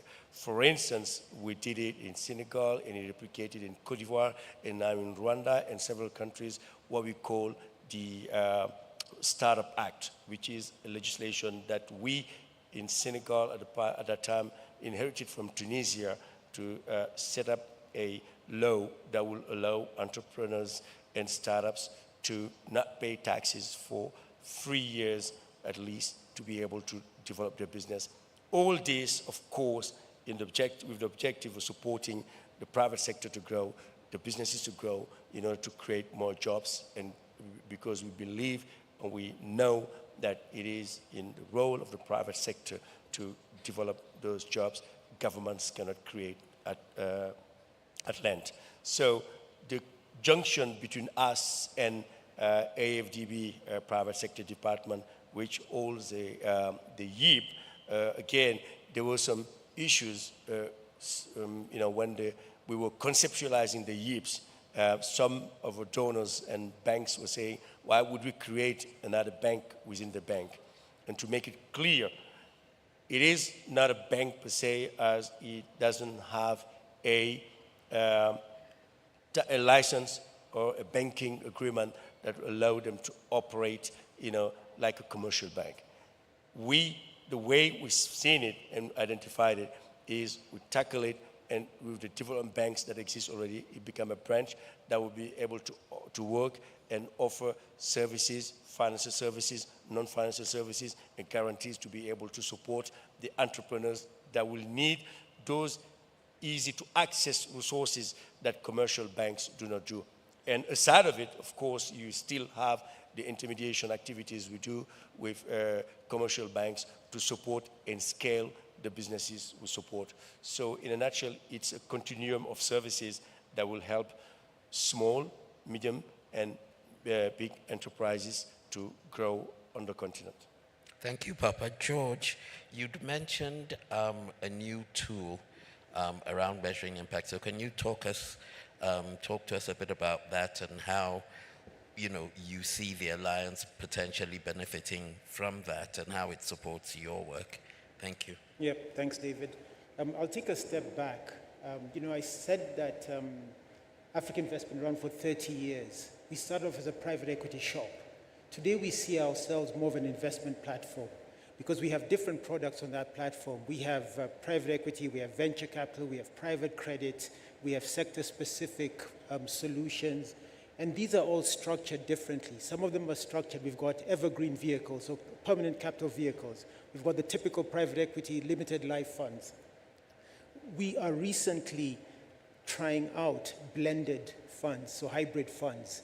And this is very interesting because if you look at our history of where we sourced our capital from, capital came from folks like the IFC, folks like EIB, folks like the bank, EBRD and others.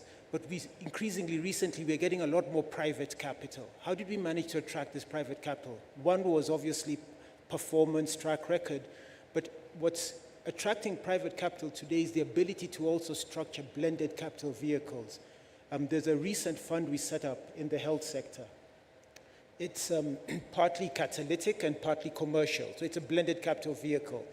And the interesting thing is we managed to attract, and that's a partnership we have with IFC and others, we managed to attract a number of commercial investors who we never got before because they were able to see the catalytic capital de-risking their own commercial capital. So using innovative models like that has enabled us to attract capital. That's what we are doing as an effort to try and mobilize capital to invest in the MSME space. Now, because we're looking at impact investing, because that's where we are, it's actually impact investing. If you want to invest in Africa, you have to consider being an impact investor because, if you're going to be looking at job creation, you're going to be looking at diversity, whether it's gender, whether it's all sorts of diversity, you have to think about impact investments.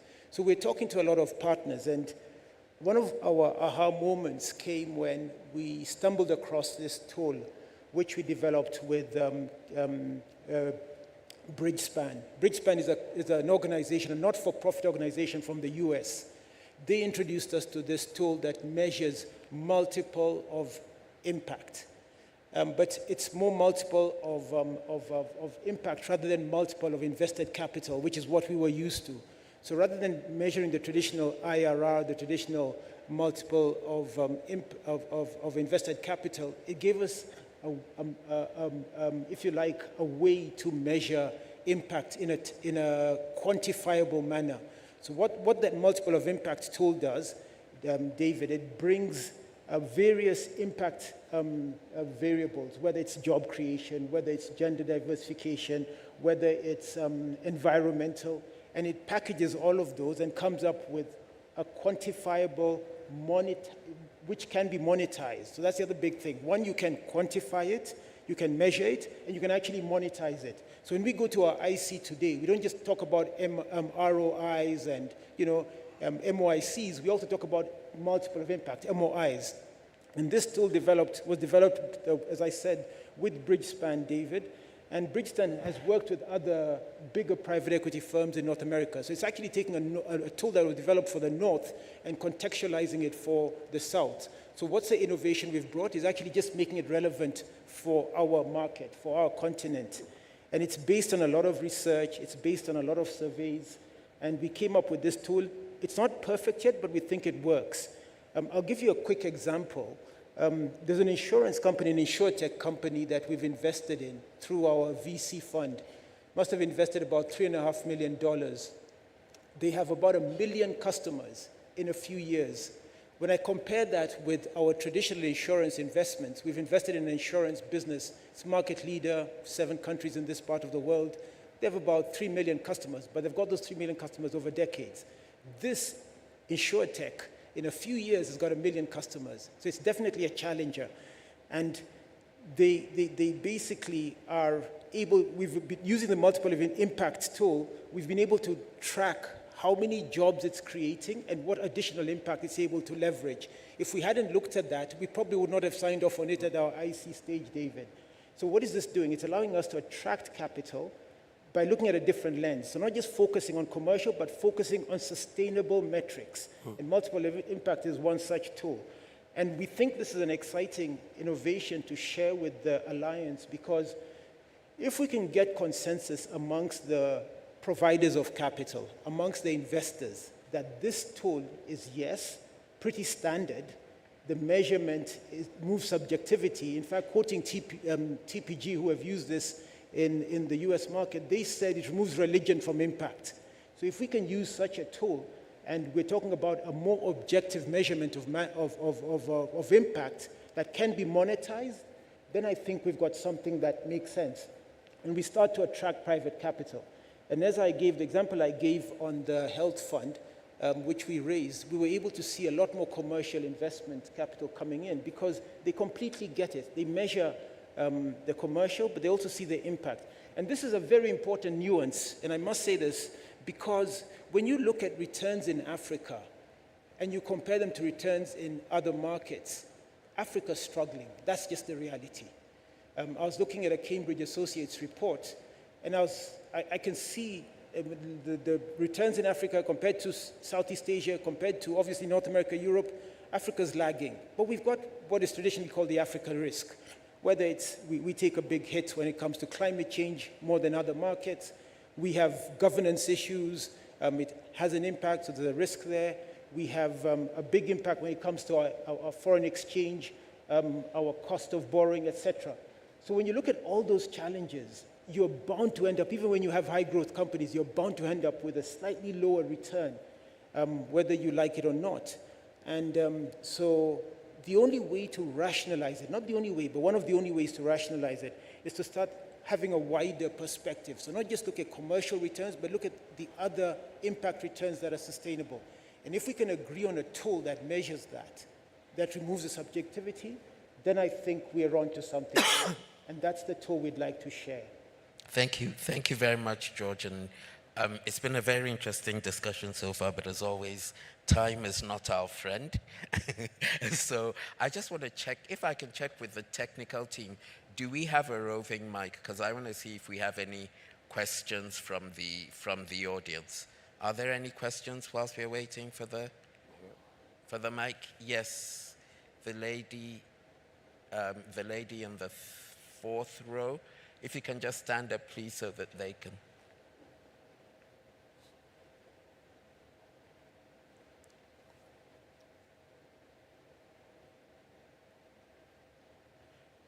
And if you can just let us know who, your name, where you're from, and if your question is directed to any specific panelists.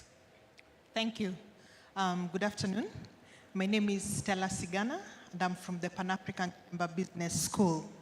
So we are an affiliate of the Chambers of Commerce, and we target to build capacity for entrepreneurs who are affiliated to the Chambers of Commerce through the business membership organizations.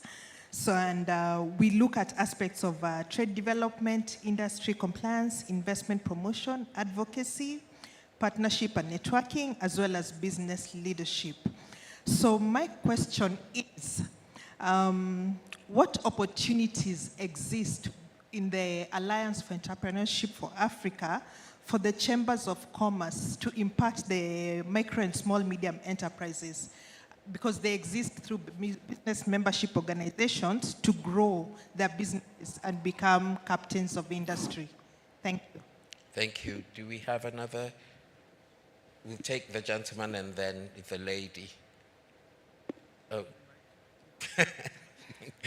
We are getting oversubscribed here. We'll manage.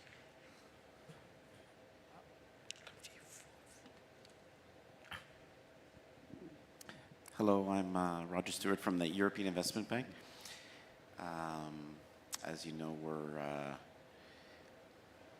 working together with the African Development Bank on the Boost Africa initiative. And I think you were speaking about partnerships earlier. I don't really have so much of a question as let's say, an enunciation of the importance of partnerships. I think through the Boost Africa initiative, we've been actively investing in 5 funds: Django, Partech, African Invest, Seed, Start, and th.com. And we're basically providing a lot of technical assistance to assist in this, bridging this gap that you were discussing earlier about an idea to bring it to a place where it becomes bankable, and essentially assisting investment teams in capacity building. So there's been a number of initiatives whereby we're effectively building capacity, training up investment teams so that they're then able to go out and then start to scale up. So I think I would just mention that as something we're involved in, and I think it's a good example of partnerships, something that we're rolling it out. I mean, and it's an ongoing initiative, and so we kind of look forward to continuing to collaborate with all of you in the EBRD as well, Agence Française de Développement, etc. So yeah, it's not really so much a question as just an observation. Thank you. So we'll take the lady in blue, then the gentleman in the hat, and then the lady with her hand up. Sorry, and then if we have time, we'll do a second round, but I doubt very much that we will have time. All right. Thank you. My name is Ivy Wamboy Mushoki. I am the advisory panel for Global Center on Adaptation. So I really, first of all, just want to congratulate you for this move. It's a very bold move, and Invest in Africa, this is something of relevance, especially for the young people. I was listening on the innovative systems on how you want to create financing options. And I believe Africa is now moving into a segment of where we are now understanding the resources we have, the capability we have. And one of my questions that I was asking, how come we cannot be able to look at our resources as a way of transforming it into an innovative, adaptive way of finance? Countries like Zimbabwe are now starting to trade in gold.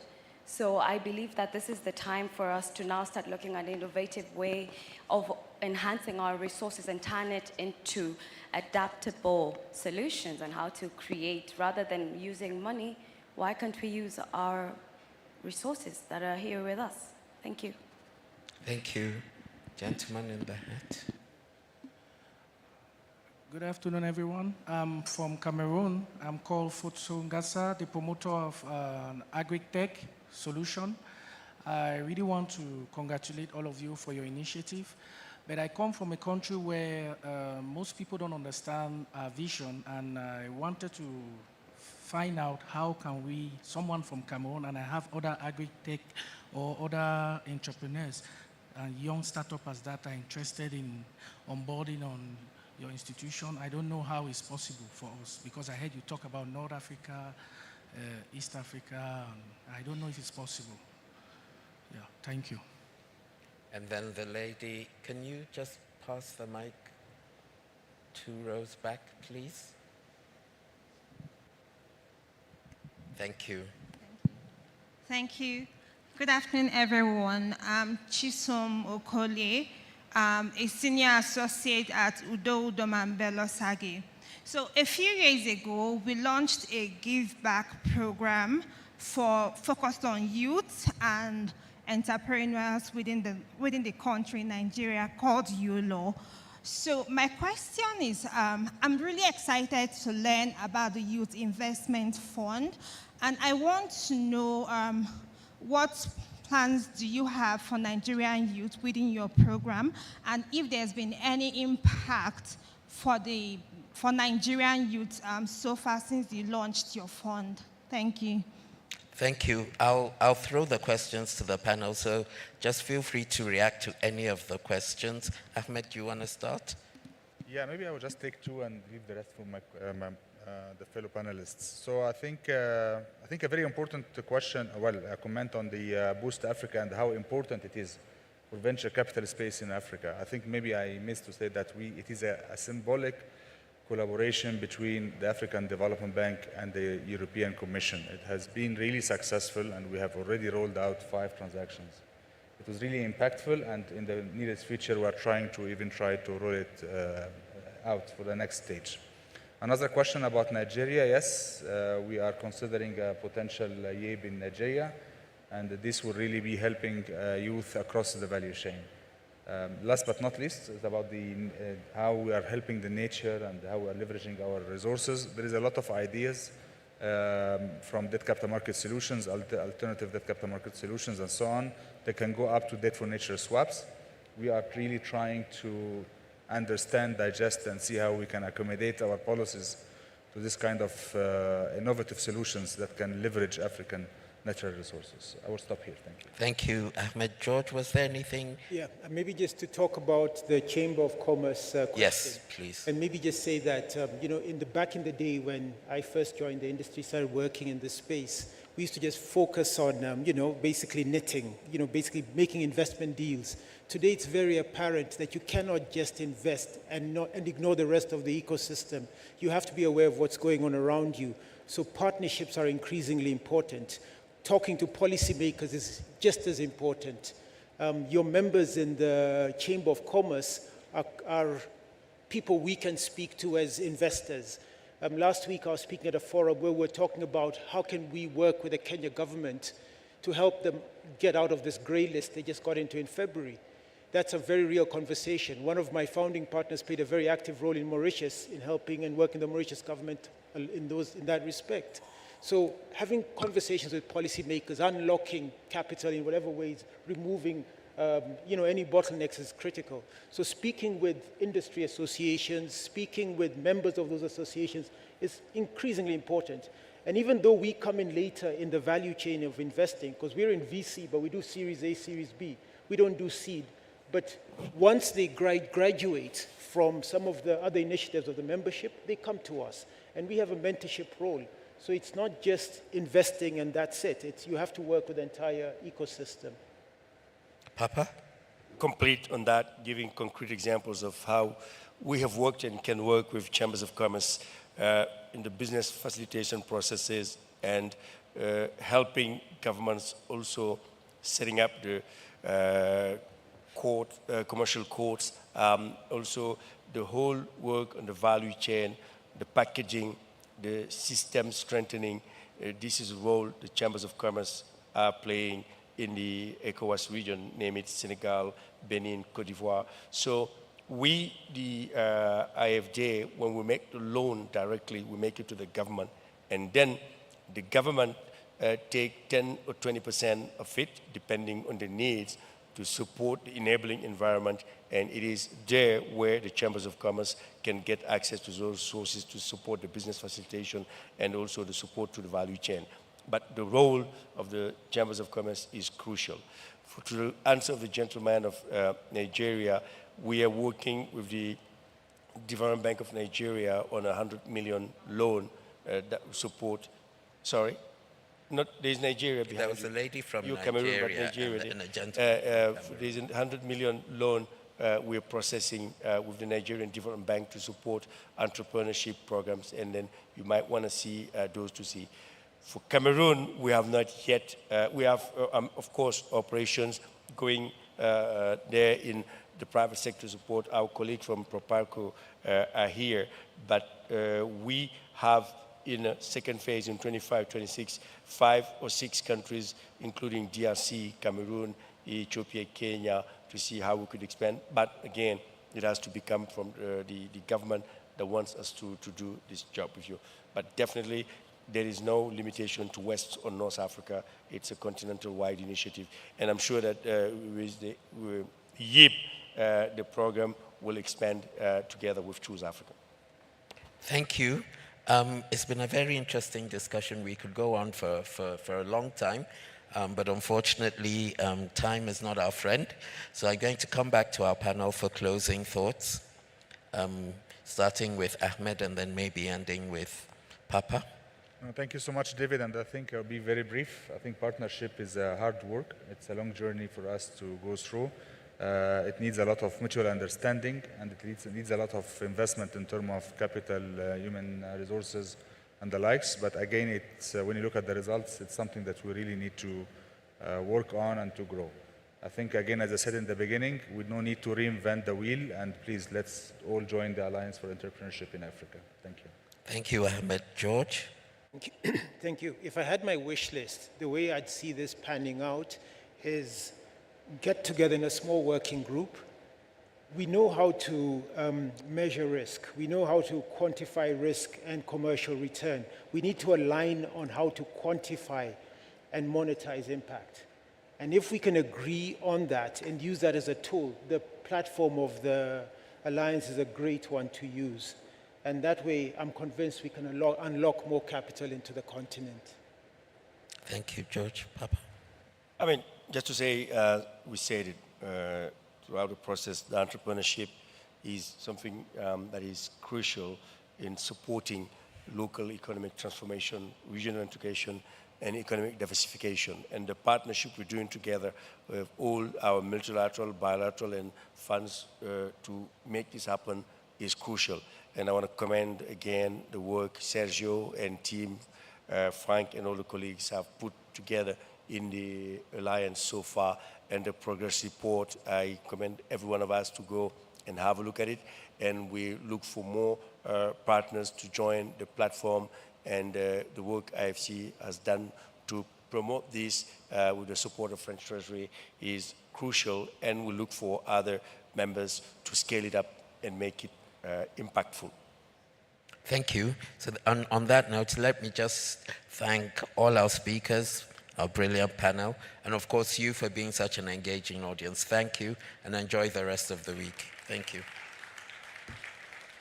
And don't forget to take your copies of the report and download more.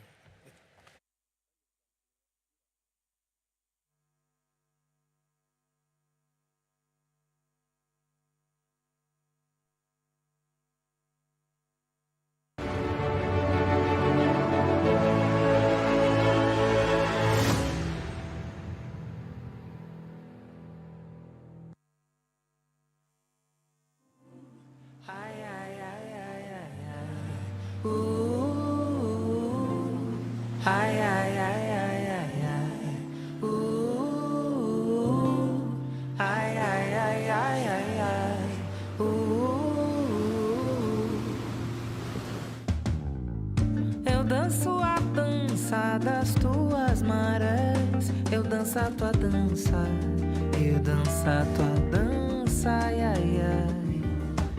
Você maremoto, você maré mansa, você poça d'água, ai, ai, ai. Me acalme, espero, me afogo, você tsunami quando não quer saber de onda. Me desespero, são tuas ondas que me levam. Me desespero, são tuas ondas que me levam. Ai, ai, me desespero, são tuas ondas que me levam. Me desespero, são tuas ondas que me levam. Ai, ai, ai, ai, ai, ai. Ai, ai, ai, ai, ai, ai. Ai, ai, ai, ai, ai, ai.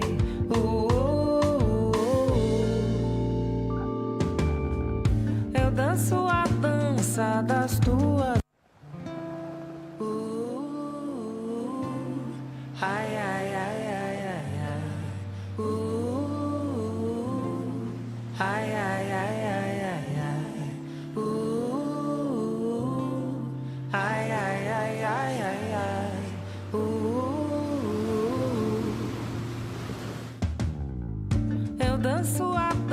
dança das tuas marés, eu danço a tua dança, eu danço a tua dança, ai, ai, ai. Você maremoto, você maré mansa, você poça d'água, ai, ai, ai. Me acalme, espero, me afogo, você, tsunami quando não quer saber de onda. Me desespero, são tuas ondas que me levam. Me desespero, são tuas ondas que me levam. Ai, ai, me desespero, são tuas ondas que me levam. Me desespero, são tuas ondas que me levam. Ai, ai, ai, ai, ai, ai. Ai, ai, ai, ai, ai, ai. Ai, ai, ai, ai, ai, ai.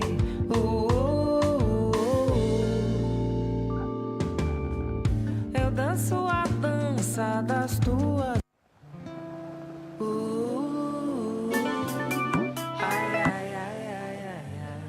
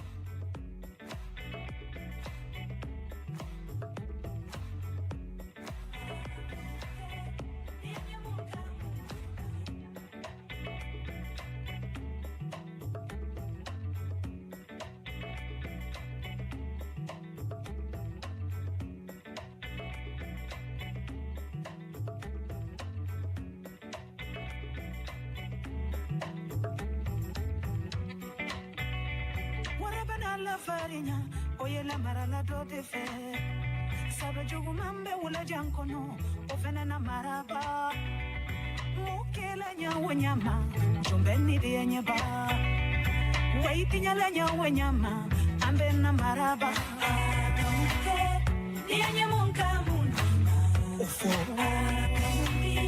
Dianye monka mundie Dianye mana wara nyadoma Mwekela jonle difa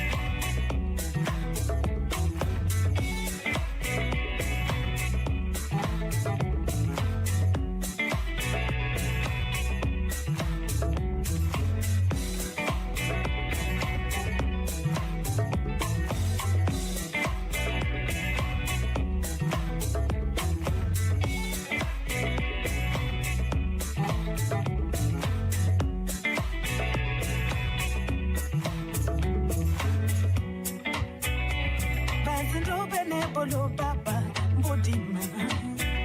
Ambe wokala nyarela shafali yoro ibodu nibiye. Wari mogu mimbi bolo banki. Odo villa de la.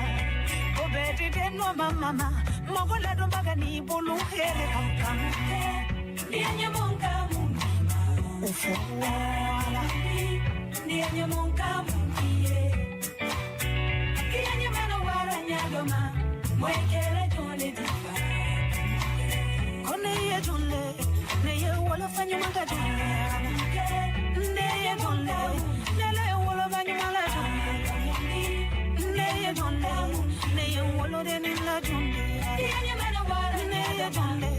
Kone ye furu genyu mala jole. Ofena neye jole.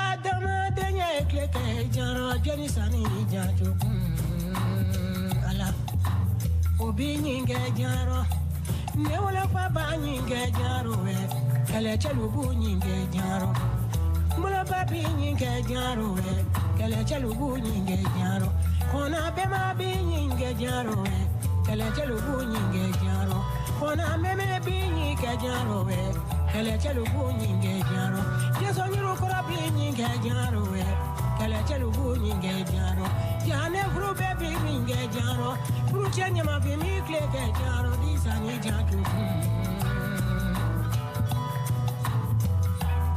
geni sani jatu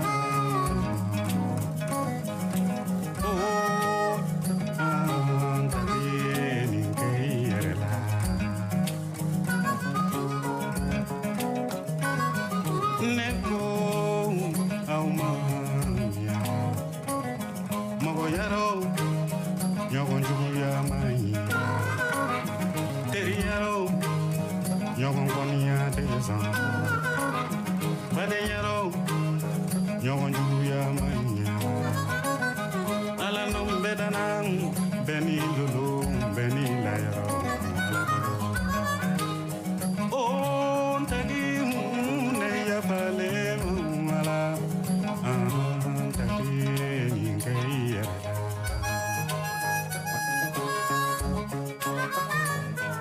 neko kabini ne kololomina kabini ne ilolomina ijuguya kisakelen penkono baole ne sobera on tagi ne ya fale mala tagi ni kaya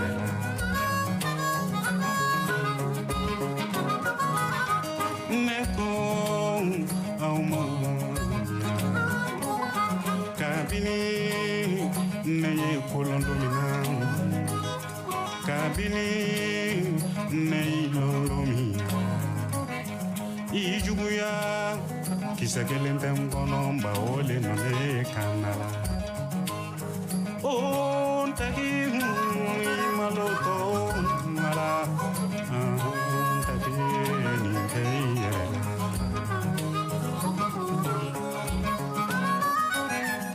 neko nimmogeran kimablamogela nimmogeran kimamogere juya fila dumbaga anina nimbaga chayas malum falia antagi ne ya fale mala antagi kaya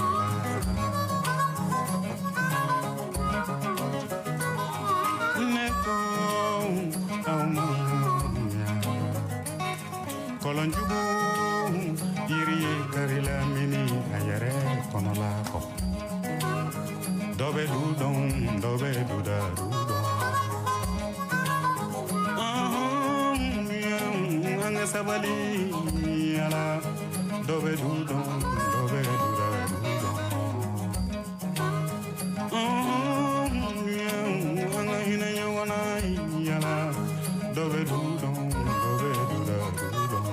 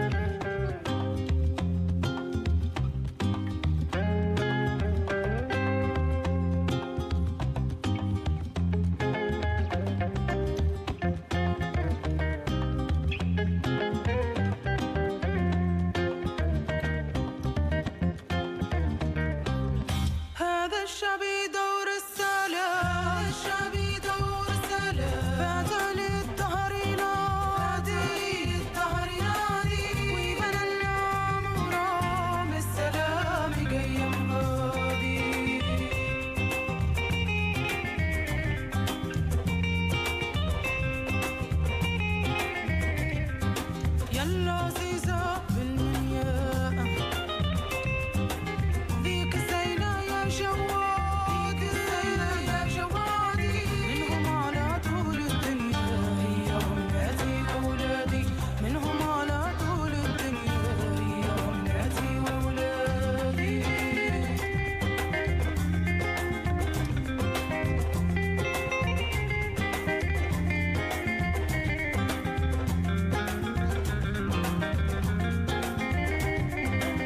يا مولانا يجمع شملي يا مولانا يجمع شملي فوق الوطن اللي غادي هو ناداني وجبالي حتى انا وياه نادي يا مولانا يجمع شملي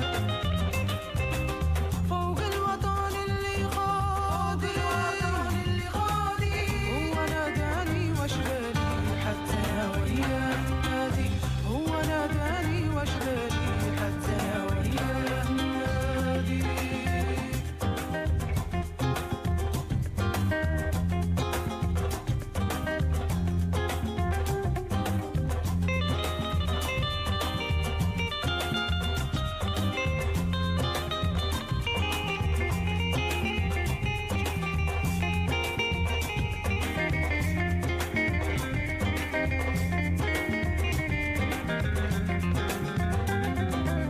هذا الشعب يدور رسالة هذا الشعب يدور رسالة باتلي الدهر ينادي ويبنى الأمورة بالسلام يقيم غادي بالسلام يقيم غادي بالسلام يقيم غادي بالسلام يقيم غادي بالسلام يقيم غادي بالسلام يقيم غادي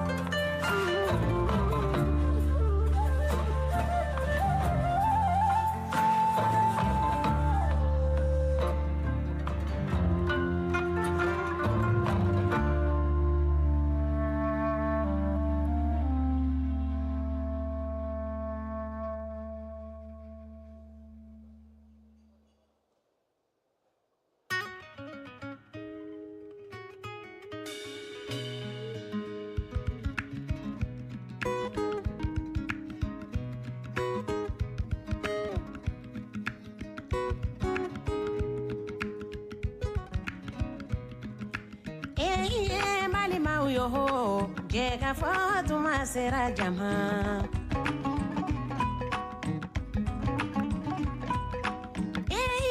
Mbali mauyo jeka Fatuma sera jama.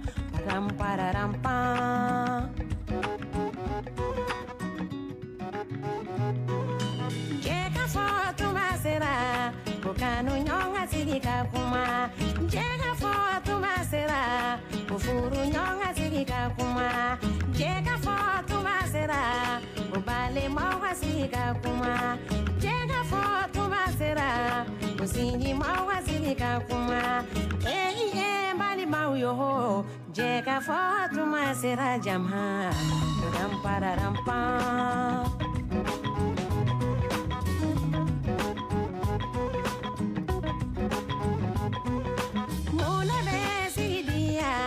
Ojeka fobi sigidia, mune be sigidia, kusika fobi sigidia, mune be sigidia, balema fila bijeka kuma minge, ode be dudia, kubale mauka dudia, mune be dudia, sinama fila bijeka kuma minge, ode be dudia, kusina mauka dudia, mune be Musomni chebi jeka kuma minge Orebe dudia Ufuru nyonga dudia Mbali mauyo jeka Fatuma sera jama Dampara dampa Sindi uyo jeka Fatuma sera jama. Calls to action, high-level commitments, and celebrations were all part of the official opening ceremony held on day 3. It is a great honor for Kenya to host the 59th meeting of the Africa Development Bank Group, which then set a powerful tone for the day. We are making a commitment of $20 million as Kenya into that kitty. We've done well against the headwinds. I think we deserve a clap for Africa. Next, the presidential dialogue carried on in front of a standing room-only crowd, and President Ruto of Kenya urged Africa to invest more in African institutions. We can support more financial institutions, the Africa Development Bank, and all the other continental institutions to support Africa's development and progress. The bank officially launched their 60th anniversary celebrations with a spectacle filled with spoken word, traditional singing, and what's a celebration without dancing? If you thought that was entertaining, wait to see what's in store for the actual anniversary in September. And here, right where I'm standing in this very room, is where the boards of governors held their first sitting. And the Africa Investment Forum hosted a roundtable on project bankability and development, which experts say will be crucial for the continued advancement of this investment platform. Speaking of investment, panelists explain how investments have aided Zimbabwe in its debt arrears process. This event also solicited partner and stakeholder support to fully realize this ambition. Tomorrow promises to dig even deeper into this year's theme with knowledge events and the launch of the bank's flagship report, The African Economic Outlook. From the Green Hill in the Sun, Nairobi, Kenya, I'm Kristen Roby for AFDB TV.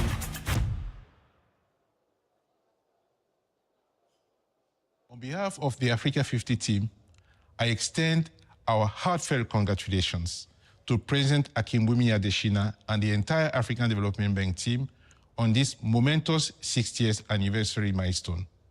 We are looking forward to many more decades of shared progress and prosperity. Day 2 of the annual meetings really dug into the heart of why we're here, to provide a platform for our boards of governors to meet and discuss. The Governors' Dialogue was a full-day event this year. In the morning, the boards of governors raised issues critical to their constituencies, and discussions continued into the afternoon on how to mobilize the private sector for Africa's transformation. We also witnessed the signing of a key financing agreement between the African Development Bank and Somalia, South Sudan, Comoros, and Djibouti on disaster risk management. Another highlight of the day was the Business Opportunities Seminar, where local companies learned how to engage with the bank for business and contract opportunities. The bank also showcased exciting new prospects and networking opportunities. Private businesses, as you know, are the main drivers of development in Africa. Therefore, your success is actually critical for the continent's growth and prosperity, and to our own success. Later in the day, a Horn of Africa Ministerial Roundtable brought together leaders from the 7 countries to address regional integration, fragility, and peace and stability. Financial institutions shared strategic insights and the role of the bank's independent accountability mechanisms in ensuring transparency and responsibility. Africa is providing the promise of sustainability not just for the continent, but beyond. To cap it off, the African Bankers Awards celebrated the best in banking across the continent. And who won Bank of the Year for 2024? Afrexim Bank. Tomorrow, we'll hear firsthand from heads of state about the most pressing issues facing the continent. And don't miss a stunning cultural performance that will open up our 60th anniversary celebrations. Stay tuned and keep following us on social media.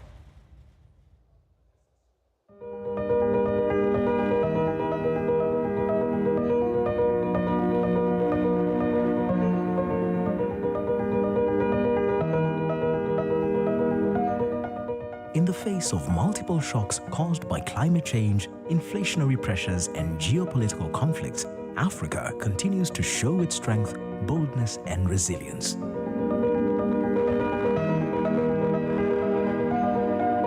Across the continent and through our High Five priorities, the African Development Bank Group is addressing multiple challenges and strengthening Africa's resilience. In over 1,000 locations, the bank's investments totaled $8.2 billion in 2022 and $10 billion in 2023 have nurtured the continent's economic vitality. The High Five priorities are accelerating Africa's transformation.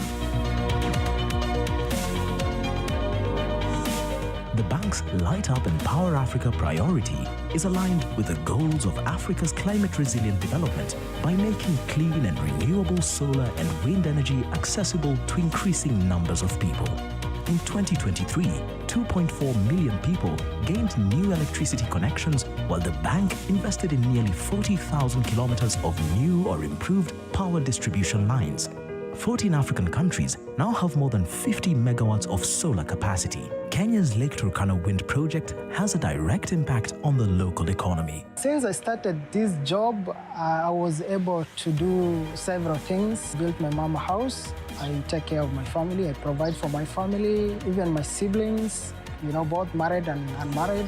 $530 million have been committed to the Desert to Power G5 Sahel financing facility to provide 3.5 million people access to electricity. Africa's food production has been unable to keep up with population growth and the devastating effects of climate change, leading to an increased reliance on food imports. The bank's Feed Africa priority addresses this challenge on multiple fronts. At the Dakar 2 Africa Food Summit, the bank announced an investment of $10 billion over 5 years to increase Africa's ability to end hunger, reduce reliance on unsustainable imports, safeguard food security, and become leading providers of food for the rest of the world. The bank's Technologies for African Agricultural Transformation Initiative, known as TAT, has enabled Ethiopia to become entirely self-sufficient in wheat, and it has increased the average wheat yield in Sudan by 67%. In Chibobo, Zambia, the Agriculture and Food Security Project helps farmers improve the health of their cattle. Tunashitoala kudipi mkudipishako baka skulu mwashitishia mwa bomfi yako mpia mwa sila kwa baka skulu ma uniform tishatu wa family shila tu wa.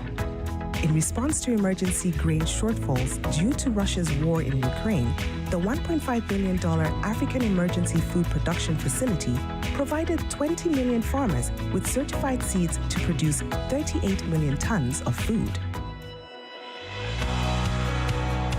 The bank's Industrialize Africa priority is focused on doubling Africa's industrial GDP in the 10 years from 2016 to 2025. To achieve this, major infrastructural and industrial projects have been funded. Also, effective capital markets have been promoted. The bank also supports enterprise development and efficient industry clusters.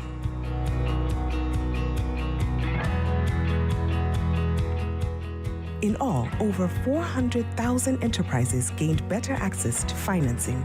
Also, in 2023, 352 kilometers of roads were improved or maintained in order to address critical transport infrastructure bottlenecks. Industrialization also means advances in medicine and production. COVID-19 demonstrated the critical importance of adequate access to medicines. One of the bank's innovative responses is the African Pharmaceutical Technology Foundation to develop Africa's capacity and self-reliance through locally produced medicines and vaccines. 3 in 10 Africans still lack basic drinking water services. To remedy this, the bank's strategic priority to improve the quality of life for the people of Africa has helped over 9 million people gain new or improved access to water and sanitation. Projects like this in Kenya's Narok County have nearly doubled the town's access to clean water. Sahi tunaweza kuosha kwa nyumba, tunaweza kukunywa kwa maji ya tap, maji iko kwa hospitali, tunaweza kutumia maji hata kuoga, hata unapoenda kusalia hospitali. In a continent brimming with millions of young, smart and entrepreneurial youth, job training is critical. Today, the bank's It's Coding for Employment program trains young people for demand-driven digital jobs. Our youth entrepreneurship investment banks and programs support youth employment and innovative companies such as this renewable energy initiative in Senegal to create jobs. Chez APA de Ghana, petit à petit, jusqu'à ce que ce financement-là nous a trouvé et que nous a boosté. De pouvoir acheter des matériels supplémentaires qui pourraient être face par rapport aux besoins. Au début, on était à 4. Et aujourd'hui, avec cette nouvelle démarche, cette nouvelle perspective que nous avons eue, nous a permis de recruter au moins 3 à 4 personnes de plus. In all, over 1 million young Africans received job training in 2023. The bank's Integrate Africa priority supports the Africa Continental Free Trade Area Agreement to help African countries achieve full growth potential. Today, almost every country in the continent has signed and committed to removing tariffs on 90% of goods by 2030. In 2023, the bank also funded over 1,300 kilometers of cross-border power transmission lines and 163 kilometers of cross-border roads. In the process, helping 3.5 million people gain access to better transportation. One-stop border posts like this between Zambia and Malawi cut transport time by 30% and increased regional trade. It has reduced the time taken for the cargo because all the exit and entry formalities are done on one side of the border. The African Development Bank's High 5 priorities are at the heart of our commitment to provide innovative solutions to Africa's numerous complex challenges and to help this beautiful continent of 1.2 billion people achieve strong, resilient, and sustainable growth. Together, we are changing the continent one life at a time and making a difference.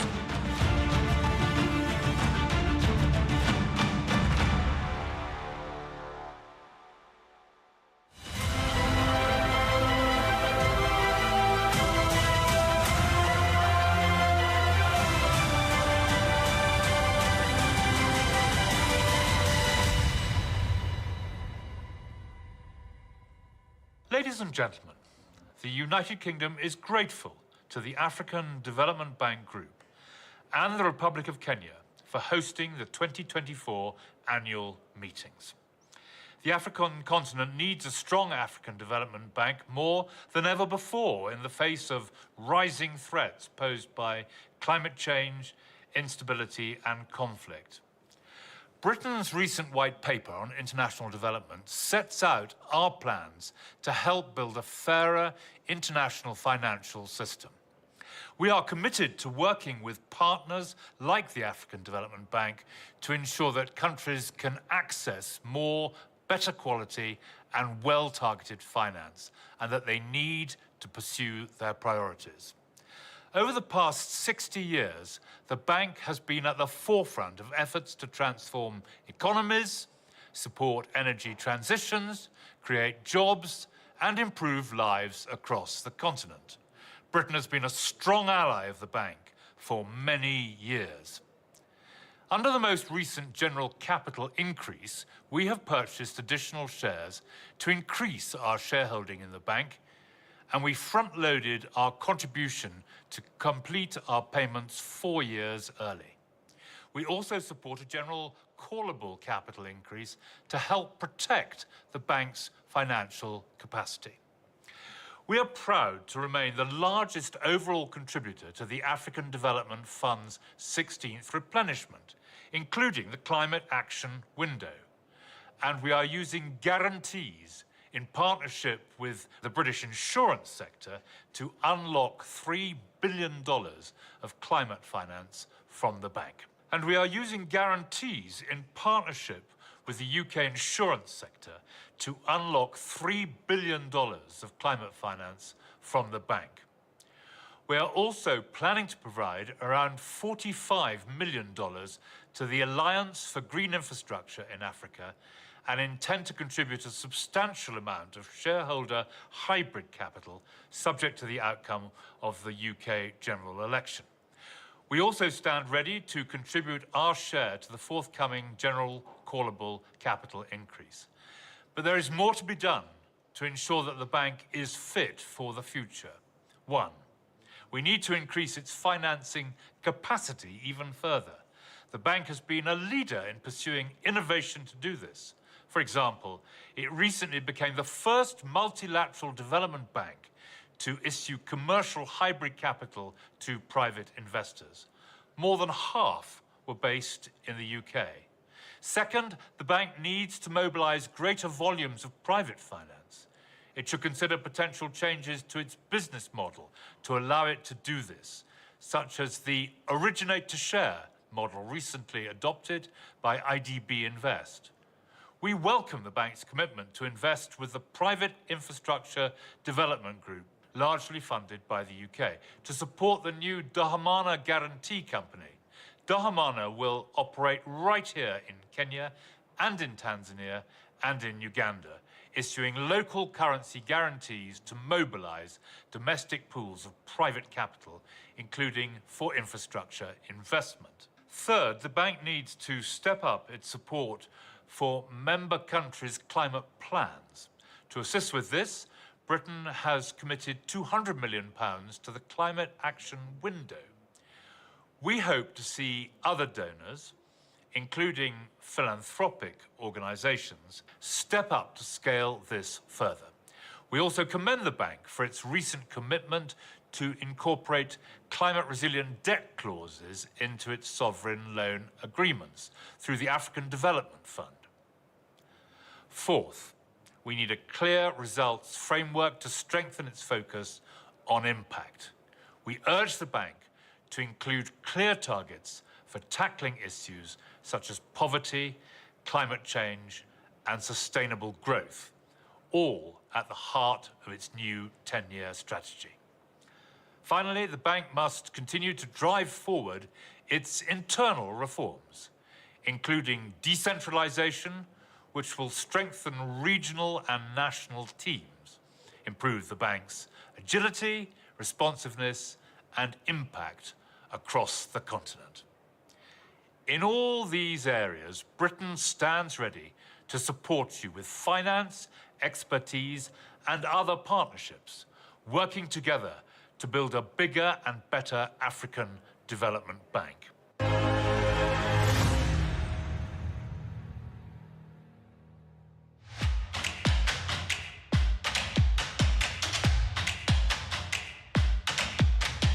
Imagine a day where every moment matters and where every interaction is an opportunity. That was our day today.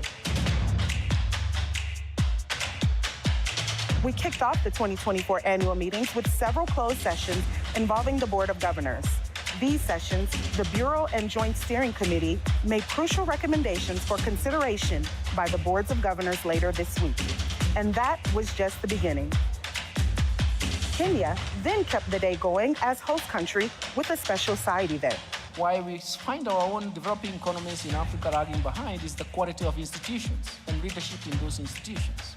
We do believe that if you don't have a human capital expertise, we are going to lag behind. If we have a power project in Kenya, how can youth get integrated in that power project? And that wasn't all.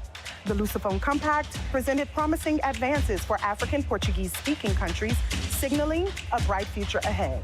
Debates continued with the African Legal Support Facility Governing Council and an inspiring session on education with the African Development Bank and the African Union. The government support since 1970, every 20 years, enrollment in tertiary education has doubled. That means that there have been investments.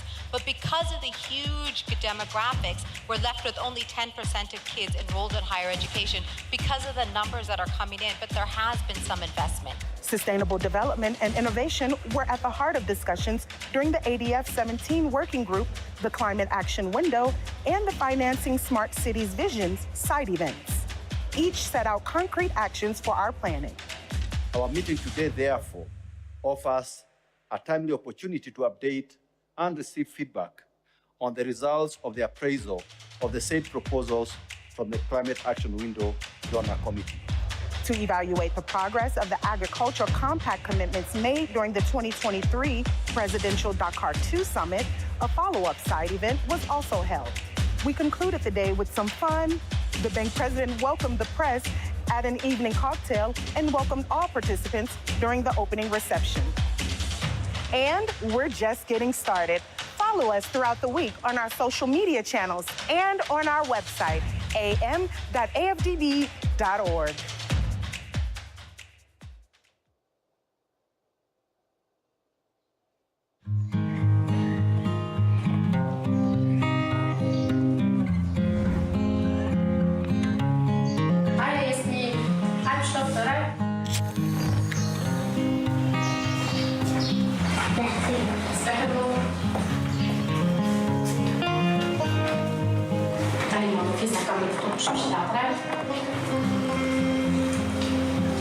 اللي لاحظته في علاقة ياسمين بالمدرسة تبدلت ياسر، ولات فرحانة بالمدرسة، تستنى وقتاش تمشي تقرأ باش تستعمل التابلت، بدلت فيها برشا حاجات، نفحتها برشا بالقراية، ولات هي تبدأ تقيم فيا الصباح، تزرب فيا باش تمشي تقرأ.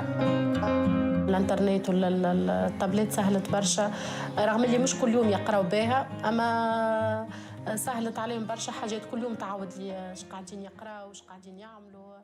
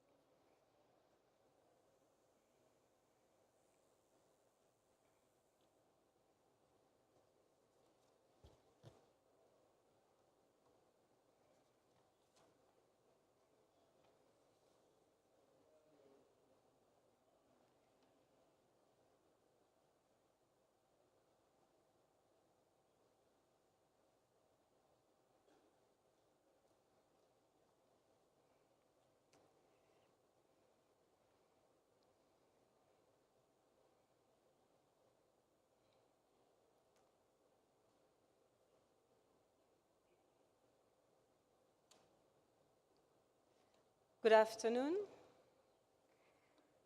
Mr. President, honorable governors, ladies and gentlemen, all protocols observed.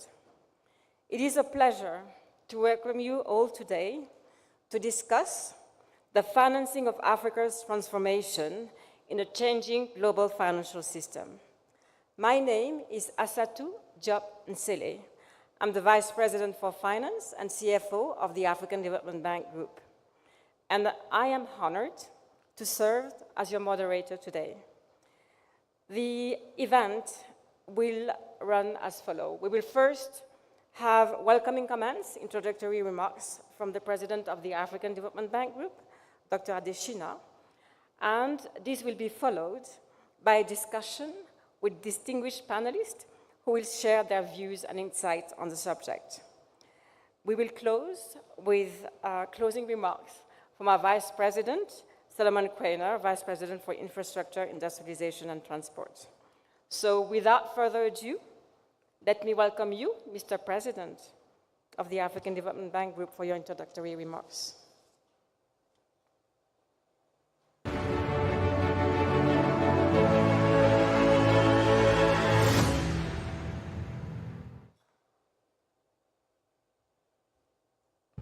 Thank you very much, and good evening, their governors, distinguished ladies and gentlemen. When you saw us actually in front, actually taking that photograph that many of us saw us, it was part of this program. It was not something we did outside of the program. And that's because when you think about financing Africa's transformation in a changing global financial architecture, the first thing that we think about is how do African financial institutions themselves finance Africa's transformation? Before we start asking others to finance us, we've got to be able to finance ourselves.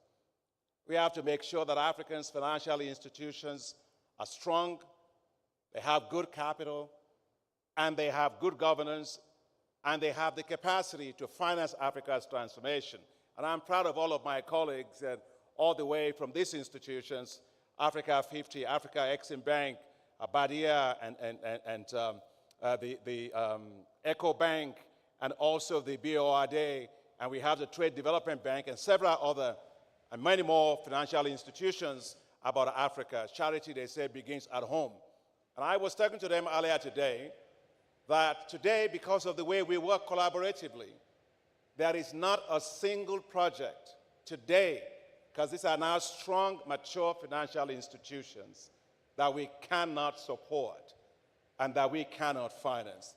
So my first message is capitalize strong African financial institutions. The second issue that I want to raise as we think about the global financial architecture is to ask ourselves how that global financial architecture is serving Africa and what needs to be done to improve how it's supposed to be serving Africa. So I'll make a few points. First, that global financial architecture is not serving Africa well in terms of mobilizing resources to achieve the Sustainable Development Goals. And as you know, the UN Secretary General says that it used to be $2.5 trillion that we needed. Now we need $4 trillion to be able to do that. And Africa itself just needs $1.5 trillion to be able to meet those Sustainable Development Goals. And Africa isn't getting that money. So there's something fundamentally wrong in a continent that still needs 600 million people to be connected to electricity, in a continent that still needs money to have 1.2 billion people to have access to clean cooking energy. So the global financial architecture has to do more to meet the needs of Africa, to meet the Sustainable Development Goals. The second point about it is the global financial architecture is not serving Africa well when it comes to the issue of debt. In the 90s, you will recall, we had the highly indebted poor country initiatives. We had a multilateral debt relief initiative. It took forever for those negotiations to be concluded, and Africa had lost one whole decade. And today, as we are here, we are in a situation where Africa has to pay this year $74 billion in terms of interest payments, servicing their cost for debt. And we had a debt service suspension initiative. Yes, fine, but it simply postponed the difficult day, the evil day. We have the G20 Common Framework, which we all agree with. It's a great framework, but it's worked for Creditors Committee for Chad, for Ghana. They had also Ghana, Ethiopia, but it's slow. And so we cannot afford a situation in which, once again, the global financial architecture fails Africa. And today, as I speak to you, because of the overlapping payments that are going to be due, Africa will need this year alone to pay it will need $20 billion to refinance its debt. Next year, it will be $10 billion to refinance it for the next 5 years, every year. but there is not a single global financial institution that exists to deal with refinancing of Africa's debt. IMF is not set up to do that. And that's why, to us at the African Development Bank, we are actually working based on what the African Union asked us to do, on what's called the Africa Financial Stability Mechanism, just like you have in Europe, just like you have in Arab countries. A shock should not have to deal with contagion effects across all of our economies. And so this will be a vehicle that will actually be able to do the refinancing of Africa's debt, because you can't go far to run, have the kind of growth rate that the chief economist talked to us about today. He said, well, we need 7% to maybe 10% growth rate for the next 10, 20, 30 years. We can't do that if we are carrying a debt backpack of debt on our back. So the point I want to make is we have to make the global financial architecture when it comes to debt comprehensive. We have to make sure that it also is able to do debt relief and debt resolution faster. The third has to do with climate change. The global financial architecture is failing Africa on climate change.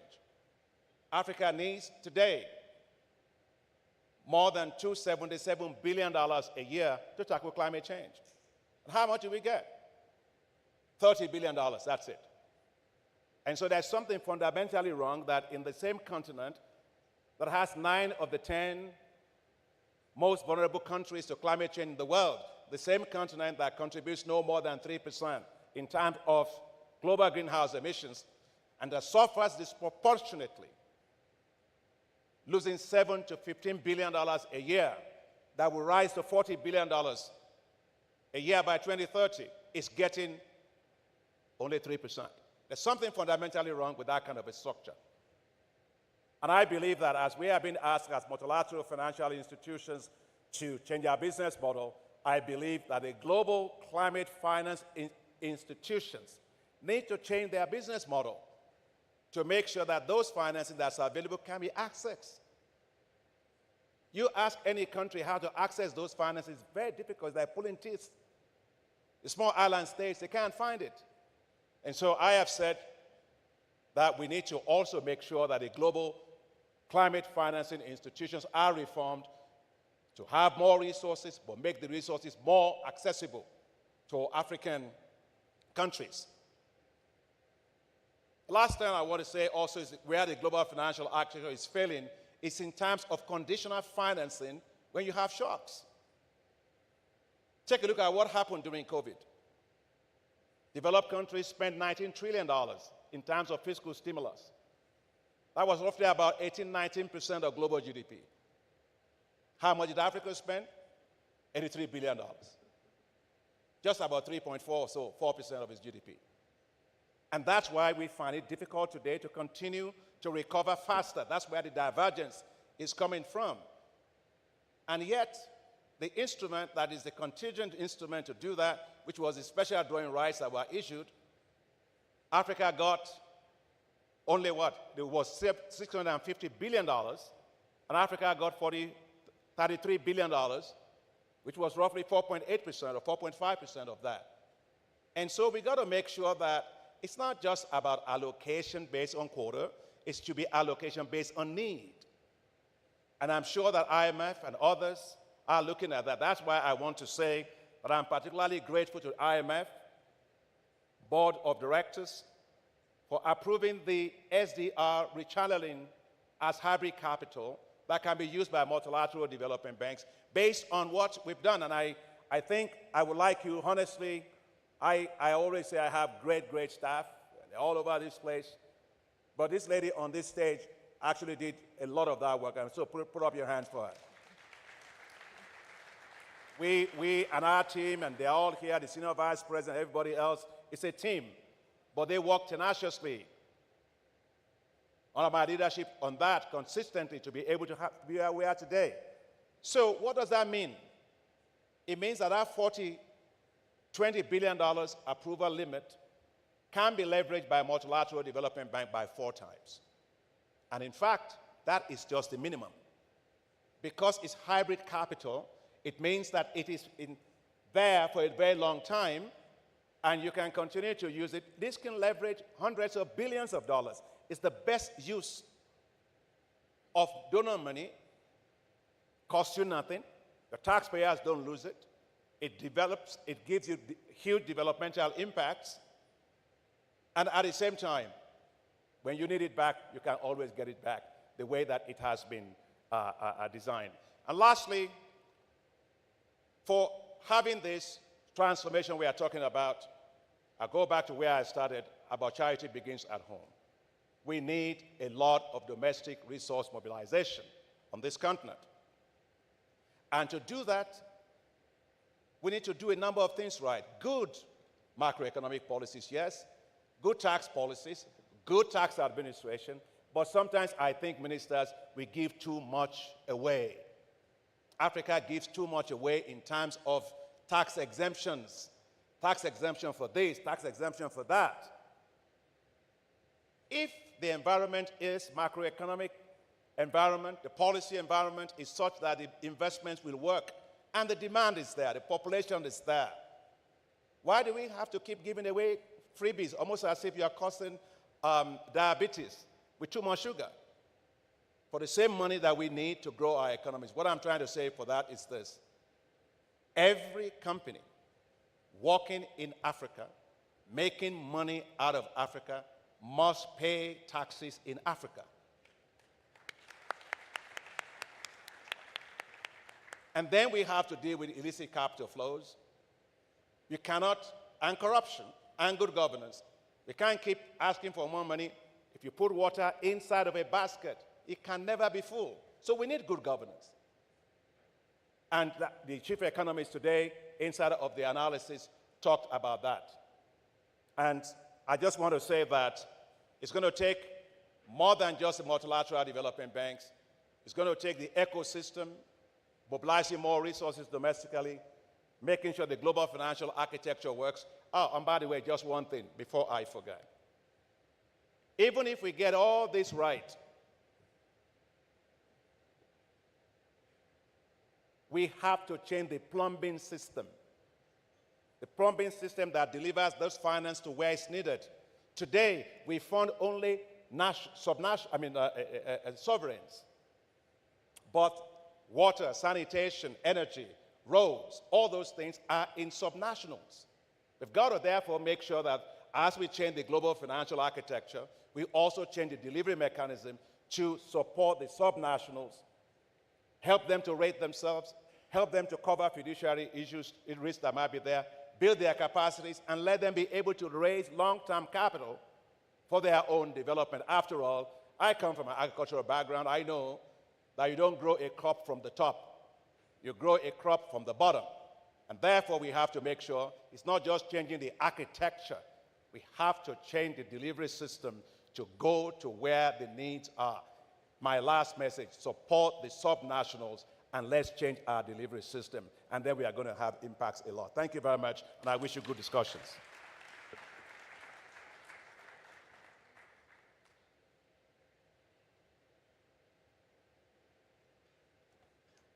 Thank you. Thank you very much, Mr. President, for your insightful comments.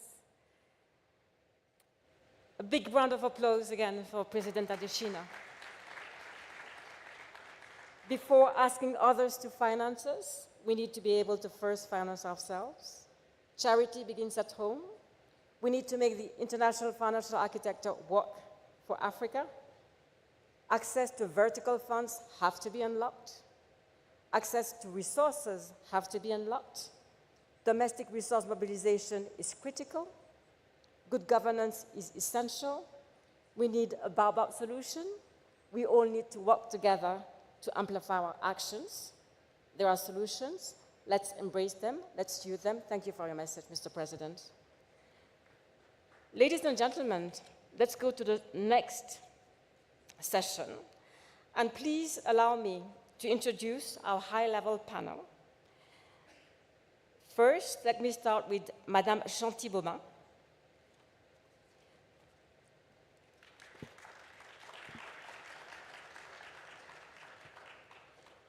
Mrs. Chanty-Bobin was appointed Deputy Assistant Secretary, Multilateral Financial Affairs and Development in the Directorate General of the Treasury, the Ministry for the Economy and Finance and Industrial and Digital Sovereignty in France in December of last year.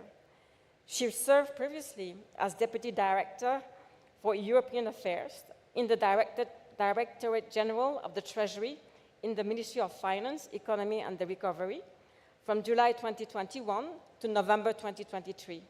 And before that, she served as Head of Regional Economic Service at the French Embassy in Madrid between 2019 and 2021.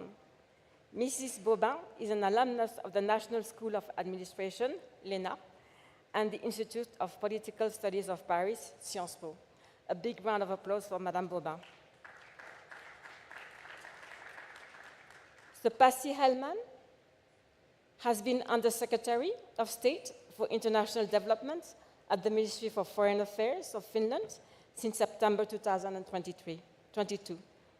His 30-year international career has focused on the nexus of international relations, global and development issues, sustainable finance, and business internationalization. He has been a career diplomat in the Finnish Foreign Service since 1995, and before his current position, Mr. Hellman was Finland's Consul General in Shanghai, China. Mr. Hellman was also the Managing Director in the Northern Development Fund in Helsinki and has served in the Board of Directors of the Asian Development Bank in Manila. He has a wide experience of board-level positions in national and international financial and other institutions, most notably in the African Guarantee Fund, UNO-WIDER, and as Finland governor or alternate governor in various international financial institutions, the African Development Bank, the Asian Development Bank, IDB, and IFAD. A big round of applause for Mr. Hellman. Mr. Ole Thonke is the Undersecretary of Development Policy at the Ministry of Foreign Affairs, Denmark, and he's the alternate governor for Denmark in the African Development Bank. Mr. Thonke is a career diplomat with over 15 years of experience in different parts of the world, and prior to his recent deployment, he was the ambassador of Denmark to Kenya between 2020 and October 2023. Mr. Admasu Tadesse has been serving as Trade and Development Bank Group President and Managing Director since 2022.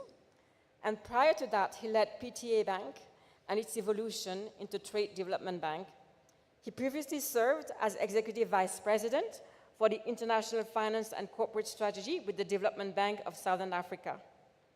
Under his leadership, TDB Group has expanded into several new and underserved markets with new strategies, new strategic business units and subsidiaries, achieved investment-grade ratings, with total asset growing about tenfold to $10 billion in 2023. Its equity capital has also multiplied manifold, with its investor base more than doubling to 48 shareholders. He is a recipient of several distinctions and awards, including African Banker of the Year, African Business Leader of the Year, and Development Banker of the Year. He is an alumnus of the London School of Economics, Western University, with Business School, and Harvard Business School. A big round of applause for Mr. Tadesse. His Excellency Dr. Sidi Ulta is the president of the Arab Bank for Economic Development in Africa, BADEA, a major AAA MDB, multilateral development bank, at the service of the Arab-African solidarity. Under his transformational leadership, since his appointment in 2015, BADEA established itself as a key long-term development partner in Africa with a special focus on social impact, sustainability, private sector, and trade finance.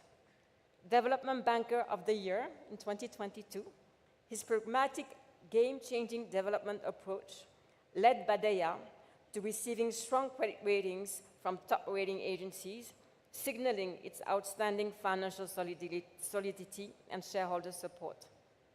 Prior to joining the bank, he served as Mauritanian Minister of Economic Affairs and Development and worked with the Islamic Development Bank Group. He holds a PhD in economics from the French University of Nice, Sophia Antipolis. Big round of applause. Mr. Serge Ekwe is the president of the West African Development Bank, BOAD, since August 2020. Prior to joining BOAD, he served as Natixis Corporate and Investment Banking country manager for the UK in London since 2016. He combined this position with that of head of global capital markets for Europe, Middle East, and Africa. In addition, Serge Ekwe was previously head of Natixis Africa and Russia departments. A well-known expert in financial and capital markets, Mr. Ekwe managed Natixis global markets for the Asia-Pacific region for nearly 6 years before taking over as CEO of the bank based in Hong Kong. Having held these important positions worldwide, he has over 20 years of experience in international finance, structured finance, and markets. Mr. Ekwe is a graduate of the Institut d'études politiques de Bordeaux and holds a postgraduate degree in banking and finance from Paris 5 University and an executive MBA from HEC Paris. Big round of applause for Mr. Ekwe, please. Mr. Jeremy Aori is the group CEO of EcoBank. And prior to EcoBank, Jeremy Aori had leadership roles in international and African banking majors, serving in 3 continents, including as managing directors of Absa Bank in Kenya and managing director, Standard Chartered Bank of Tanzania, in the Middle East and Africa.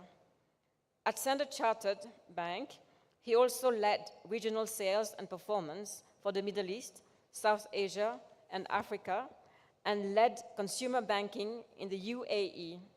He holds an MBA from McGill University in Canada. A big round of applause. Mr. Alain Ebobisse is the CEO of Africa 50 and the Pan-African Infrastructure Investment Platform, capitalized by the African Development Bank and over 20 African countries and central banks. Prior to Africa 50, he was global head for the World Bank Group's Global Infrastructure Project Development Fund, IFC Infraventures. He oversaw a team of experienced infrastructure specialists in the development of an investment in numerous infrastructure projects in Africa, Asia, Europe, and Latin America. He also served as CIO in the Chief Investment Officer in the Global Infrastructure and Natural Resources Department of the IFC and held several positions in the financial sector in France. A big round of applause for Mr. Ebobisse. And Mr. Armando Manuel is a distinguished professional renowned for his contributions to economics, finance, and governance, both nationally and internationally. With a rich and varied career, Mr. Manuel has played a pivotal role in shaping economic policies and fostering strategic leadership, leaving an enduring impact on the global landscape of economic development. As chairman of the FSDEA, Mr. Manuel leverages his extensive expertise in sovereign wealth management to drive sustainable economic development and enhance Angola's economic resilience. In his role as advisor to the President of the Republic of Angola at the Economic and Social Council, Mr. Manuel provides strategic insights and policy recommendations to the President, contributing significantly to the country's economic and social development agenda. His dedication to education and research underscores his passion for nurturing talent and fostering intellectual growth. Thank you very much for accepting this invitation.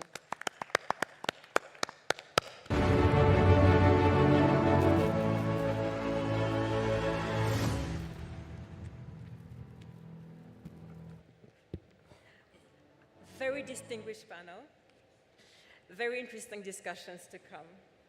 So, ladies and gentlemen, let me start with Madame Chanty-Bobin. what suggestions do you have for development financing institutions to better tap into the emerging and cheaper global green financing opportunities? We're trying to find the 1 trillion that we need to attain the SDGs in Africa.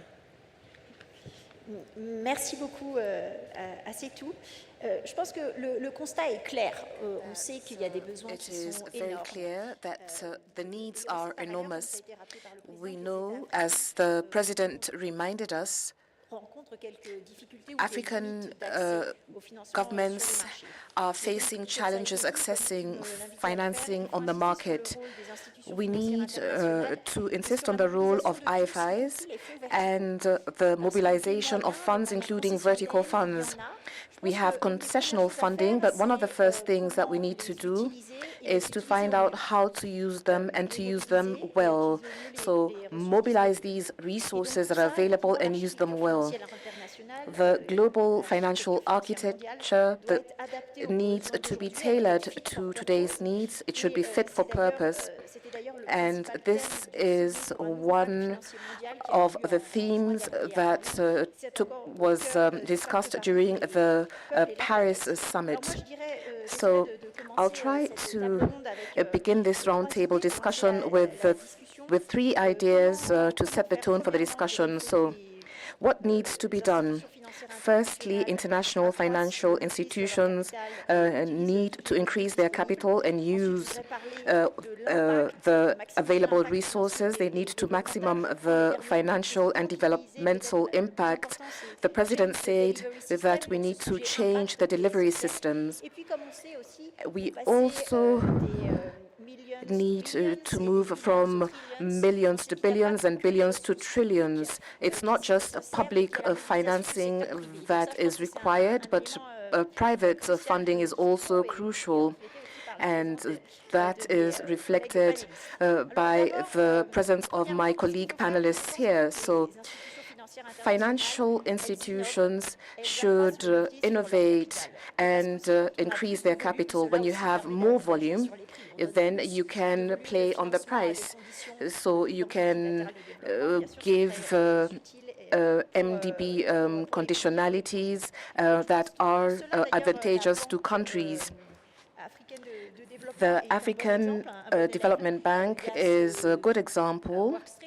There's a work stream to optimize the funding of MDBs, and that is part of the roadmap of G20 on MDBs. Innovative instruments should be developed and leveraged. I would like to say something. I've been listening very keenly to previous sessions, and I'd like to come back to the issues of SDRs in 2021. In the post-COVID context, with the key challenges that emerged, there was a commitment made by African countries supported by France and G20 countries to re-channel 1 billion SDRs to the most vulnerable economies. So this is something that we have been pushing since 2021, the commitment to rechannel 1 billion SDRs, and 3/4 of this amount has been operationalized. There are things that need to be done, but there are things that have been done. And for example, the 3/4 of the billion amount for SDRs has been operationalized. The Poverty and Reduction Initiative and the Resilience and Sustainable Trust Fund have been put in motion.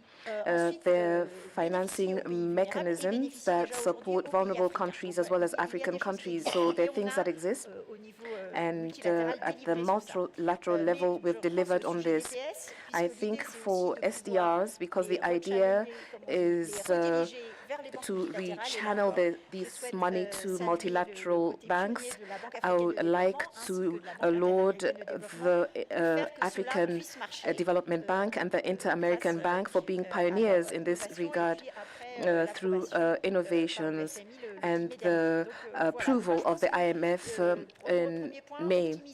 So we need to optimize our funds, use innovative instruments, and my other colleagues will talk about this. Innovating does not simply mean creating new things.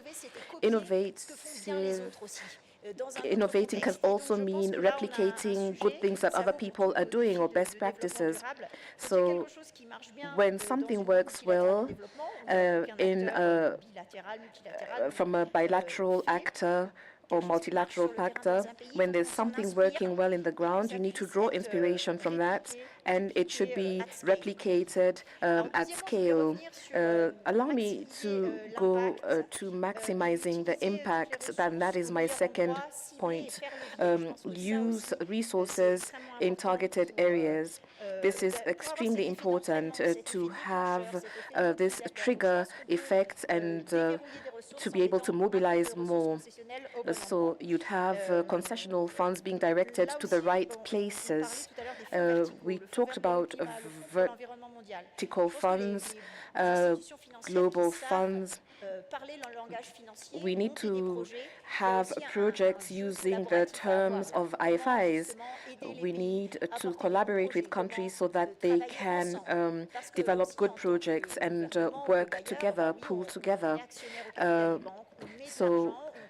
As shareholders, we try to replenish the funds, and everybody in the ecosystem should be able to collaborate. And thirdly, I'd like to say to move from billions to trillions, and we've been trying to do this for years. We know public funding is not enough, but need to channel public funds to the right place and bring in private capital for energy, water, sanitation, infrastructure projects.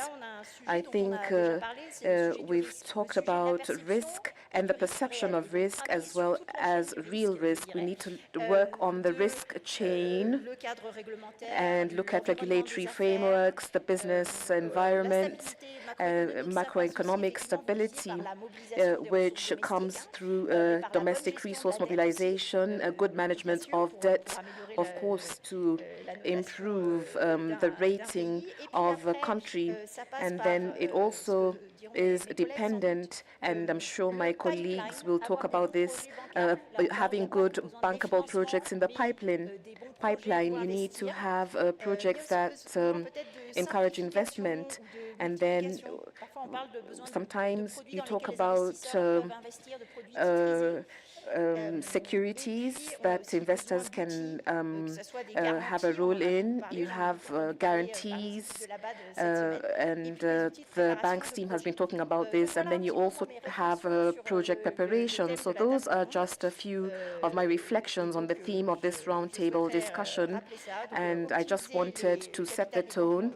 We need to optimize the funding of MDBs for our countries and maximize the impact. And then we need to continue mobilizing private financing through the private sector with minimum concessional bonds and other instruments. Thank you very much, Ms. Bobin. You've spoken well. To move from billions and to trillions, you need the private sector. You've also recalled the commitment of President Macron to re-channel funds. Vous avez également parlé d'une plus grande collaboration au niveau des institutions financières pour répliquer et adapter certaines solutions qui some solutions that work, and we need to ensure that we have a good business climate and a more tailored global financial architecture. You've heard Mrs. Bobin. So what other innovative financing options are you using in your country, and can they be leveraged for the sustainable transformation of Africa? Thank you, moderator, and thank you for that question, and particularly for the question being very concrete and I think practically oriented. I think as we Finnish people are not that well known to be great in rhetorics or great presenters or orators, unlike some of our very excellent African and AFDB leaders. It has been a pleasure to hear so many excellent presentations. But I would like to focus on three very concrete topics that can be helpful in trying to find new innovative financing options for the sustainable transformation of Africa. First of all, we are very much in Finland focusing on circular economy, and in a way that it can provide responses and answers for a lot of things: resource efficiency, materials efficiency. So it's much more than just recycling, and it's actually having this impact of improving materials efficiency and being environmentally friendly, and at the same time producing cost savings. So we have actually, together with the AFDB and the Nordic Development Fund and Government of Finland, we have established a African Circular Economy Facility, which is managed and hosted by the bank. And I think that's a very relevant option for African regional member countries of AFDB. Through the facility, you can get technical support, technical assistance, you can get support in project development, you can get policy advice for sort of a national circular economy roadmaps.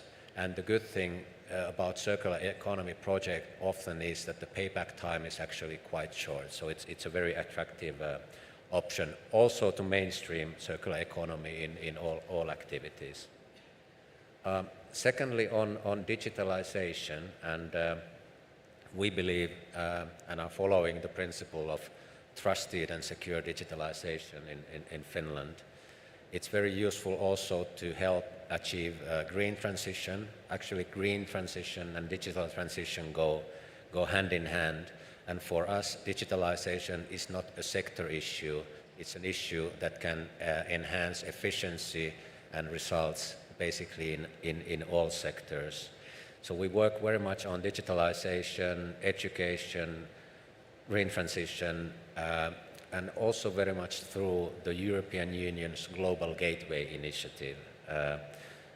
As an example, under the data governance in Africa Global Gateway, kind of a flagship project, we are leading something called Digital Invest Facility, which is a technical assistance facility aimed at mobilizing finance to green and secure data centers and other infrastructures in sub-Saharan Africa. This might be of interest to AFDB, specifically for the NEPAD IPPEF.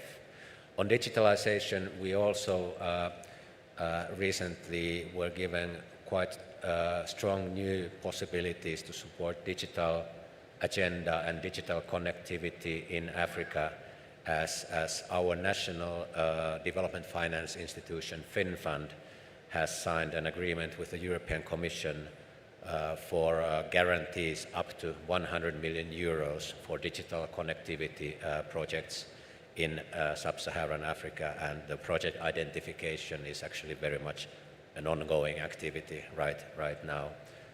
And maybe thirdly, very briefly, I would also like to mention the possibilities then to collaborate and tap into collaboration with the European Bank for Reconstruction and Development.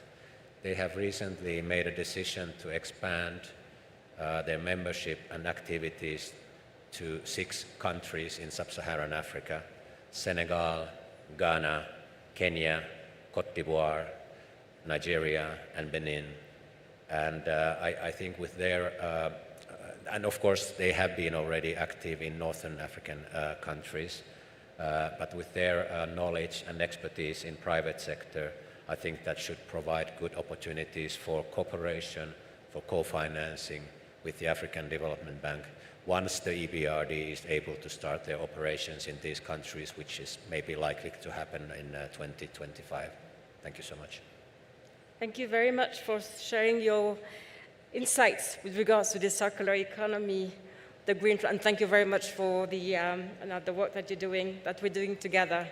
on the African Circular Economy Facility, shared green transition, the digital connectivity, and the potential of working even more with the EBRD. So thank you very much. So let me turn to you, Governor Tonke. So from your experience in a developed country, how can Africa sustainably finance its transformation?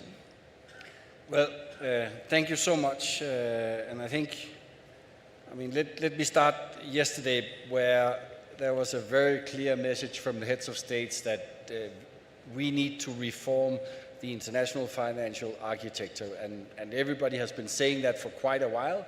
And I think we have come some way, but we have definitely not come far enough.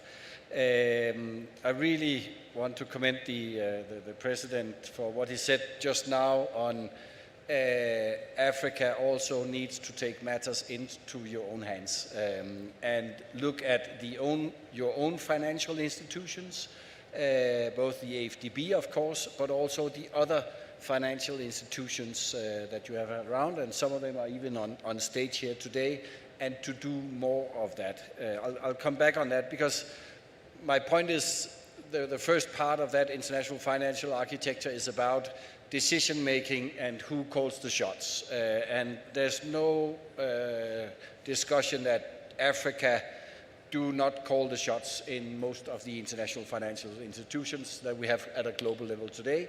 And the only place where you call the shots is in your own institutions, like the African Development Bank. And we know how hard it is to change the governance structure of, the UN we've been discussing for I don't know how many decades that we should change the structure of the Security Council because it's not really functioning.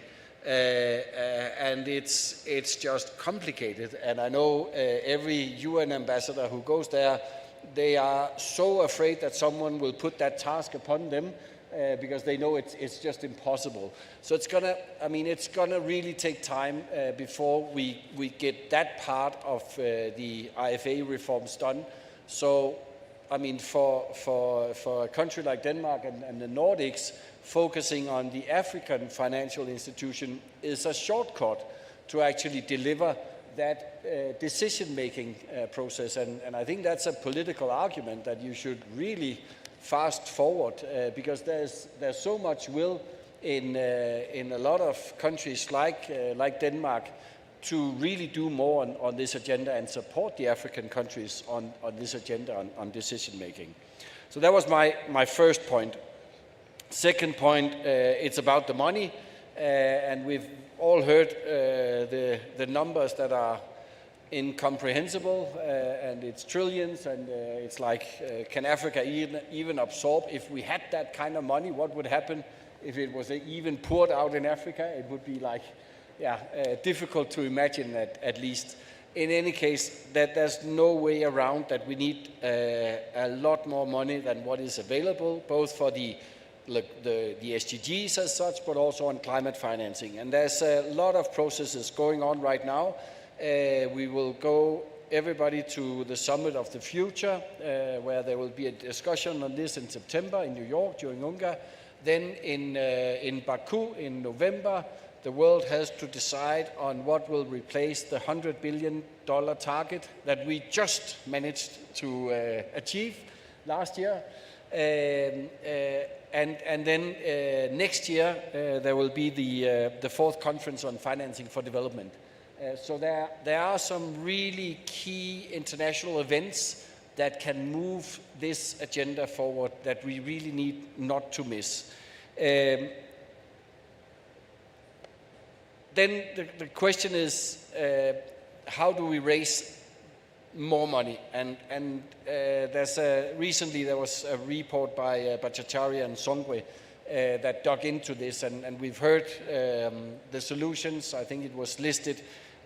First, we need to look at the MDBs. How can we make them bigger? And there we have the G20 CAF recommendation, and again, we need to focus more on, I believe, the African institutions. We as Denmark increased our contribution to the African Fund development fund. And we also really want to do more with the bank in the future. And again, I think you have a strong case, especially also because since the bank is doing quite well these days. Secondly, you are doing hybrid capital, and you were first mover on that. I really commend the bank on that. I think it has potential. You also, I know, are looking into shareholder capital, the World Bank model. For us development partners, that is attractive since we can swap it, and I don't believe it will mean that we will just be status quo. I believe there will be, if we buy the hybrid capital, we will not go to when you have the capital discussions and just to exchange that and say that's what we have. We will have to come with more on that. Then I believe the guarantees is a key way forward. There's been a lot of discussion on the SDRs, and can we, as Western countries, use our SDRs and transfer that to Africa? It is difficult because of EU legislation for a country like Denmark to do that. But if we do a bilateral guarantee scheme, fundamentally, I mean, one way or the other, it's the same thing we are doing. We are using our AAA agents rating and transferring that to a project being in Africa or somewhere else when we guarantee it. So I believe, and we have initiated a new bilateral guarantee scheme inspired by Sweden, and that raises, I mean, billions, and even for Denmark, billions of dollars is a lot of money, but we can actually raise that through guarantees. And what it does is that when investors and when we try to attract private investors to Africa, which we really need to do, you can either lower the risk, because that's what they're all talking about, it's too risky to go to Africa, and guarantees is the perfect way to lower the risk. The other thing we can do is offer more concessional loans and try to blend it. So that's the other thing we are trying to do. We just increased our funding for our DFI, so we will triple the amount that our DFI can invest, and it has to invest 50% in Africa. And we are, it is using some of the capital, concessional capital, and guarantees to do funds that will invest in either climate mitigation or adaptation. So we are providing, for instance, together with the Nordic countries and the US, a base of either first loss equity or first loss guarantees. Then we offer that to the market of asset managers and ask them how much private capital can you raise if you have a base of 100 million guaranteed from our system. So the latest one is a $100 million dollar guarantee for adaptation in Africa. And the signals we got from asset managers at a global level is that will raise $500 million from the private market for adaptation in Africa. So instruments like that, we need to do more of that in the future. Then coming back to the African institutions, we have an excellent cooperation with the TDB, and we have our DFI investing it. We need to do more of that, I believe. Denmark, we had a superb collaboration with the bank on the African Guarantee Fund. I mean, that instrument should be tripled, I believe. It has a lot of potential, and I know many of the private institutions also on stage actually use them to leverage the private money. So more of that, and also because the African institutions, they have a much better local knowledge, they have the political sense on the continent, and they also have a much better idea of the real risk of investing in Africa. So I'm really and advocate for more of that. And then finally, of course, domestic resource mobilization. There's no way around it. And again, on this agenda on African institutions, I mean, to really raise them to a level where they deliver, you need more domestic resource mobilization, and you need African governments to actually chip in and put your hand on the plate, just like we saw President Ruto do yesterday, where he announced a contribution to the fund. Thank you so much. Thank you very much. So we need to leverage our African DFIs. The numbers are daunting. We need to move forward in the agenda, keep the conversation going, moving from words to action, maybe at the Summit of the Future. The G20 CAF review does provide guidance from NDBs to do more in DFIs as well. And I'm definitely prepping for my mission to Denmark to discuss hybrid capital and guarantees with you. Me and others, I'm sure. So domestic resource mobilization, and again, the important role that African DFIs can play. And you mentioned the African guaranteed funds, and we are shareholders of that institution as well. Thank you very much. So let me turn to you, President Pades. How can development finance institutions better finance Africa's sustainable and inclusive transformation and growth? Merci beaucoup. En effet, les banques de développement multilatérales sont appelées à jouer un rôle beaucoup plus important dans le financement du développement durable et de l'inclusion dans le développement. Et pour pouvoir jouer ce rôle, il est évident que dans le cas des institutions multilatérales de financement et de développement au niveau du continent africain, il y a une urgence development finance institutions, it is urgent to vest them with sufficient capital. This means that they must be provided with their own funds in sufficient amounts. How can they be recapitalized? This can be done in several ways. Firstly, through states, which must understand that a dollar invested in a DFI in Africa has a multiplier effect which is much larger than using a dollar to finance investments directly in the country.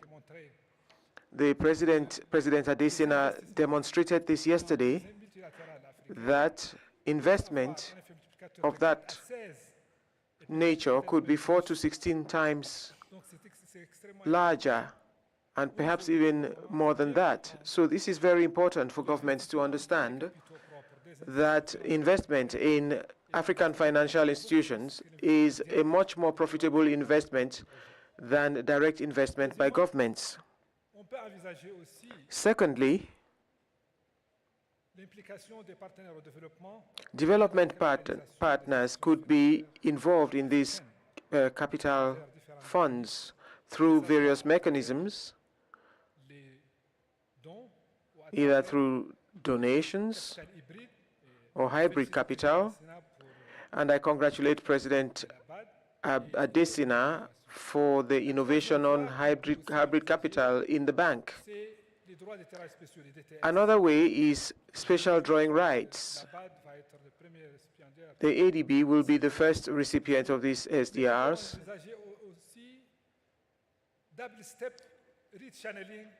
There could also be double-step rechanneling of SDRs. I explained this. As a bank that can receive SDRs, the ADB can channel some of these SDRs to other development finance institutions in Africa which are not eligible for this mechanism. This means that there will be a multiplier effect that could be exponential in its reach, in that each institution that receives the SDRs could, in turn, use them in the markets to raise much higher amounts and multiply the amounts. This would be to increase the funding for financial institutions. Another important aspect is that of partnership. No institution can claim alone that it can significantly meet the needs of Africans. This means that there must be partnership between institutions. I am very pleased that we met this morning in this regard with regional economic groups. I congratulate President Adesina for this initiative. This is because together we can do what no single institution can do. The effect of that partnership would be to create a multiplier effect for impacts of the projects and programs we will fund, and especially in the beneficiary countries. So two aspects are important. Provide funds to financial institutions and partnerships. Thank you very much, Mr. President. The resources we need are considerable. Multilateralism and its multiplier effect. Des instruments novateurs pour optimiser les bilans. Le DTS acheminé aux institutions financières africaines, et d'ailleurs c'est prévu. Development finance institutions. This is something that the ADB is working on. President Adesina, in this regard, hopes that some of the SDRs that are sent to the AFDB should also be directed to financial institutions in Africa. And then there is partnership to amplify the available resources. So this is something of the beginnings of a solution to finding the funds we need. Thank you very much. President Anmasu Tades. How can development financing institutions better finance Africa's sustainable and inclusive transformation and growth? Please. Thank you very much, Hassatu. Also delighted to be part of this interesting conversation.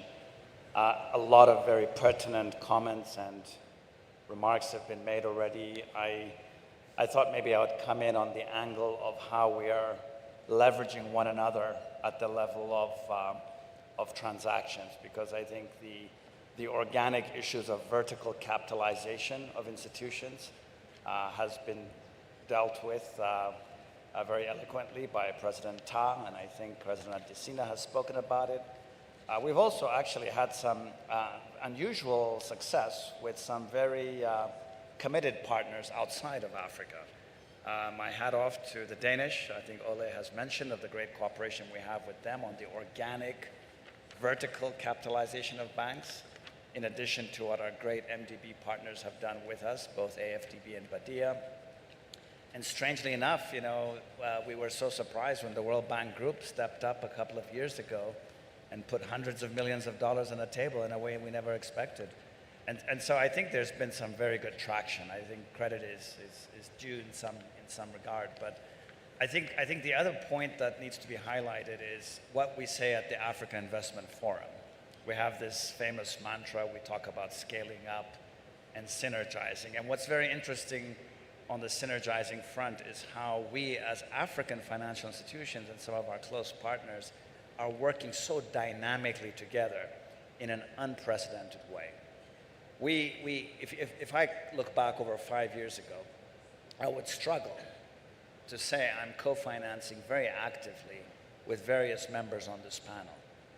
Today, the strength of my partnership with the Badias of this world, of course AFDB is historic, but Africa 50, which is a fairly young initiative, we've done amazing things with them, and just during these AFDB annual meetings, I received a message from Africa 50 saying, velocity is very important. Scale, yes, of course, we're all working on scale, but we can't lose time. We have deals we're working on together.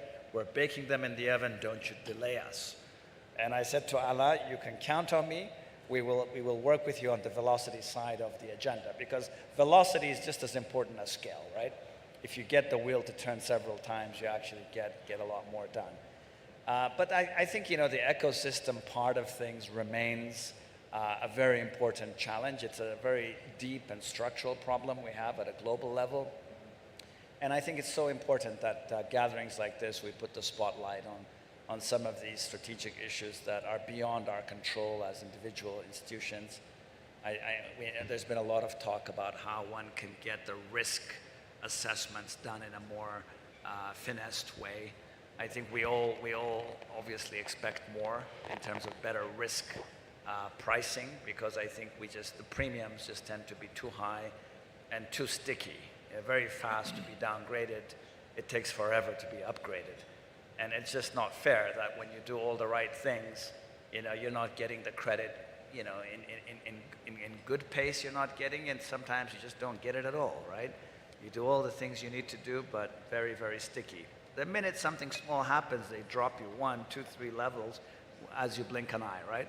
And so I think there's really fairness issues. I don't know what it is. So I was wondering the other day, is it a financial architecture issue, or is it a bad practice issue? Because finance is about risk and return, right? There's nothing wrong with the mechanics or the logic of risk and return. The problem is the practice of risk assessment, and that practice is loaded, and it's so much bias there. And then you end up with very unfair return levels being expected, and then you just have hoops you have to jump through that become very, very onerous. But I think at the African institutional level, we've had great success. I think, like the institutions from Denmark who've come to the party, I think we put our hat out to the African pension funds, where, I think our good colleague from France talked about, the challenge of trillions to billions. In 2015, when the SDGs came out, there was this big call to bring institutional investors into the equation. And we decided to test. And a lot of us thought we would go global to test, but actually we started testing in Africa. Today I have almost 20 institutional investors, pension funds, insurance companies, sovereign wealth funds who've come to the party in a way that has really surprised us and delighted us. And I think on the back of that, we have a much better way of going to the rest of the world and saying, African capital has come. African capital is here and is at work. It's doing its share of the multiplier effect. But of course, our surplus capital is limited, so we need more, and we need to keep reaching out. And I think this is where partners like Badia have been exceptional. We're doing very innovative things with Badia on the capital side of things, but also in terms of co-financing. Not everybody knows this, but AGF has done a great job on the SME side, but trade finance is another segment of the financing landscape that's got huge challenges. The last study, I think the AFDB done, it was a $120 billion gap. Like agriculture, like infrastructure, it's just another segment of the landscape, huge gaps. And there again, we need to leverage one another. You need partners. And I think both ADB and Badia have come in with guarantees, risk participation instruments that have allowed us to do hundreds of millions of dollars more. And I think one also needs to give credit to the British. BII has come in and put hundreds of millions of dollars on the table with us, not just in terms of guarantees, even funding to back up those guarantees. So I think our ecosystem needs synergy in more ways. We've had a lot of success doing more together, members on this panel and many others who are not here, but it's not enough, right? That's the problem. I think the agenda, the gaps in development financing that we're all solving for, they're getting bigger. Before COVID, we used to talk about gaps. Today, you just multiply 2x because things have happened, and then we have the demographics, and then new shocks have come, priorities have moved globally, and so we're really struggling. So I think, we just have to put a bigger premium on the synergy effect, and I think we have good momentum. I hope our global partners can join the party the way the African financial institutions have. I've been meeting many of them here at the AFDB annual meetings, and I'm hoping that we can continue to scale up aggressively at the vertical level, because the horizontal is working well. We have so many interesting examples to point to, but it's not enough. Thank you very much. As you've indicated, velocity and scale is key. We need to look at the practice of risk assessment. You've talked about, the fact that African capital has come. African capital is here to stay. And let our global partners join the party. Message heard, I hope. We can only praise the dynamism and collaboration that already exists at the DFI level, but we need to move to the next levels because of the trillions. So you've talked also about the African Investment Forum, the synergies, but also there is the powerful convening power of that platform and how it can also help us go to the next level.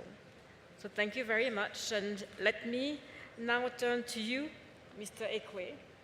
So what is your institution, BOAD, doing to support Africa's transformation?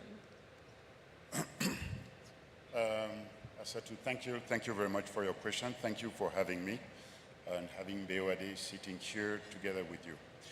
The answer would be of three elements.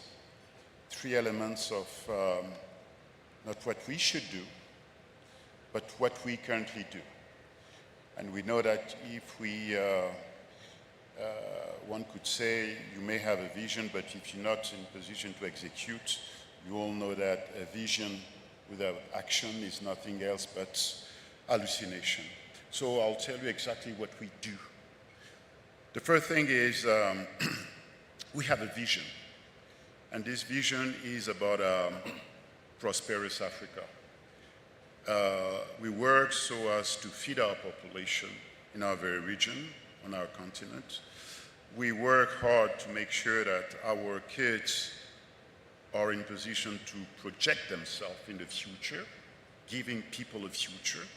And I strongly believe that if we can't change people's life, then we're pointless, we're useless. So we're here to change people's life. How do we do that? How do we do that is, first of all, we work hard again to make sure that we have 5 issues solved behind us in a generation time. Third thing is everything related to infrastructure. We need to solve these issues of infrastructure. How do we commute? How do we communicate from point A to point B? This has to be solved, and we're working hard on this. The second thing is, but maybe we should reprioritize and think about the way we should tackle this issue of the energy gap. Again, no development without energy, as simple as that. So everything related to renewable energy, solar, oceans, everything that brings energy to our population. We need, again, we're working hard to solve this. Third thing is agriculture. Dr. Adeshina has been advocating so many times about, we have this capacity to feed our people, to feed our population, not only on the side of food security, but also on this aspect of value creation, moving up the value chain. The fourth thing is, as you know, we have a growing population, fast-growing population, and we're working hard to make sure that everyone has a roof above his head. So either through affordable housing, social housing, a key element, we're working hard. And the last, but surely not the least, everything related to health and education. And again, COVID-19 has shown us that if we don't tackle this issue, we could be in danger tomorrow. Not being a Cassandra, but after COVID-19, there will be COVID-20 or 21, 22. We don't know. We have to be prepared for any exogenous shock. So that is the vision. How do we do that? We do that with a strong and very impactful methods, starting with the way we work on our capital structure, starting with the liability side. The liability side of our capital structure, of our balance sheet, is very simple. We need, as my brother Dr. Sidi has mentioned, we need to reinforce our Tier 1 capital. The core Tier 1 capital is essential.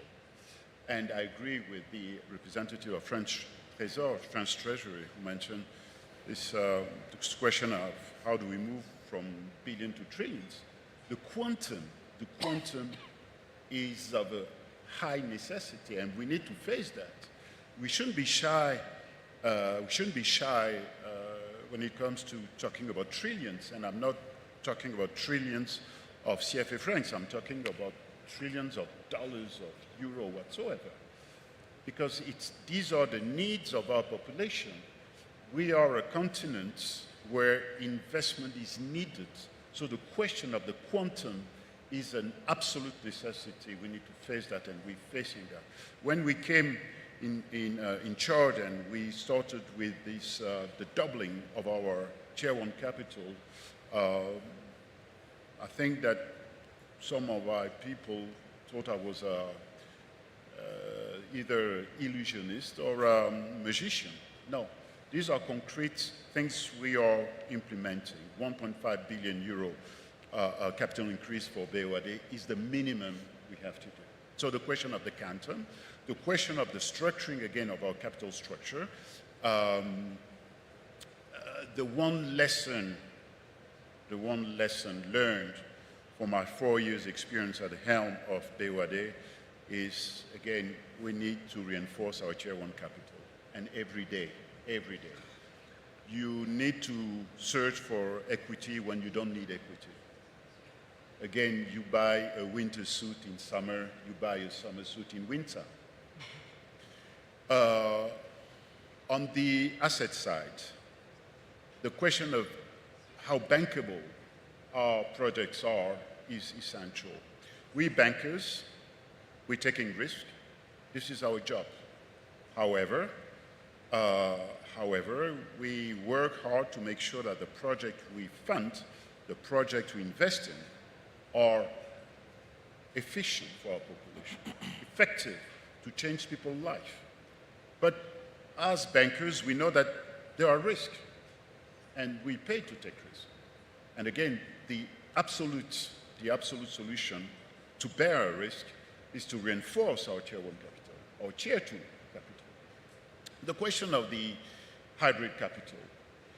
Hybrid capital is not only the instrument of the moment, it is the answer to our very problems. Part of it is equity, which means it's a long-term commitment.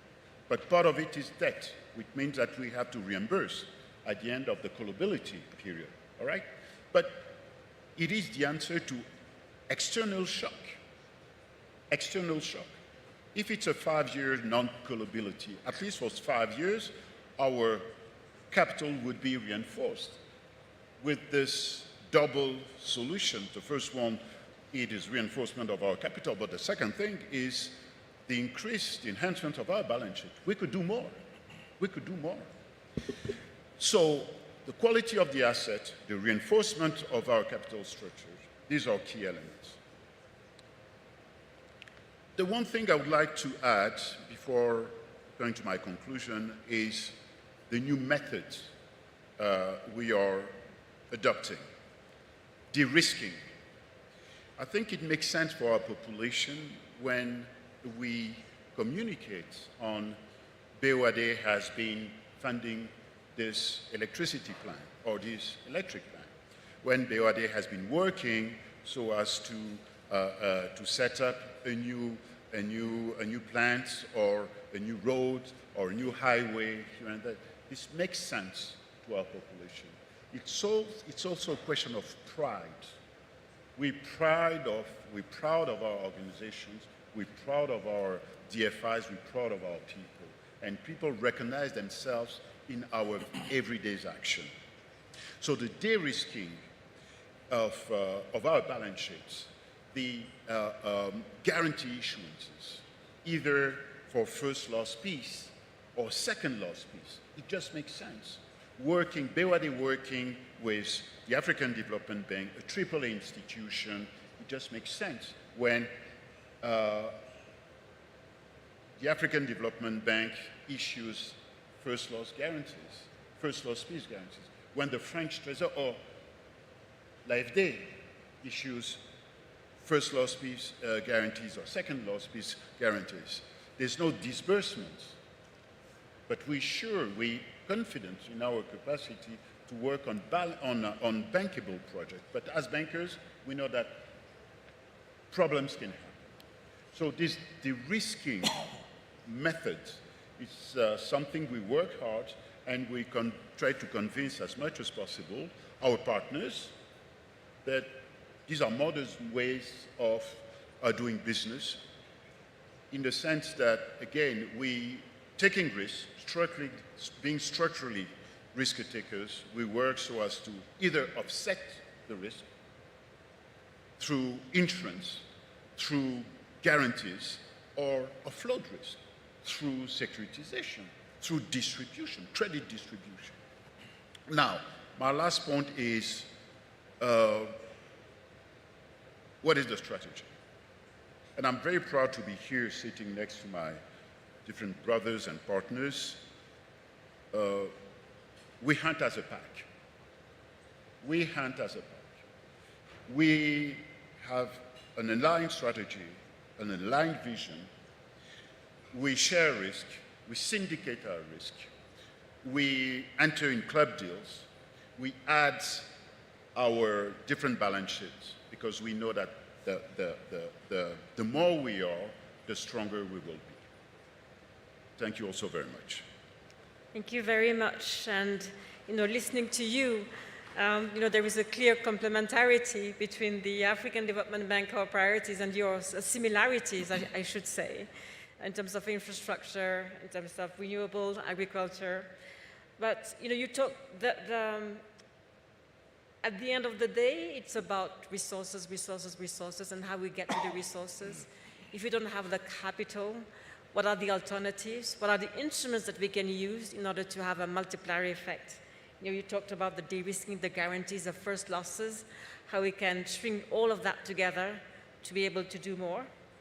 So thank you very much for sharing these insights with us. Let me turn now to Mr. Alain Bobissé. So what reforms of the global financial architecture would enhance financing for structural transformation in Africa? Well, thank you, Asatu, and thanks the African Development Bank for inviting me to speak on this panel. Of course, many distinguished speakers, including President Adesina, my chairman, have spoken very eloquently about the reform of the global financial architecture. I just want to highlight 2 or 3 points. I think really the focus of the reform should be on 2 things: mobilizing more resources, but also, I think equally important, change in mindset. So in terms of mobilizing resources, I think we need to prioritize certainly project development and project preparation. You can raise a lot of resources. If you don't have enough bankable projects that are ready to receive the resources, they won't be used. At Africa 50, we have a dedicated project development fund. It's just $100 million. It's nothing compared to the needs. This is why it's so important that the African Development Bank, the African Union Commission, and Africa 50 are launching the Alliance for Green Infrastructure in Africa to raise a project development and project preparation funds of $500 million. It's 5 times what we have. But it's still not enough, but at least it is a good step forward. I do believe that any reform of the global financial architecture should push more actors towards project development and project preparation. It is needed. So that's the first thing. Second thing is the need to have more equity in the system. So that's why I believe that the SDR rechanneling is really a game changer in the sense that this will allow the MDBs that are receiving those SDR to capitalize more financial institutions. But I think there has to be a requirement that these institutions should take a bit more risk, meaning they should do a bit more project development, for example, or they should invest more equity. Today, we don't have a big issue on debt. I mean, I hope that one day we would be at the point where we have so many projects that we don't have enough debt. We are not there yet. Today, the challenge is to have equity in the system. So more focus on equity from MDBs and members that are financial institutions in the financial architecture. Third, spending a bit more time on resource mobilization. I think that the priority should be almost equivalent in all the MDBs between lending and mobilizing capital from the private sector. Today, it's easy for many MDBs just to lend money to recipient countries or to projects. But they have to work a bit harder to mobilize private investment, because that's where the leverage will be. Providing partial risk guarantees, PRGs, partial credit guarantees to raise more capital is something which is important. So I do believe that having mobilization as a target should be very important in the MDBs. And mobilization also in the case of Africa of our pension funds, of our institutional capital managers. Today in Africa, the institutional investors are managing over $2 trillion of assets under management from institutional investors. A tiny portion of that is invested in the productive economy. At Africa 50, together with the African Development Bank, we set up the Africa 50 Infrastructure Acceleration Fund, and we received the backing of 16 African institutional investors to fund infrastructure. BOAD is here, Badea is one of the investors, of course, the African Development Bank, the Fondo Soberano, the Sovereign Wealth Fund of Angola. We came together to fund infrastructure of Africa. We have to do a lot more in mobilizing institutional investors' capital. Final mobilization target would be, again, on deploying more risk mitigation instruments, just enough to cover those risks that the private sector doesn't want to take. There is a lot of money in the private sector. If you cover the proper risk, this money will come, provided that there are projects. That's why project development is also important. Finally, mindset change. I would argue that it would be very important to almost change the scorecard of multilateral development institutions and other DFIs. Why don't we include speed of execution, velocity, whatever you want to call it, fast execution as a measure that institutions will be measured on the time that they take to deliver a project? There has to be a sense of urgency. If people just sit and do structuring, they try to get to perfection while the needs are growing, that's not going to work. That's why we had a conversation earlier today with my good brother Masu. Speed of execution, can we put it on the scorecard, the performance target, even on the CEOs or the presidents, and say, your institution has to be faster? I don't know, it's a bit crazy idea, but I'm putting it on the table. I'm certainly accountable for speed of execution, and that could be also be looked at by other members. So these are some of the ideas that we want to offer. Again, it's about leverage, mobilization, private capital, and not just using the scarce public resources without thinking about the leverage. Thank you. Thank you very much. And you're right. I mean, we talked about the billions to trillions. It cannot come from the sovereign alone, and we need to mobilize the private sector scale. Have we done it? Yes, to a certain extent. Is it sufficient? Absolutely not, because we're still where we were a few years back. So the sense of urgency, the instrument, the change in risk appetite that you've talked about, which could enhance private sector involvement, these are things that we all need to reflect on. Let me now turn to the holders of the wealth, the holders of the trillions. Mr. Armando Manuel, Sovereign Wealth Fund is a veritable source of development financing in Africa. Can you kindly share Angola's experience in building and utilizing this fund to achieve economic and structural transformation? Thank you very much, Asato, for the invitation to be in this important conversation alongside the distinguished panelists here. We have been adopting for almost 10 years multi-asset class, a global strategy, looking for growth on a long term, mostly concentrated in securities, fixed income, and private equity. But we have also an active presence in the continent where we invest in alternatives in sectors such as hospitality, mining, ICT, and we are strongly focused on agri, looking to cash crops, animal and vegetal protein. For instance, we believe that there is no sense for Africa to continuously import poultry meat when it takes 35 days to fatten a chicken, 20 days to incubate an egg, a couple of hours to smash the grain to feed the meal, and 3 months to produce the grain. This is doable, and we believe by doing it, we can have profits, but we can also provide jobs to the youth, and we can support the economic transformation much needed to the continent. We have been also focused on healthcare, mostly on manufacturing of generic drugs, and we have a huge appetite to green assets. For instance, we are currently developing a green asset comprised with 53,000 hectares,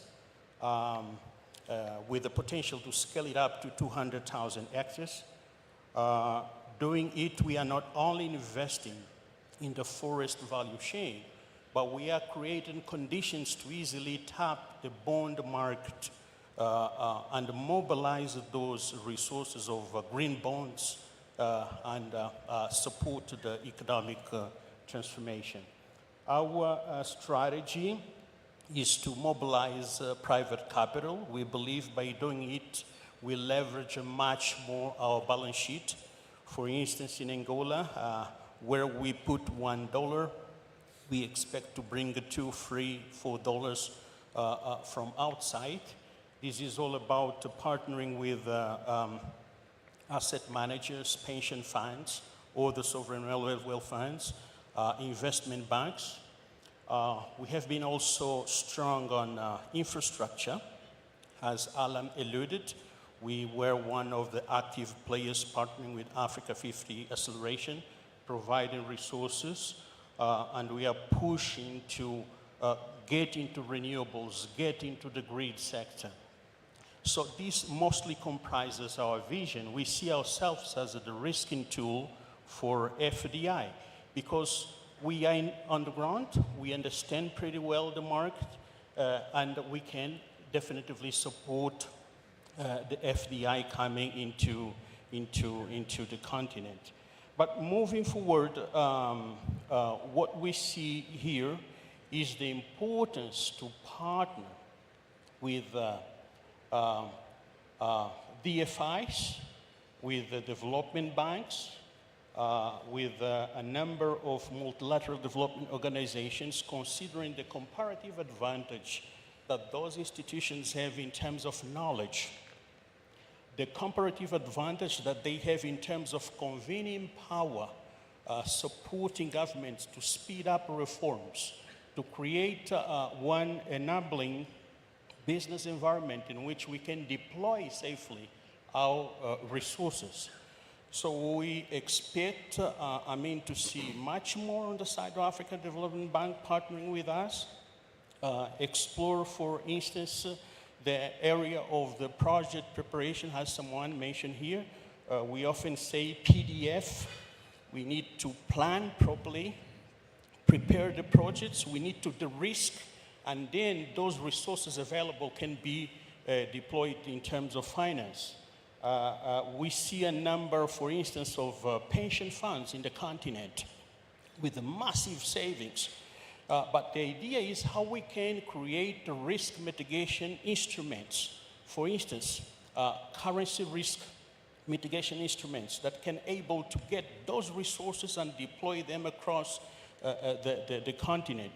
How we can look, to the set of instruments, loans, guarantees, syndicates, diaspora bonds, and be innovative, tailor those instruments to match the investor's expectation and the risk-return profile of the investments. Perhaps this is something that we have to work out all together. Tap the blending finance, impact finance, but not forget the role of the trust funds. At some extent, grants can be used to offset the cost of the transactions. So basically, our understanding is that we can create a strong financial ecosystem in the continent, and the African Development Bank can have a strong role and bring us together, work with the governments to speed up reforms and ensure that we have a safe environment to deploy our resources. Thank you. Thank you. Thank you so much. Let me now turn to you, Jeremy. Please share your views and your expertise and insights with this panel. Okay, thank you, and glad to be here today. Just by virtue of context, we're the private sector commercial bank on this panel. EcoBank is represented on 35 countries across the continent. Those countries range from GDPs of 1 billion to 500 plus billion. So you can see the difference in realities of each of those countries. I'll just share a few facts and then come to my points. When you look at banking capital, and I'm talking about private sector banks on the continent, it's 1% of global banking capital. Yeah, 1%. So yet we're 3% of GDP, but 1% of banking capital. So you've already got a problem there in terms of funding the project from a private sector perspective. When you look at the total tier 1 equity in the top 100 banks, combined is smaller than some individual banks globally. So you might find one bank globally has more than the top 100 banks on the continent. So we have this challenge of a shortfall of equity, which creates then a challenge of being able to then bring the right amount of hybrid or other forms of financing, which are much needed to drive the economies that we're in. We've talked about financing gaps, and I think the distinguished panelists here are much better placed around whether it's infrastructure financing, climate financing. So I won't really talk that much specifically about that. But I think we need to think, the first point is we need to think around what President Adesina said earlier. How do we, charity begins at home, let's start there. How do we mobilize more savings on the continent and be able to use those savings to get the multiplier effect within the financial system? So obviously there's financial inclusion, education, that it is, you're better off if you can put your money in a bank, and then we can leverage that liquidity in a way that we intermediate between savers and the borrowers.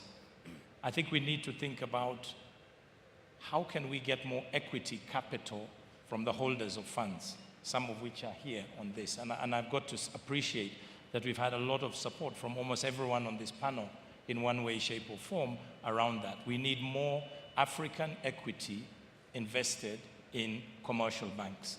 You know, typically when we go and we say we need to raise tier 1 or some other form of equity, the first is we say, oh, we're going to go and do the beauty parade, but money always comes from outside, right? We'll go and say, let's go to London, let's go to New York, let's go here and there.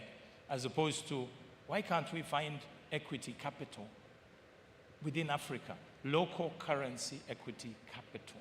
Because at the end of the day, we need to do local currency lending to take out this whole exchange rate risk. And as we heard earlier, about 85 billion in servicing debts. This takes away that effect for much needed productive sector. So I think the question is what more can we do with the sovereign funds, the pension funds, to be able to invest equity within the banks? And from there, we will obviously work to fund projects, businesses that can create value addition, can create employment, which then obviously generates profits, which generates taxes, which governments can use, subsequent to that. I think the other thing that I want to really talk about is entrepreneurship. We talk about SMEs a lot, but I think SMEs doesn't necessarily do it justice, because you have entrepreneurs of different levels. So today there's a $300 billion funding gap for SMEs. They need $300 billion of financing of one way, shape, or form. The big problem that they have is most of those businesses don't have collateral. And your typical bank says, okay, I'll lend you money, but what's your collateral? Where is the security? Because we have to manage risk. So they say, well, actually, I don't have security, but I've got a great idea. Right? We say, okay, that's good, but maybe we're not the right bank for you, right? Or we'll give you small loans in line with what we think the risk is, because the reality is many businesses don't survive. So I was at a session yesterday with the whole ecosystem of startups, from venture funds, private sector funds, people who have started and running interesting businesses, and we were there as a commercial bank. And we are really trying to ask ourselves, how do we disrupt this? How do we transform this whole equation? And clearly this issue of collateral came up. And my belief is that we have to find substitutes for collateral. And now with the changes in technology, the changes in artificial intelligence, the changes in analytical capability, data becomes our new collateral. We need to take people's transaction profiles, where and how they spend their money, analyze that to correlate to which are better risks, what those businesses are actually able to afford to be able to pay back. Because sometimes businesses borrow more than they can afford, and then they run into problems, and that creates challenges for them. And we've got many companies coming up now starting to do this data analytics. And as banks, what we are trying to do as EcoBank is invest in this capability. We're trying to bring experts who have done this elsewhere in the world. And we're looking at developing markets, not developed markets, because our solutions are unique in Africa. You know, I was telling somebody when I was in the US last week, you know, on the continent, we do loans for a few hours, not a few days or a few weeks or a year. They said, well, what do you mean? What's the purpose of a few hours? I said, you've got a mama mboga, as you know here. These are ladies who sell vegetables. They take money in the morning, 4 or 5 in the morning, and then they go and buy vegetables and they come and sell them to people in town today. And they make 2 or 3 times the money and they pay back the loan in the evening, right? Now, the price isn't so important. The liquidity is important to them. Now, how do we scale that up? Because now we can link agriculture to that small business person. They then can educate their children into being able to do this. So what we're looking at is, how do we mobilize these resources? How do we get this technology to work in our favor to be able to do this? My third point, which might be somewhat controversial, and is a challenge operating in this wide-ranging of geographies. So we've got smaller countries, those 1 billion, 2 billion, 5 billion GDP, and then we've got the bigger ones on the continent. The question I ask ourselves is, so why are we in so many countries? And what does it matter? And how do we derive benefit for the populations in those countries and the businesses in those countries? Typically, most banking models are localized. I operate in one country, I raise my deposits, and I lend in that country, right? That becomes a problem for big projects in small countries. So if you take Sao Tome, Cape Verde, they have a big project, 100, 200, 300 million project. It's very difficult to mobilize those resources, and the individual banks in those countries don't have single obligor limits that would allow them to do so. So now we're left with the development partners here to step in, or governments to finance some of those projects. So what we're trying to solve here is to say, how do we benefit scale of the continent of over 1 billion people, as they do in places like India, as opposed to 54 countries with each of their populations, and take the cost of financing, the cost of banking, down to a level where that customer in Sao Tome gets a cost of banking that is equivalent to a big market like Nigeria, right? Where does the rubber hit the road, and what is a challenge for us is we have to deal with more than 40 plus regulators who are obviously interested in their country's welfare, right? In the risks that are being taken. And it can be sometimes complex moving capital and money around the continent for such projects, yeah? It can be difficult running a single platform which provides services and gives you that scale. So we're trying to solve some of these problems, and I think if we, working with governance, working with the likes of Africa 50, can work on service models and technology models that will drastically reduce the cost of finance, we can address that $300 billion financing gap. We can get banking services at a much cheaper cost into the hands of Africans today, and then that will help uplift the livelihoods of those Africans, plus generate more income and taxes, which are much needed by the government. So to bring it to a close, ultimately, I think, as my colleagues have said before, we're all aligned in our purpose, in our mission here. It's about partnerships, it's about collaboration, it's about coordination to get this thing done. And we need to leverage the best, brightest brains, capital financing that is homegrown to solve some of these problems. Because as we heard earlier, sometimes Africa is seen as one country. So you have a problem in one and then your credit rating in the other side is affected, right? Because they say, oh, didn't this happen in country X? Your credit rating also gets affected and your cost of capital obviously rises as a result. So I'm encouraged. We're committed to financial integration and inclusion across the continent. And I think in working with these fine colleagues here, the future is bright, but the work is hard. Thank you very much. Thank you so much.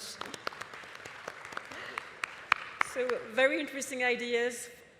What financial integration can provide in terms of savings, in terms of leveraging, about the enabling environment that can create, that can incentivize also savings, which can be reinvested into the economies, and using data as collateral. So very much looking forward to to your progress on that. And let me just end by saying, Mr. Manuel, you play a central role. You are part of the solutions as well.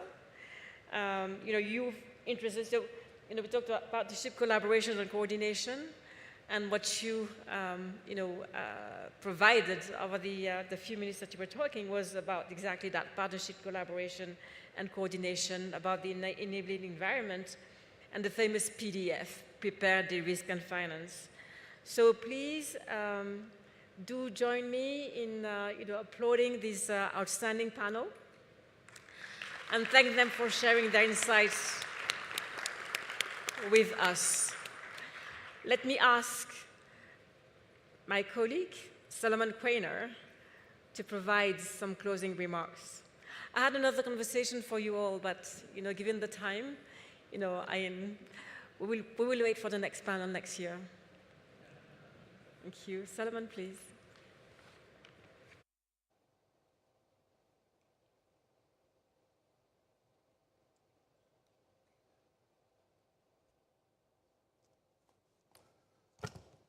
So another round of applause for this great panel. And also the great moderation by my colleague. Okay. So we started off today with President Adesina setting the tone, okay? And part of the message there was we need to capitalize strong African institutions. And my good friends and President Adesina took a picture to actually signify that. We also talked about the gap. I mean, President Adesina talked about the gap in meeting the SDGs from all the financing that needed to be raised, and began to outline some of the issues in the global financial architecture that we needed to solve, because if we don't solve, Africa's development is going to really be compromised by the nature of the global financial architecture. And he mentioned the 74 billion of debt service payments, excess payments, most likely, most of it, that African countries face this year, and also the refinancing risks and the need for an Africa, financial stability mechanism similar to what we have in other, in other continents. And then the importance of really having, such a system being able to help refinance significant debts that come due.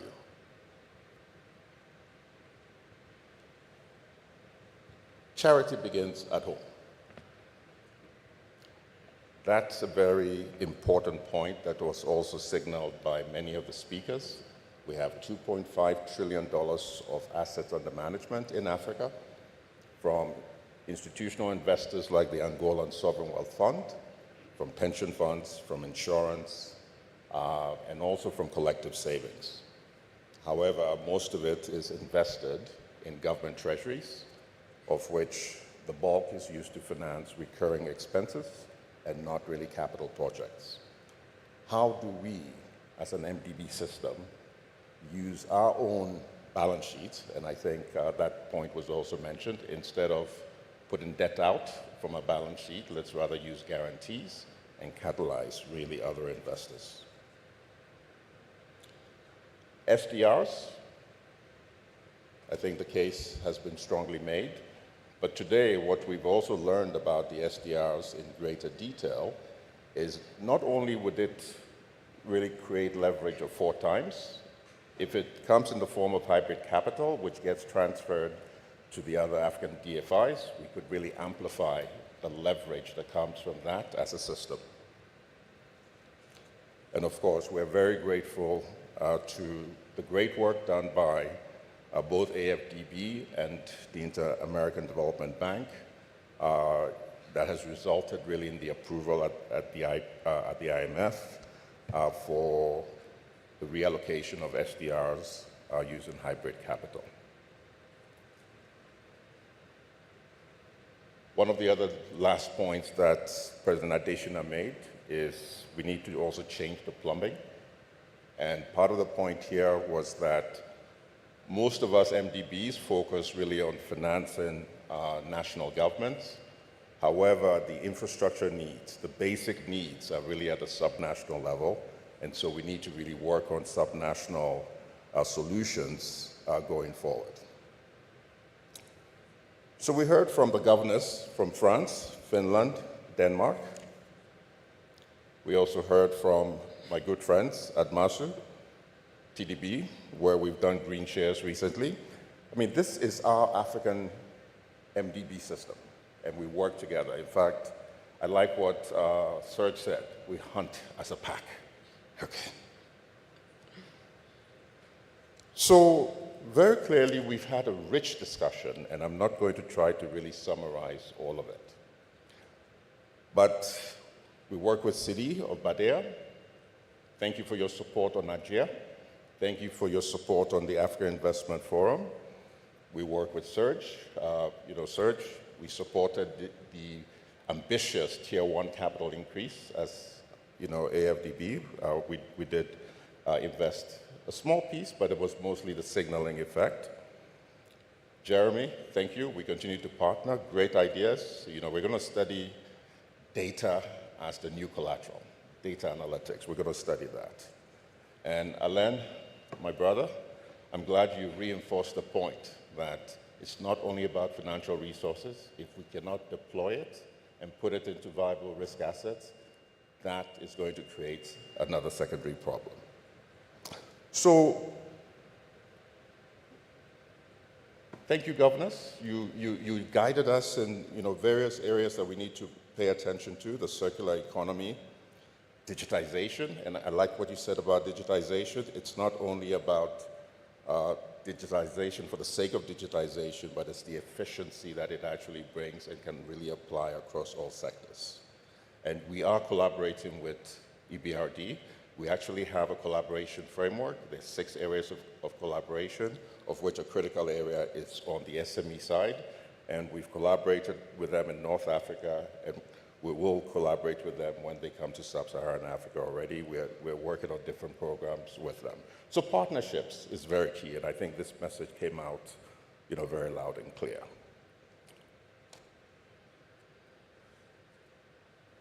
But I know it's been a long day, great deliberation. We're taking note of everything we've heard, and we will continue to really focus on partnerships, collaboration, innovation, and we will do this as a system. So on that note, thank you very much.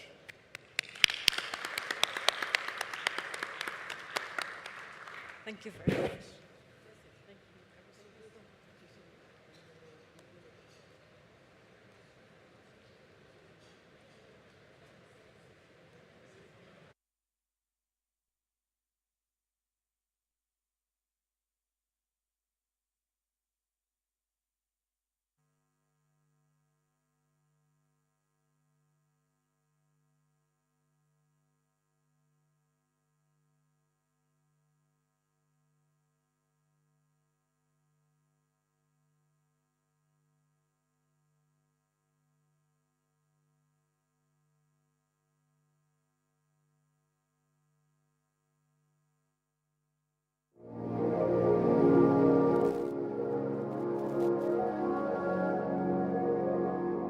Africa is changing rapidly.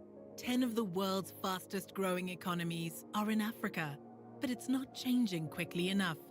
Extreme poverty remains the world's highest, while manufacturing employment is actually declining as a share of total employment. Change is all around, but how can we move away from unequal growth and towards a transformation that is fair, sustainable, and that can enrich the lives of all Africans? Now is the time to transform Africa at scale and at speed. The continent's growing population requires substantial resources from the global financial system, and so far it is not delivering. Due to insufficient resource mobilization, African countries have resorted to international capital markets, often on unfavorable terms that create debt vulnerability. Africa's debt has nearly doubled since 2010, and servicing it is now absorbing about 11% of government revenues. Poor credit ratings have made the international system even more unfair. African countries now carry interest rates that are substantially higher than more advanced economies due to perceived risks. Debt restructuring has become too complex, protracted, and costly, and poses a serious risk for countries dealing with debt distress. The present system's special drawing rights skews emergency funds towards developed countries instead of towards those who most need it. Reforming the global financial system will unleash the resources to finance at scale what Africa urgently needs for significant economic transformation. Welcome to the 2024 Annual Meeting's first thematic knowledge event. Together, let's explore how to achieve real financial reform. How can we make the system nimbler and enable it to close the rich-poor financing gap? How can Africa's resources be mobilized and receive their full valuation? Together, let's innovate and create reforms with transformational impact that can assure a fair, sustainable, and enriching future for all.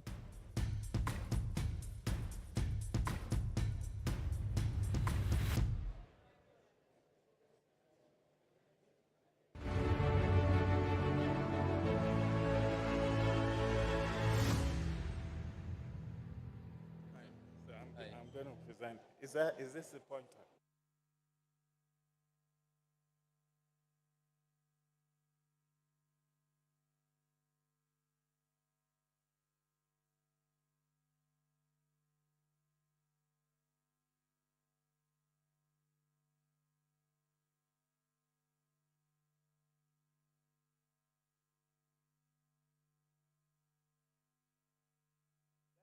Make the resources more accessible to African bank.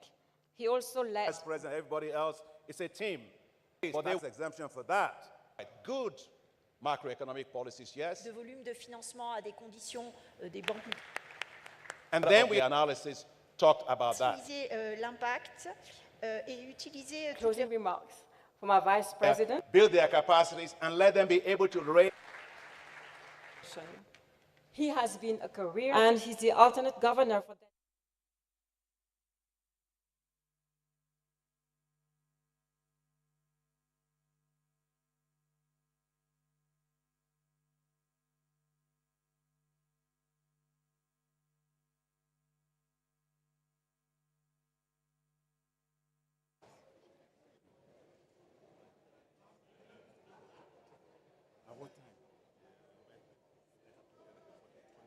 What time do you have to leave?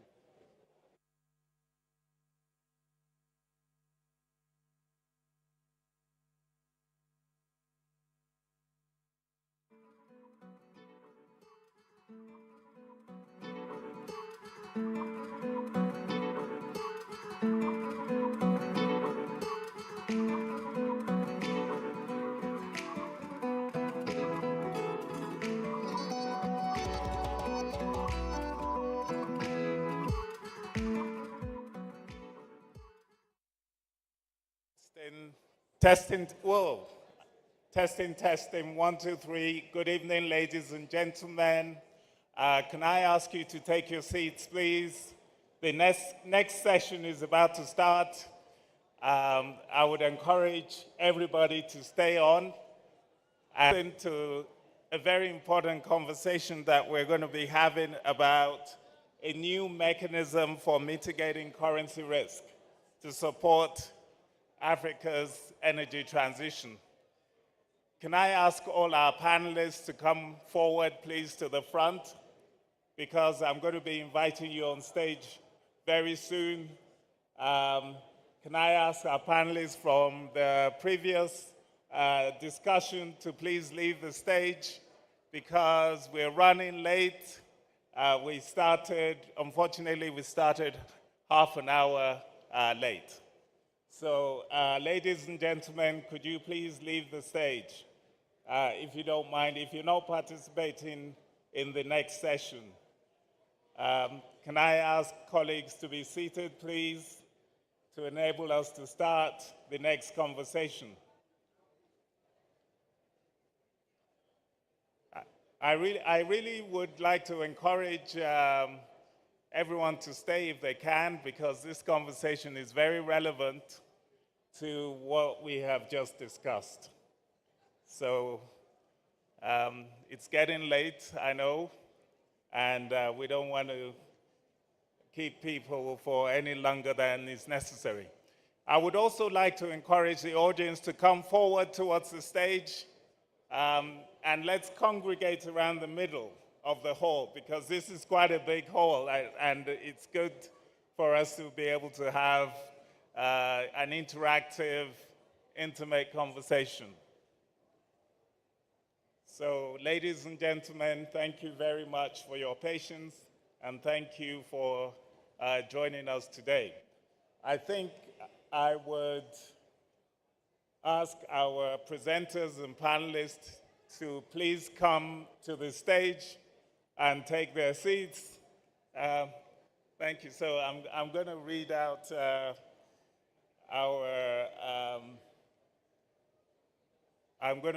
the names of our panelists. But first of all, let me just give you an overview of the agenda. This conversation is supposed to last 90 minutes. The topic of the conversation is a new mechanism for mitigating currency risk to support Africa's energy transition. What's that? Oh, okay. So on the panel, we have, I'd like to invite Mrs. Maureen Umbunde, who I'm so sorry, I hope I didn't pronounce your name incorrectly. She's the Deputy Minister of Finance and Public Enterprises for Namibia. So thank you very much to the Deputy Minister. We appreciate your presence and your support.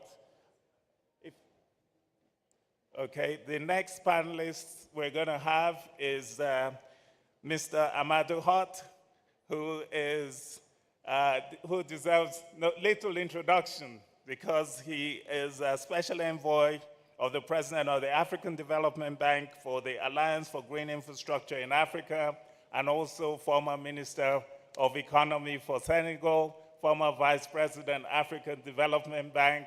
So we're very honored to have Mr. Hutt on the stage. Thank you so much. He's a personal friend, mentor, and former boss, so I have to respect him. Thank you. We also have Mr. Demba Diallo, who is the Managing Director and Head of Project Development at Africa 50. Demba, please come to the stage. Thank you so much. Unfortunately, the Minister of Finance for Zambia is unable to join us. He's been called to a meeting, a very urgent meeting. So we understand ministers often have conflicting priorities. Last but not the least, let me invite the managing partner for KPMG in South Africa, Mr. August Cloud.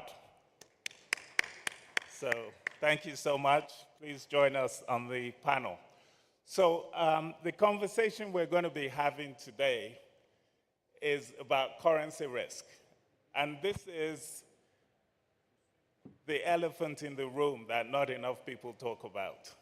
So we're going to delve into this topic because it's something that really affects the viability of our projects in Africa. But before that, to give us opening remarks, I'm going to invite my boss, Dr. Kevin Kariuki, Vice President, Power, Energy, Climate Change, and Green Growth at the African Development Bank, to give us his opening remarks.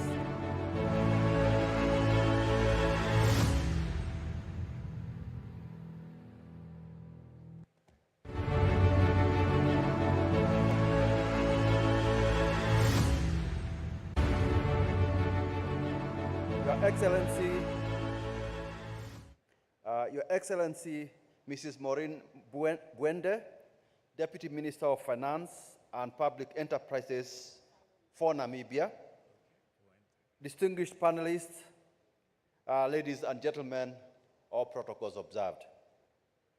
Good evening, and thank you all for gathering here today. On behalf of the African Development Bank Group, I wish to thank you most sincerely for your participation in this very interesting session. A central message emanating from the various events I have attended this week is the fact that energy transition remains a priority for Africa's development. However, there is a huge funding gap which will only be fixed if we attract new investors. I think if we are talking about renewable energy, Africa accounts for only 2% of global renewable energy investments and only about 6 billion, whereas what we need are in the order of hundreds of billions. However, one of the primary concerns for investors is the volatility of exchange rates. Lack of currency stability and predictability continues to limit their investments in the energy sector. Given the current scenario, which is increasingly unsustainable, there is a need for a mechanism which can guarantee convertibility and facilitate hard currency financing while protecting local projects from the disruptive impacts of local currency devaluation. Therefore, short of a common currency, which requires political commitment and concessions on monetary and fiscal sovereignty, not currently present in Africa, the mechanism that will be discussed during this side event offers a feasible solution towards addressing the funding gap previously mentioned. In addition, African countries have struggled to fully benefit from the commodity cycles and the large reserves of minerals in our land. Therefore, pooling a small part of these resources, working together to support each other under a transparent and well-governed mechanism will allow us to overcome the problems of the past. I beg your pardon. This time, we must take advantage of our key role in energy transition and benefit from it for good, thus avoiding mistakes of the past. This initiative satisfies numerous sought-after criteria. It provides stability to investors and local sponsors, facilitating borrowing for energy projects and mitigating currency risk. By limiting the scope of the clean energy sector and requiring a minority portion of the participating country reserves, it allows governments and central banks to keep control over monetary policy and sovereignty. Finally, the corporate governance and checks that will have to be put in place will ensure that African resources, which are part of this initiative, are exploited in a transparent way that amplifies the benefits for Africa. Ladies and gentlemen, I sincerely hope that this discussion kickstarts a concerted effort towards establishing a pathway towards attracting much-needed investors to support Africa's energy transition. We very much look forward to working closely with the African countries, donors, governments, investors, and many of you in this room today to facilitate the alignment of available expertise, funding, and governance in our noble pursuit of universal access to modern energy for Africans. Let us all work together towards this common goal, and I thank you very much.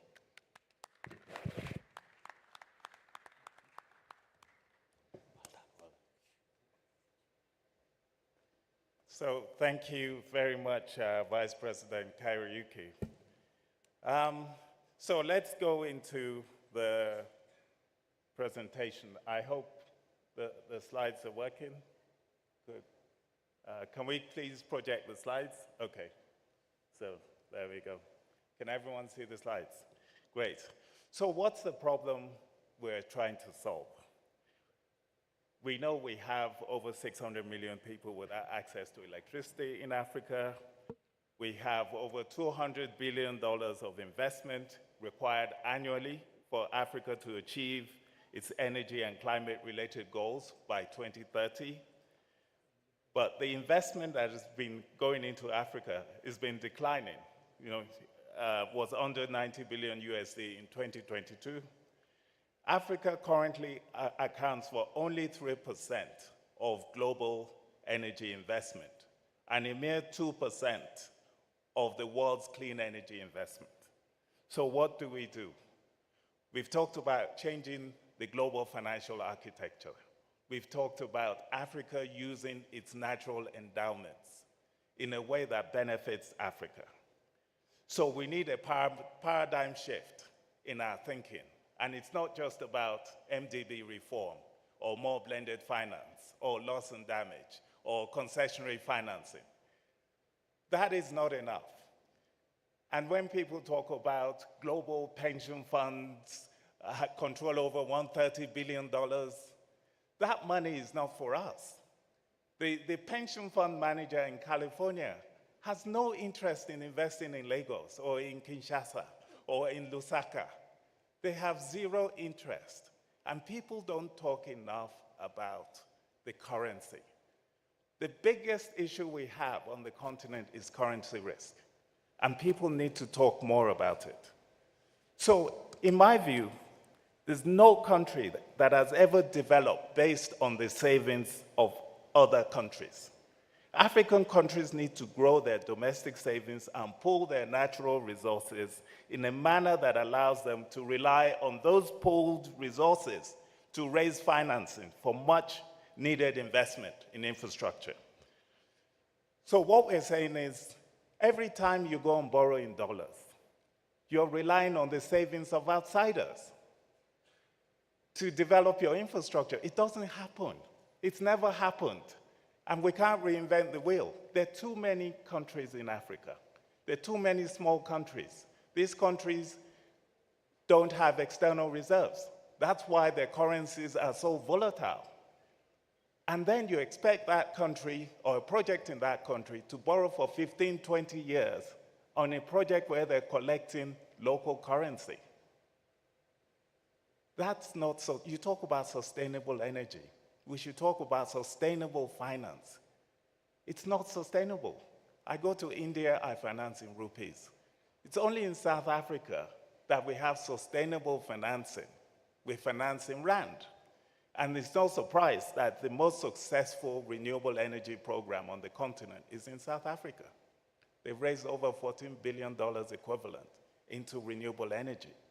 So why don't we talk about this issue more often? You can raise as much project development money as you like, but if the currency is wrong, those developers will fail. And our African countries are no longer able to provide sovereign guarantees. Yeah? It used to be, yes, give me a sovereign guarantee. Everybody is running around asking for sovereign guarantee. Guess what? Those times are gone. After the high peak debt forgiveness, we had a window of about 20 years where African countries were able to clean their balance sheets so they could provide some sovereign guarantees. So people saw IPPs and all these projects, and they thought, okay, African countries can provide sovereign guarantees. Now, they're heavily indebted again. They can't provide the sovereign guarantees. So we need more innovative thinking. And this idea that we're discussing today is a start. When you talk about a change to the world's global financial architecture, this really is a prime example. So what we're saying very quickly is, what do African countries have? And what can we use to secure our borrowing? Well, we have commodities. Now, you have critical minerals, and we're going to invite KPMG to present their study, which we commissioned at the African Development Bank. The value of these critical minerals is skyrocketing as the world transitions. Energy transition is actually mostly about electrification. You move from fossil to electric cars, you're talking about electric bikes, you're talking about electric cooking. A lot of the energy transition, I can't remember the exact figure, but it's probably something like 60% is about electrification. So how are we going to electrify if we cannot finance the projects that deliver electricity to our countries? In Europe, you know, you bring your electric car, you park it outside your house, you plug it into the street light outside your house to recharge. Here, if you don't have grids, there's no distribution system. You can buy an electric car, but if there's no light, how are you going to charge it? So it's really important that we channel investments. So what we're saying with this program is, basically, it relies on a few concepts. How does Africa leverage its commodities? Using the example, for instance, of the gold standard. During the time of the gold standard, which the world was using to facilitate international trade at one time, you had countries whose currencies were anchored on gold. That maintained the stability of the currency. The question is, do we have a basket of commodities that can be more stable against the dollar or the hard currencies than the individual local currencies of each of the countries, so that Africa can pool its resources? A country like Ghana, for instance, when the price of gold goes down, the cedi goes down. In Zambia, the kwacha will go down when the price of copper goes down. But if you combine these commodities into a basket, you can benefit from the portfolio effect, right? So, for instance, we did some modeling that showed that manganese is very stable. So when the price of gold is going down, manganese is either up or stable. So we constructed a basket that has a low volatility index. So what we're saying is, if some countries who are part of this scheme borrow in a unit of account that is linked to the commodity basket, it's going to be more stable than borrowing in their own individual currency or borrowing in the dollar because of the devaluation. And this whole liquidity is going to be managed by a settlements agent. You know, we had the Bank of International Settlements, which acted as a settlements agent during the gold standard. At some point, after piloting this approach, we may establish a Bank of African Settlements, but that's for the future. This idea could be piloted within the African Development Bank if my colleagues agree and if the board agrees. But let's just assume you have a settlements agent that guarantees the liquidity. So we're saying the countries that are participating can pledge up to 25% of their proven commodity reserves to the settlements agent to trade on their behalf. And countries are already pledging their reserves for infrastructure. They pledge it to the Chinese all the time for a new rail project. They pledge it to trading houses. But the difference is it's not transparent.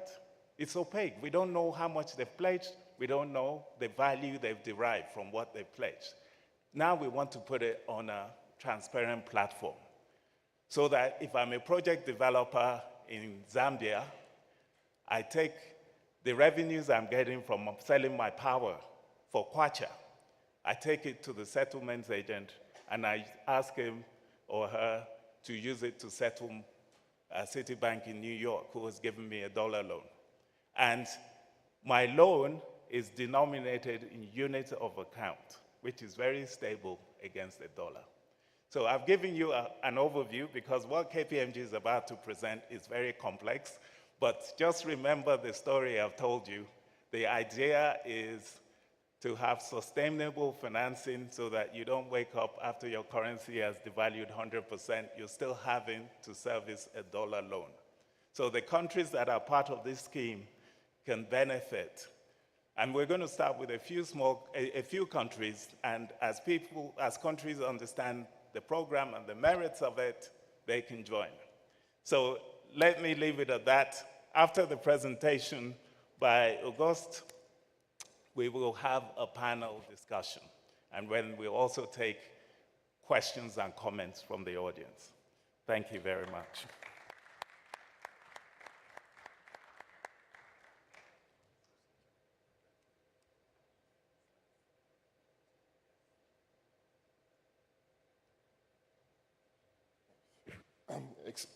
Excellent. Thank you.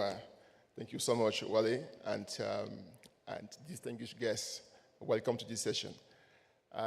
Wale, you said that what KPMG did was very complex. I don't think so. I think hopefully I will see that it's not that complex. So basically what the mandate was.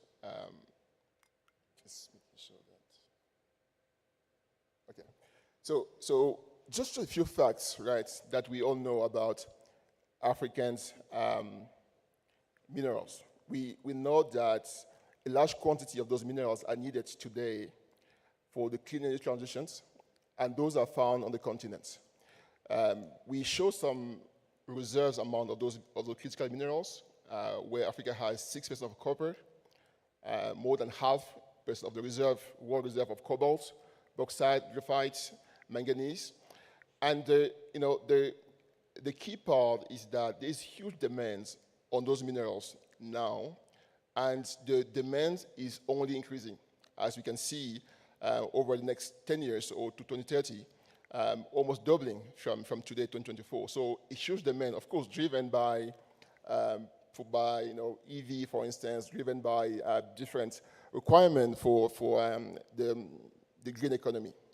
So the question on that part, is that while Africa has that wealth of mineral reserves, the continent has been, been trying to fund its energy transition through two ways mostly. The first one, loans in hard currency, and the second one, some resource-backed loans, which are in most cases non-transparent. Not transparent, and we've seen that it's, this morning we mentioned the demand that's required over $200 billion required every year to 2030 to meet the requirement, the energy transition in Africa. And those funds currently come mostly from DFI spending on the continent, but we think that there's very little of that funding coming from from Africans themselves leveraging their resources. Right? So there's really a big gap there, a huge demand to fund that transition, and funding which is very expensive because it's coming from from mostly hard currency, because also the risk is overestimated. But clearly something is missing, something is amiss. Right? So just some numbers, and I really just want us to pause here on those numbers. I think Wale mentioned the fact that the new currency, the one that mentioned here, the AUA, will require potentially 25% of the country participating to pledge the currency, the critical mineral reserves. So we estimate here, just using only green metal, so only 25% represent $1.3 trillion. This is excluding fossil fuels, excluding precious and industrial. So a massive number. And if there was a mechanism, for instance, to leverage that wealth to get loans or funding at lower cost, it will have a massive impact. Right? It will have massive impact in terms of attracting more funding to the continent. Massive impact because that mechanism, of course, will reduce the hard currency FX risk, as you mentioned today, and also reduce what we call the asymmetrical and non-transparent lending here, as we saw also before here. So, and finally, also quite important, it will encourage countries to invest in finding more reserves, right, in the underground because of the value linked to that. So up to here, the story here is that we are sitting, the continent is sitting on a massive wealth. That wealth is not used at all.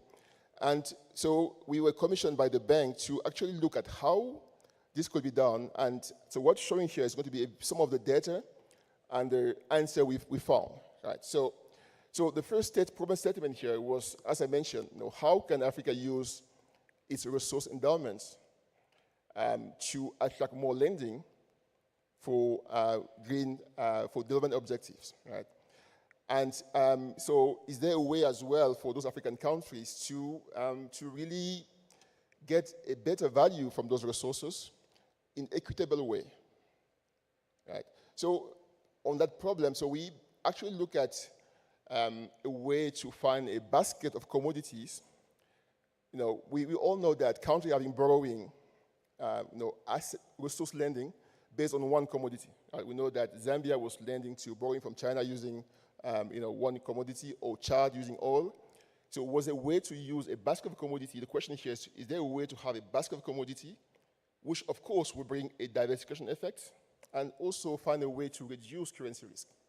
So the view here was that by doing that, if you're able to do that, you attract, of course, more lendings on better terms, in a more transparent manner, and you won't need all the sovereign guarantees. So the funding we had were quite interesting. I will take you through it. So to do that, we actually select a set of African countries, our major economies, Nigeria, Egypt, South Africa, and also mineral-rich countries, right? DRC, Zambia, and so on and so forth. We also look at G7 currency, because our aim here was to look at first comparing African currency against G7 currency, and comparing a commodity basket, which operates as a currency, against those two, and to see what could be derived from there, and to see that, to prove the hypothesis that basically a commodity basket of African critical minerals could be more stable, more rewarding, provide a better return than hard currency, and of course than African currency. Yeah. So we create 3 baskets of commodities. The first basket was made, it's equally weighted basket, right? It was made only of green minerals, right? The one used in wind turbines, electric vehicle, and so on and so forth. The second basket, again, equally weighted, of green minerals plus industrial.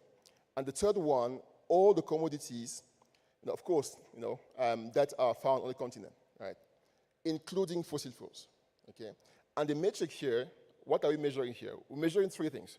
The first one we're measuring is basically how are they appreciating or depreciating over time. The second one is the volatility. How stable are those baskets against those currencies? And third one, the duration, number of days during which that basket fall below what we call a limit, right?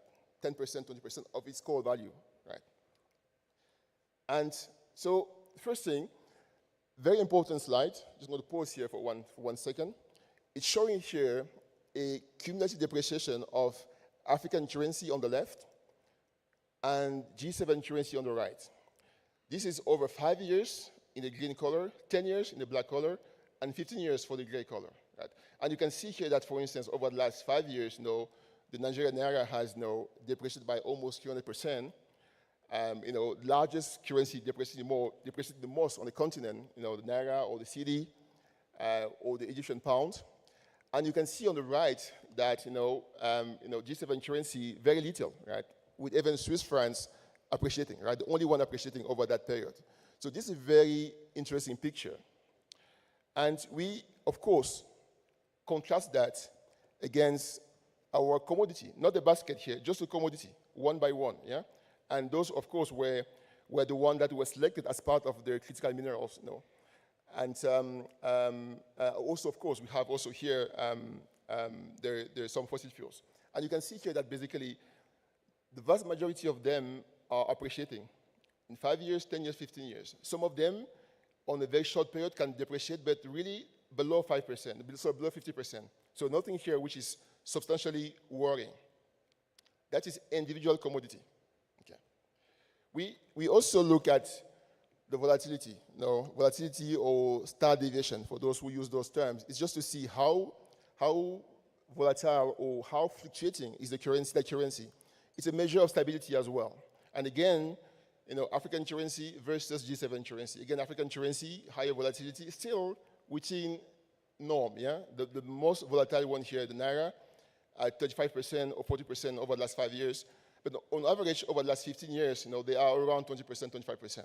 The G7 currency, around 5 to 10%. So really important here to see that when you contrast that against the commodity, you can see that commodity, because they're traded a lot, they are relatively, around 20% on average.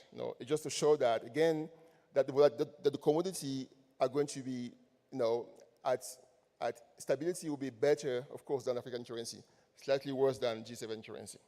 So based on that, we then push forward in our analysis, and this graph just show you, we then put together a portfolio of commodities, and looking at the trends, appreciation of that portfolio over the last 30 years.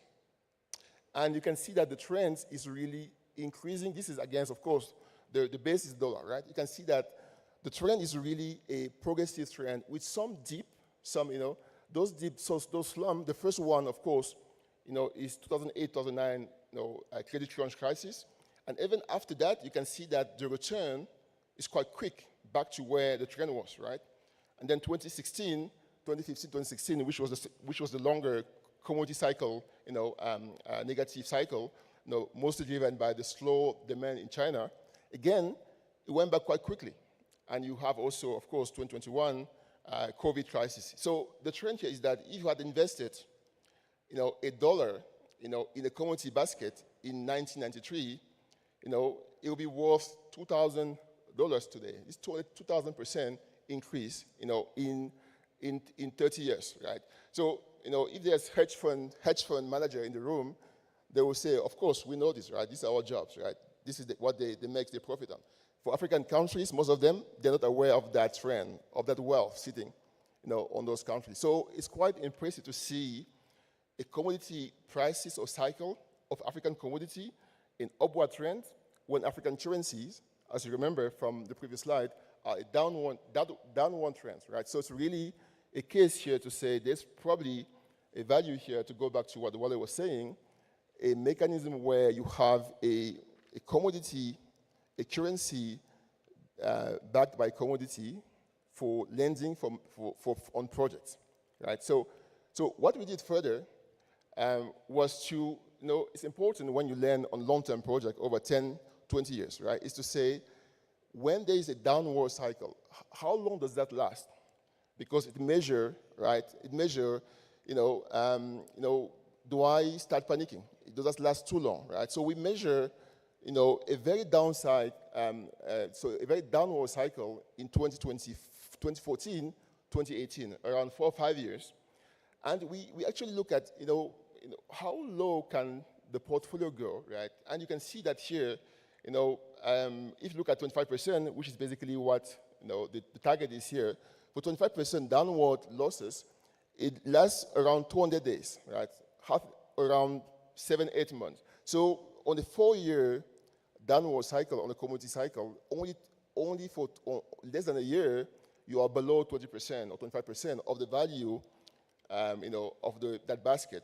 And of course, it went back quite quickly. So even the downward is very limited. And this is really for the world 3 baskets here: the critical minerals plus industrial, and the one with all the commodities. So it's really important and unique insight.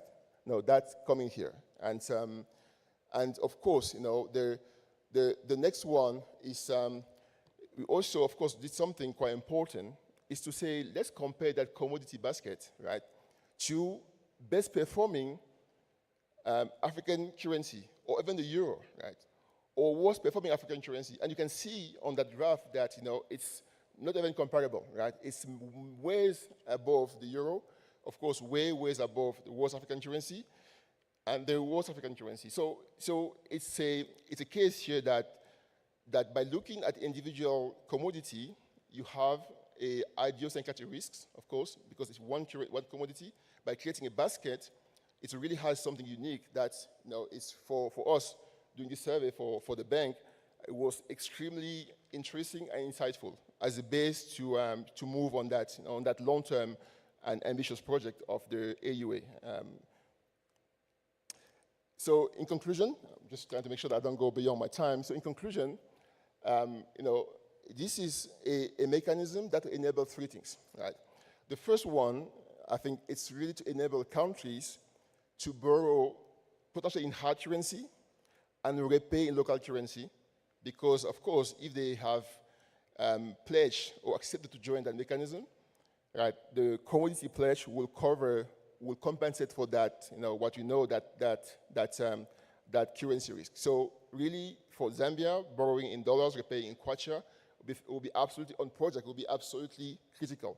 Second part is the transparency of the process, right? So this is, of course, is like the SDR or those listed baskets, this transparency there. So you move away from the back door or or over-the-counter lending between some countries, China's probably, and African economies, where, of course, there's a benefit there, but they're not transparent, and they're not always at the benefits of those countries. And the third one, of course, we mentioned here, diversification effect. It's absolutely powerful. It's really is a key thing here. It's a key benefit here. So I'm just going to end here, and well, just thank you. Thanks everyone. Thank you. Thank you very much, Auguste. I just want to summarize, what this presentation, and I want you to focus on a number of things.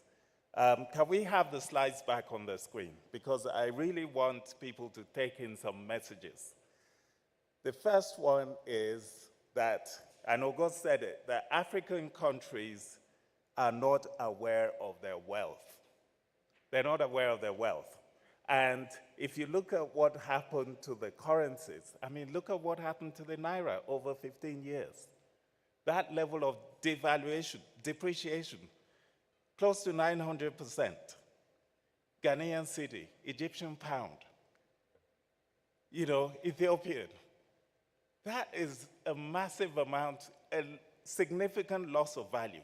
So you can imagine if you're lending to an infrastructure project over 15 years, how is the consumer supposed to be able to repay? I mean, if it's a power plant, you cannot pass this amount of currency depreciation to the consumer. There will be a revolt. So this does not make sense. You cannot be borrowing in a currency that you're, not in control of and you don't earn enough of. And then the next slide that I wanted to show, which is a very powerful insight, is this one here that shows that if you are borrowing in this unit of account that is backed by this basket of commodities, over time, that unit of account is actually appreciating against the dollar. So our countries will actually, the cost of borrowing will be reducing rather than increasing. So it's actually, it's very, very beneficial. But the only way this will work is if African countries agree to pool their resources. So you're benefiting from the portfolio effect of this basket of currencies, which is much more stable even than the best performing African currency. So I think that's an insight to remember. So I'm going to go to the members of the panel, and I'll go to Demba first because he has a flight to catch and he'll have to leave within the next 15 minutes. So you're the developer.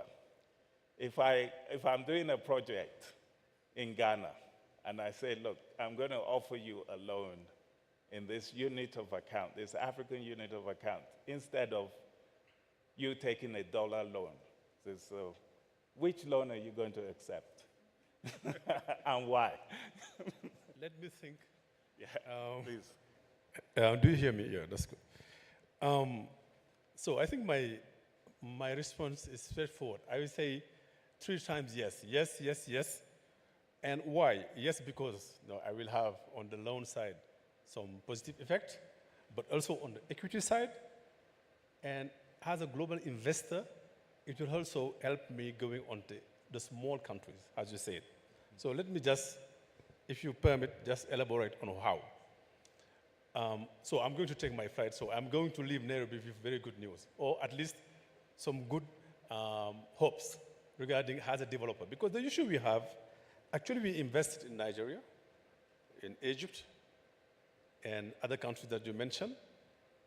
And all those investors and Africa 50, we are having negative consequences of devaluations.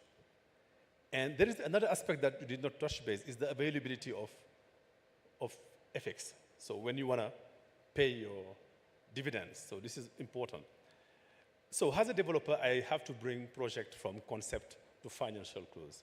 So financial close means having the loans, but also having other investors. And if I am able to take away this risk, this FX risk, and get a loan in UA, so this means that I am lowering my cost because the loan will be in dollar and then in UA. So the fact of not having this FX risk will lower the cost. So first thing, I will get less cost on my project, so a prospective better IRR. A prospective better IRR means 2 things. I can pass on that to the consumer,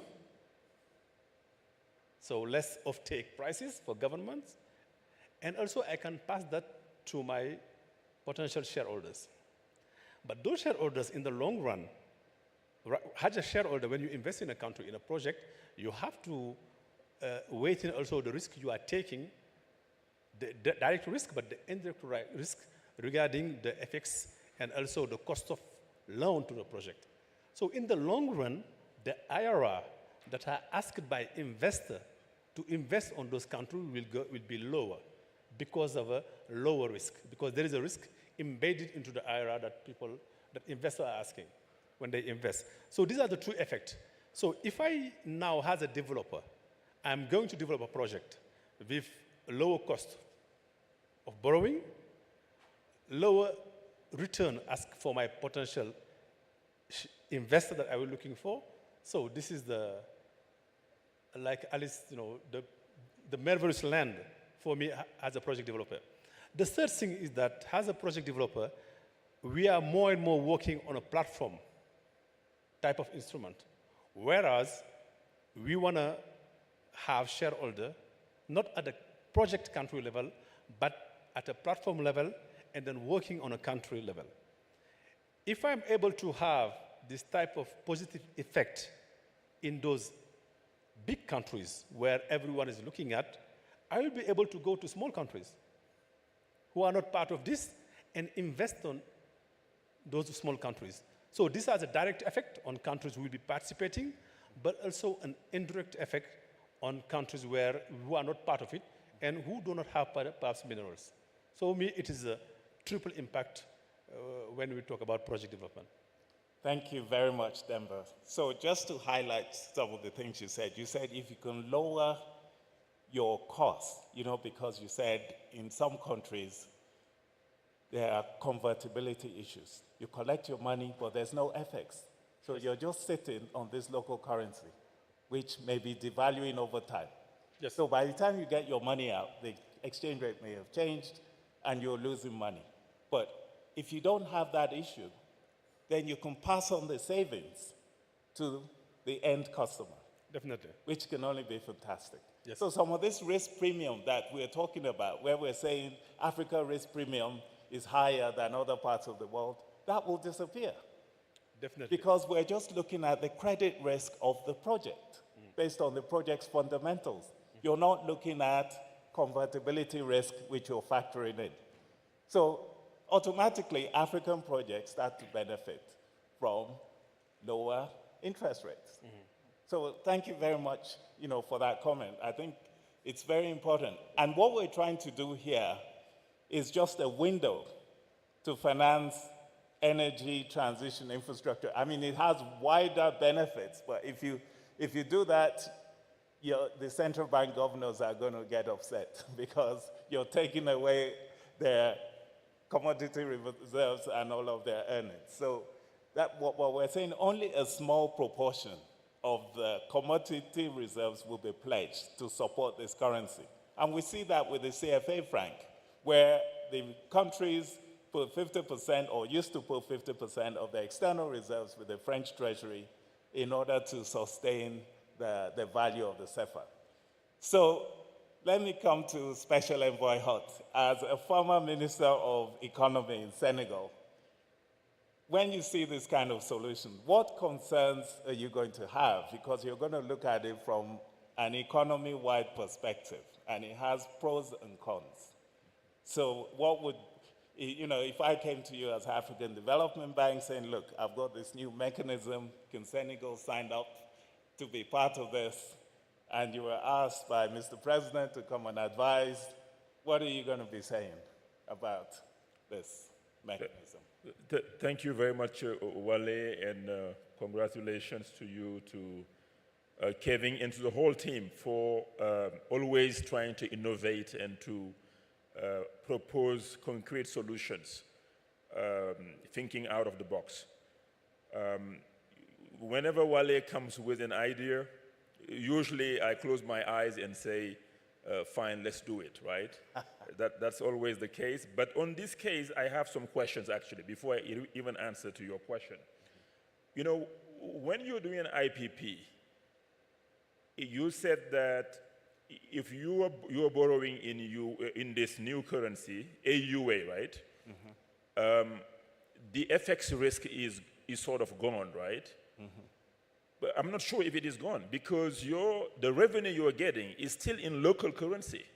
What is that local currency versus, let's say, the AUA value actually? Because the AUA value is stable against the dollar and the euro, as shown by the analysis, but it's not stable against the local currency. And as a developer, we are saying that I'm getting revenue in local currency.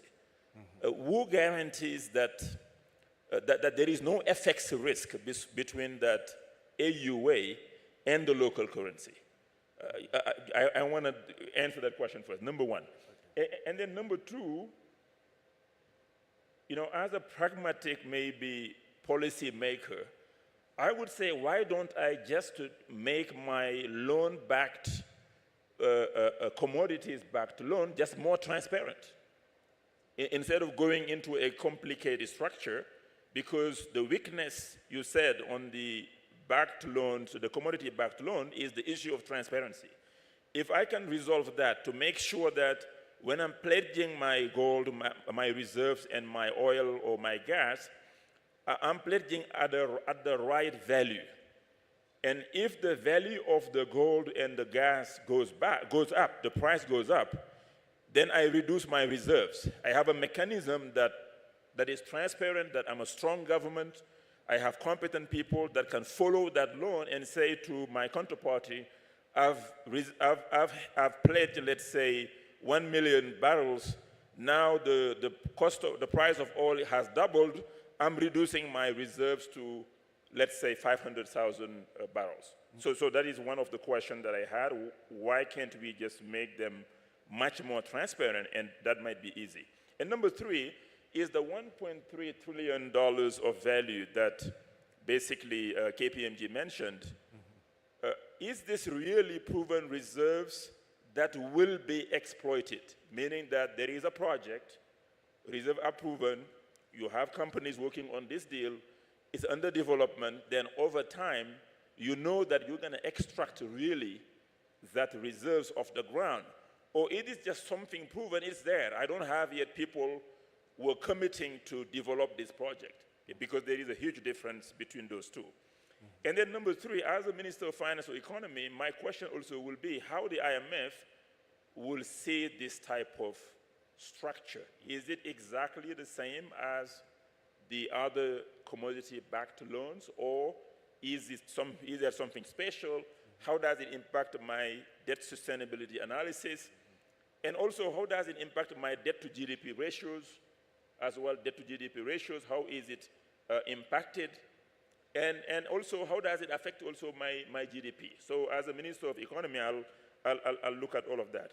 And then you mentioned it, the central banks will not be very happy if you take away that possibility to increase their own reserves, and then the impact of your even local currency for the rest of the economy. If you take, let's say, 20% of your commodities, back them on a structure, and you were supposed to get that money and put it in the reserve of central bank, suddenly your reserves are lower probably, and that will have an effect on your commodity. And then lastly, as a developer, Demba, your question also would be, what is the cost of that UA funding? Is it cheaper than euro or than the US dollars? It has an effect as well. So those are my questions, and once you answer this question, then I will come back and answer your question. Thank you very much. Thank you very much, Special Envoy Hutt. It shows you're a true professional. You ask all the questions before you go and present to your president, right? Exactly. Okay. Yeah. So can we have the slides back on the screen, please? Because it helps. Can the IT people please put the slides back, because people need to be able to visualize things as we discuss. So let me answer your questions. First of all, please remember that countries are already pledging their commodity reserves. They're just doing it in secret. So IMF will have the same problem. In fact, IMF will be happy because they can see how much has been pledged. And we're putting it on a transparent platform with governance. That's the first thing. The second thing is that it's better to have a portfolio. Your second question was, why don't I just do a commodity-backed transaction with commodity-backed loan and make it transparent? But if you're Ghana and you're only dealing with gold, when gold drops, your loan is going to become more expensive. We're talking about a portfolio effect. This AUA, because manganese is negatively correlated with many of these other commodities. When you look at the volatility, there's one slide on volatility. You'll see that manganese, the volatility for manganese is not very high. Look at that over time. Yeah? So basically you benefit from a portfolio effect. That's what we're saying, right? That's why you don't want to act as one country. We have many little countries in Africa. We're not pooling our resources. And on the issue of the reserves itself, by having a way in which African countries can monetize the value of their commodities, they're going to be encouraged to explore for more. They will update their geological maps, the cadastral maps, and we will, as this concept develops, you'll classify which commodities are near to liquid. In oil and gas, you have proven and probable reserves, P2, P3. So P2 is kind of like 90% percentile. P3 is like 50%. It's a while since I did oil and gas financing, but that's roughly the idea. You're going to classify the near to extractable commodities that have already been extracted, and you will grade what is going to be part of this mechanism. That is still being worked out. But the fact of the matter is, under the gold standard, right, and you had central banks keeping gold bars in their vaults, the gold bars did not actually move, right? The fact that the bank had access to those gold bars means you could issue paper. People were just trading the paper. The banknote that you were holding was an obligation that it was exchangeable for the equivalent in gold if you wanted it. But most people did not exercise that obligation. So this settlements agent is going to be like a big hedge fund. You can leverage the commodities. You don't have to sell them. You can borrow against them. You can do all kinds of it's treasury management. And you are asking, what's the cost of the UA? You see, the UA is just an accounting mechanism. Like at the bank now, we record our loans in UA, but what the actual borrower gets is dollars. So there's an exchange rate between dollar and the UA. But at the point of making the loan, there's also an exchange rate between the local currency and the UA. But if you have an irresponsible government and the local currency is depreciating against the UA, then you ask the country to either pledge more reserves, like a margin call, in derivatives, or reduce the headroom that they can use for this mechanism. And the 25% is just to start with. You have to discuss with the countries, because the issue is some countries are not the one extracting the commodities themselves. It's a private sector, and the countries just get royalties. But Zambia recently said they're going to collect some of their royalties in copper rather than in cash, because they don't feel they're getting best value from the trading houses.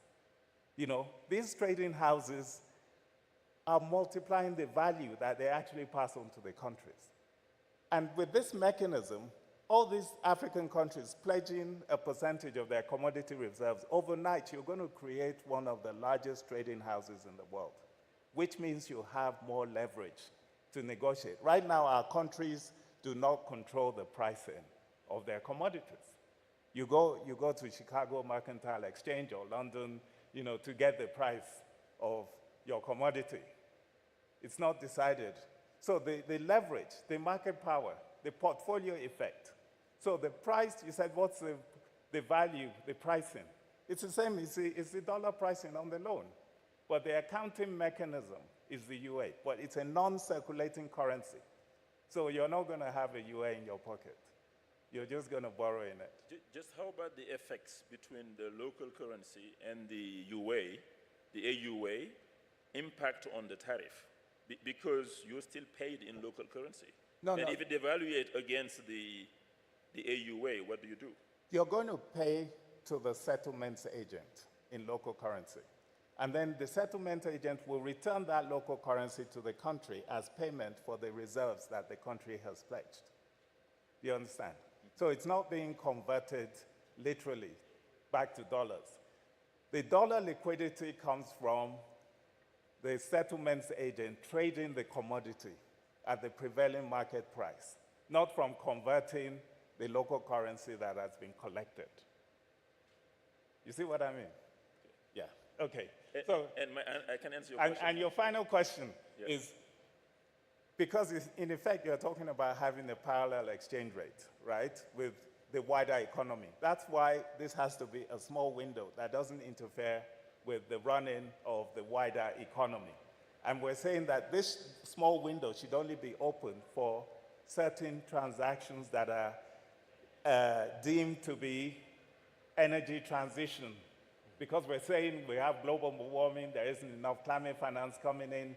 How can countries invest in their infrastructure? That's the window. You could use it for other things, but then you'll be replacing the function of the central bank. And ultimately, we want to end up with a single currency, but politically, that's way, way, way, way far ahead. So you're just creating this small window. And on this point, I want to come to our Deputy Minister of Finance, because you also have to go, I'll go to Senegal and then I'll come to Namibia and say, please, Madam Maureen, please go to the president and sell this idea. Because we have to do a lot of policy advocacy to get this thing accepted. So, Honorable Deputy Minister, how are you going to sell this idea to Mr. President of Namibia? And are you going to recommend it? Or do you see landmines that we should try and avoid? Is the mic working? Yeah. I think so. Yeah, it's working. Wait, do I switch it on? I think it's not to be working. It is on, eh? Yeah. Thank you very much. Yes, I think I will just start from, first of all, let me say thank you very much for everybody that has shown resilience by staying on for this discussion, because the currency debate indeed requires resilience. I also just want to say that much has been said right from the dialogue around more or less this question.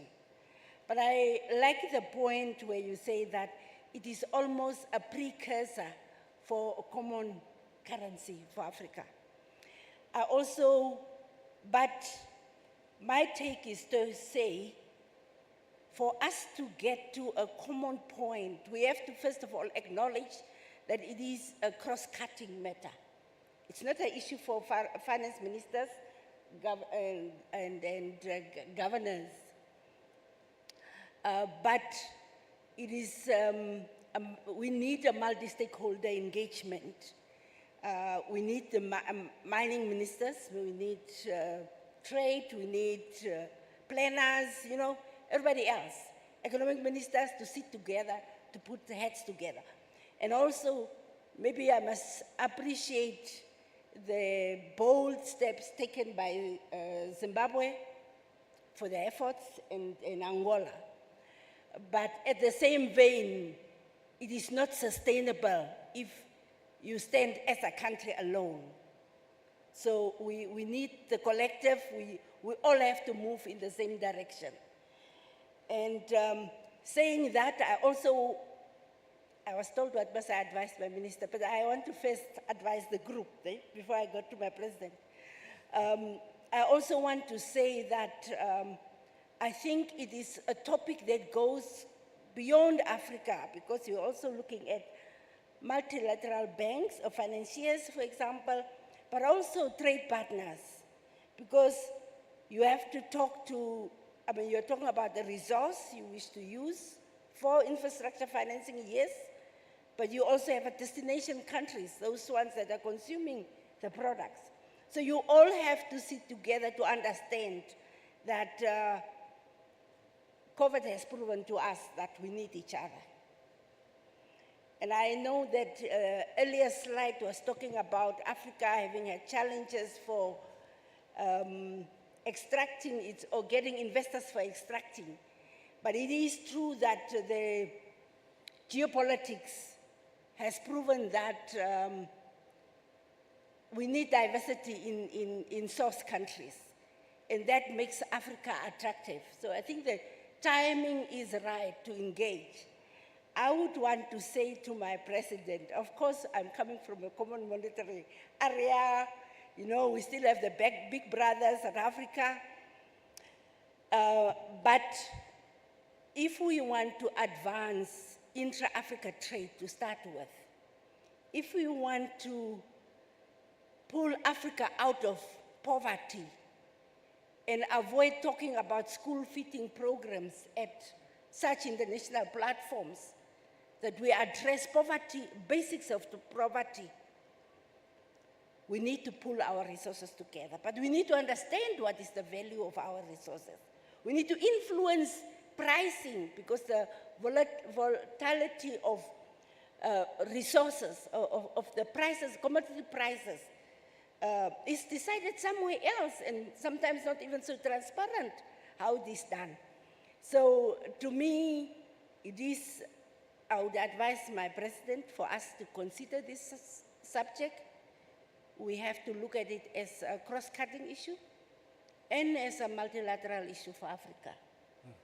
Thank you very much, Honorable Deputy Minister. You know, you said to me when we met, we only met like 2 days ago, you said, next time you're in Namibia, you have to let me know. So I will let you know so that you take me to the president.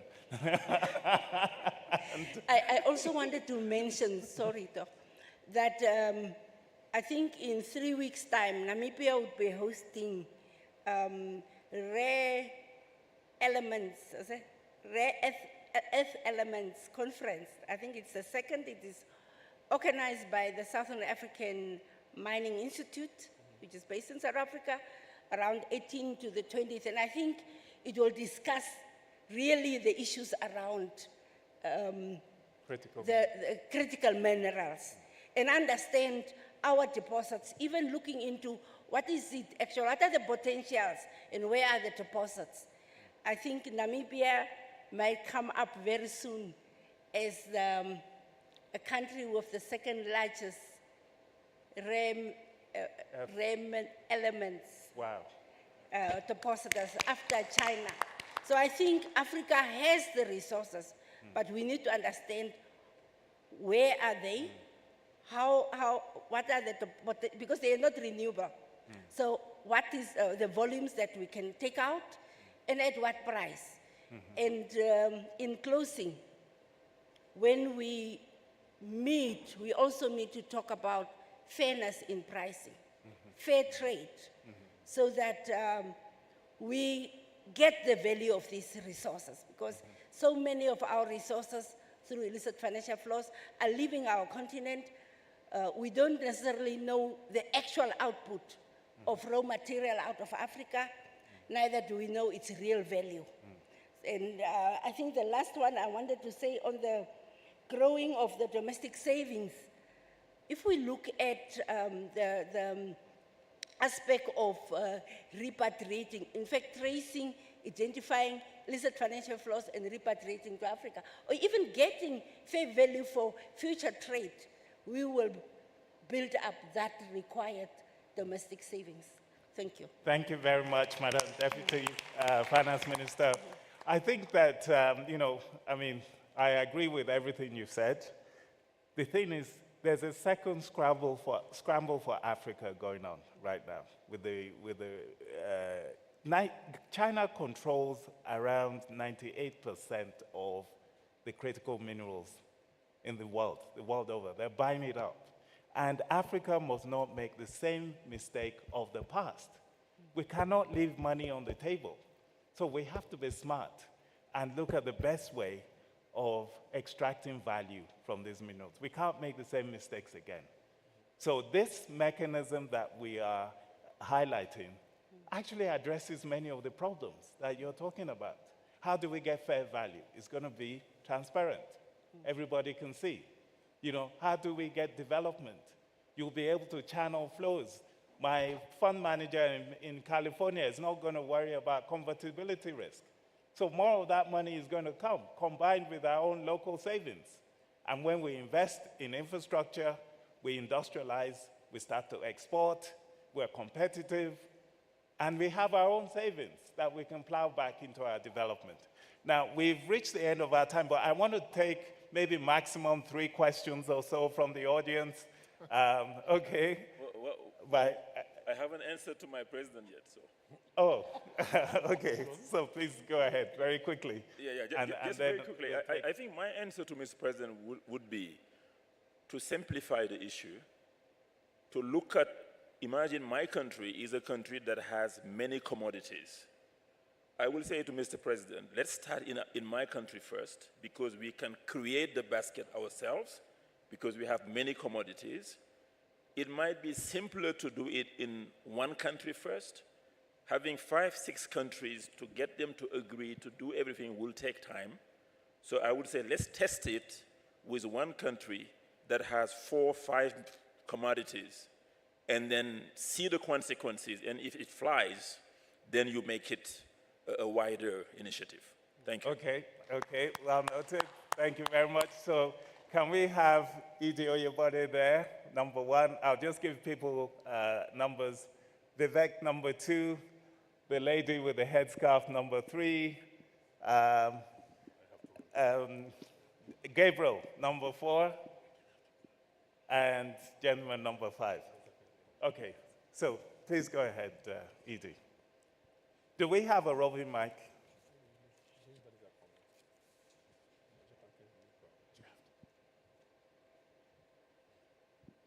Thanks, Wale.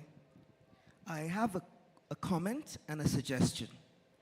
The comment is this looks like we're going backwards to go forwards, going to the past, when we're trading with cowries and copper beads, etc., which had intrinsic value.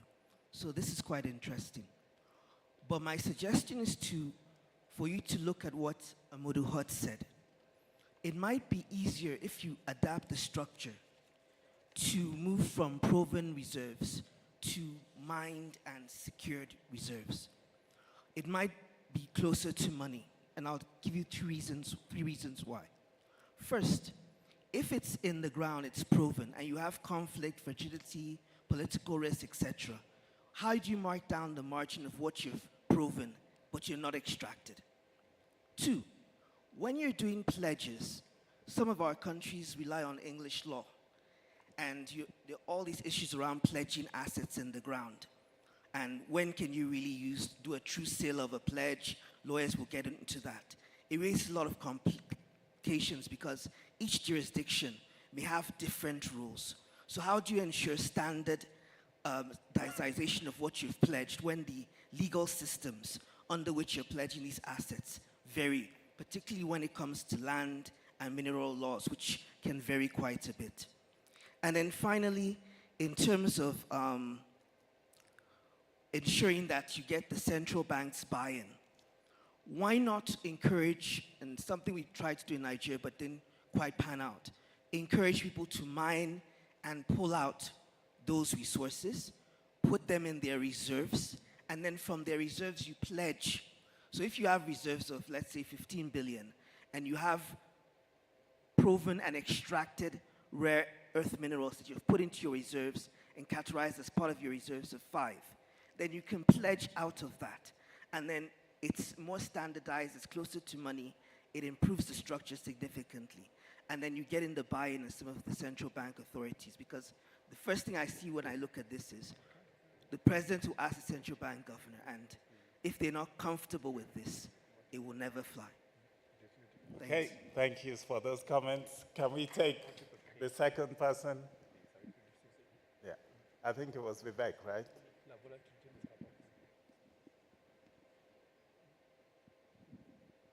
Thank you very much. Vivek from Afida, Africa. While there are lots of, it feels like moving parts to this. And knowing you, I expect you things on how it breaks, what can... That mic is not very good. We can hardly hear what Vivek... There's another mic behind you, Vivek. No, please use that mic. Yeah. Thank you. I expect you've done quite a lot of analysis on it. It'll probably take a day of discussion to really understand the ins and outs of this. But the question to the panel is there a simpler version of this that can actually work on adaptation and mitigation by pledging forestry, our carbon sinks, our oil and gas reserves, which should stay in the ground? So sort of, getting better value out of some of the other commodities as well, which are a little bit more fungible, if you will, and have long-term value. Forests will stay forever. if we can use this to extrapolate and see some of the other commodities as well. I think there's a germ of an idea, but I'm wondering whether if you've thought about this or, nature conservation is something that's coming up. And could we apply the same principles to that sort of asset class? Okay. Thank you. Number 3. Thank you, and well done. A number of my questions were actually, some of the questions you talked about earlier, but I was wondering, you talked about syncretic risk if you're looking at individual countries' commodities, but I think we might be encouraging some countries to borrow beyond, the capacity with respect to, say, what has been pledged or what has not been pledged. And I think the request for them to pledge even more commodities, I'm not sure focuses on the key governance issues. So I'm just wondering, the settlement bank, would the settlement bank have responsibilities around enforcement responsibilities like ensuring effective utilization? Because then I'm thinking, if you're pledging 25% of your commodities, how does that impact on the future wealth of the nation? So effective utilization is even more important than under normal circumstances. And the final question was, you're pulling a basket of countries. What about contagion risk?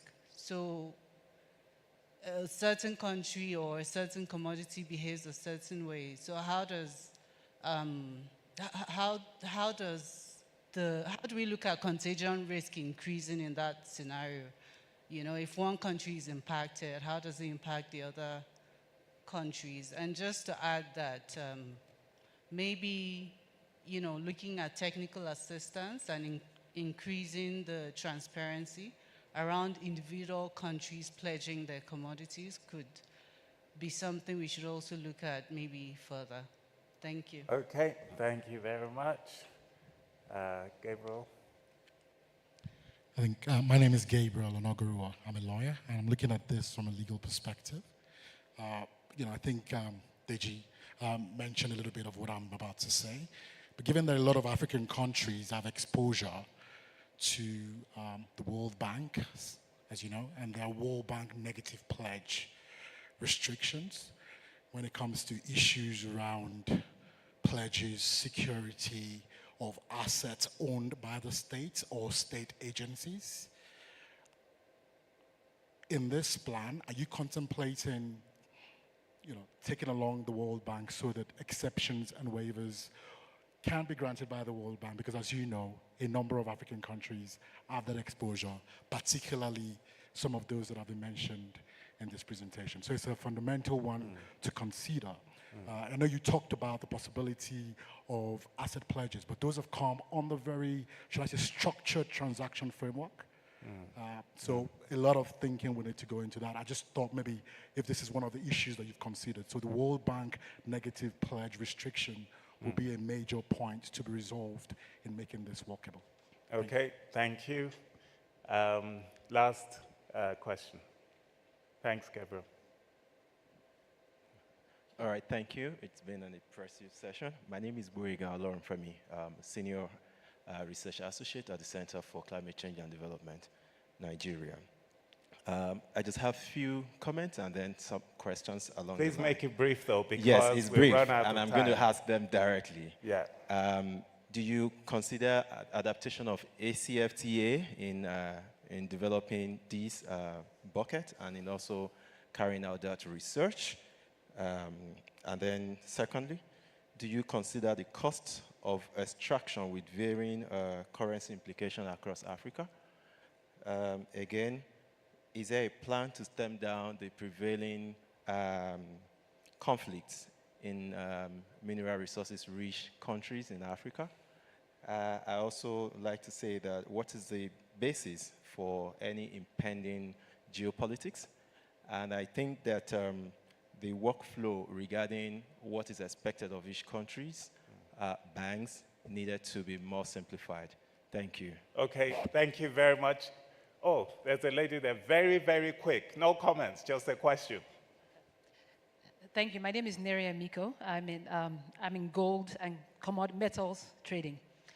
What I find amazing about this, and I'm just going to comment, is the spread of this is just all metal and energy.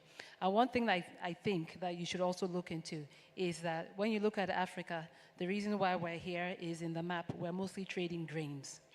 All the commodity exchanges do not handle metals.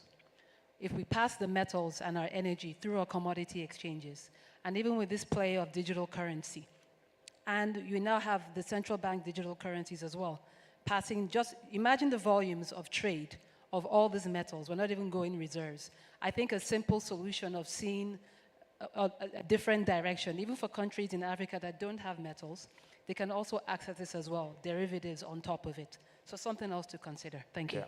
Thank you so much. So maybe let me just clarify. When we talk about pledges, we're talking about trading through a settlements agent. It's not really a pledge per se. So these commodities are being sold anyway, right? We're just saying that countries should pledge to trade through this settlements agent because you have to sell the commodities. You either add value in your own country, but if you don't have electricity and you have high cost of production, whatever you make is not going to be competitive. So while we're getting to the point where we get industrialized, you just want to trade through a common platform. And that's what the lady was alluding to. Right now, we have countries that are being controlled by trading houses because that's the source of their forex. You know, Vitol, Glencore, they actually control some countries. I won't name any names. We're saying, let's not do that. Actually, let's use our market power. We're the ones that own this thing. Let's consolidate the trade. So it's not really, World Bank negative pledge will not come into it because you're just using this platform to sell. And so this entity will have liquidity that allows you to then settle your borrowing against certain industries. Now, we can apply this to grains as well. I just selfishly, because I deal with energy, I said, let's look at this in relation to critical minerals because of what's happening with the world's energy transition. And these critical minerals are going up in value. We're going to lose a lot of value if we allow other institutions and entities to trade this thing for us. We're going to have to sell it anyway. But do we sell it ourselves? Are we going to be the shop owners and the shopkeepers that will sell this thing? Or you just go and give your value away to somebody else? That's what this concept is about. It's about nothing else. You can apply it to whatever you like. But let me give, because I know Demba has to go and catch a flight, and we've run out of time. So 1 minute, each panelist, if there's anything. And let me say something. That's why I hired KPMG. They can go and answer all the difficult questions. They will write their report and send it to me. So it's not for me to try and answer. That's your job. I've given you the idea. Go and flesh it out. Come back with a report that I can implement. But August. Yeah, please. sure. So maybe just a word. So I think the pledge, as mentioned, the reserve pledge, we mentioned the CFA France countries who have been pledging the reserves to create stability, right? So that's the mechanisms in place. It doesn't mean that you don't have, you cannot reduce your GDP or something like that. It's just that, to guarantee your currency, you have to pledge something somewhere. I think the question that are being asked, they're very interesting, and we'll definitely find a way to address them. Thank you very much. Thank you very much, August. Demba, please, over to you. Thank you. So thank you, everyone, for being here until this time. I just want to say that I have a private session with Wole, so regarding how it works. So that's why I didn't ask many questions. But as a developer, if I can have a CFA-like pegging to the UAE, I will be happy. It doesn't mean that I will not have devaluations or re-evaluations, but at least it will not be all the time. I will get rid of the volatility. So as a developer, that is what is important for me. I'm on the good side because I don't care about how it is implemented. I'm just working on the positive effect that it might be on my side, and it will be good for a developer and for investor as well. Thank you. Okay, Amadou. Just quickly to say that for me, for this to work, I think E.D. Bode actually alluded to it. The reserves have to be kind of liquid reserves. They have to come from projects that already exist, that have reached financial close, that are under production, and you say the share of the government of the next 20 years is this quantity, and this is what the government is pledging. You cannot pledge reserves on the ground that are not exploited, that are not, let's say, you don't have a project to develop them. It wouldn't work.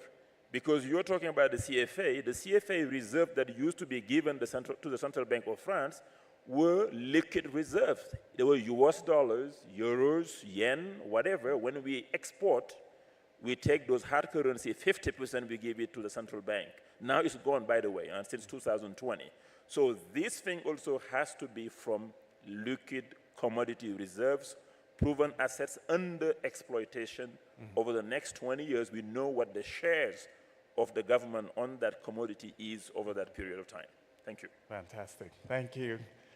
Honorable Deputy Minister.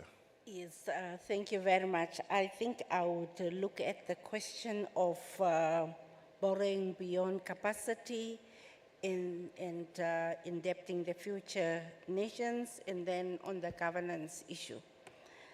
Just to say that these things are not mutually exclusive. Whether we manage to do the commodity-based currency backing or not, I think it is time that Africa considers its borrowing appetite versus risking indebting the future nations. And in Namibia specifically, we're looking at the sovereign wealth fund that ensures that even what you create, the wealth you're creating today, you still ensure that the percentage is invested for the future and not all consumed. So I think there are different mechanisms we can look at.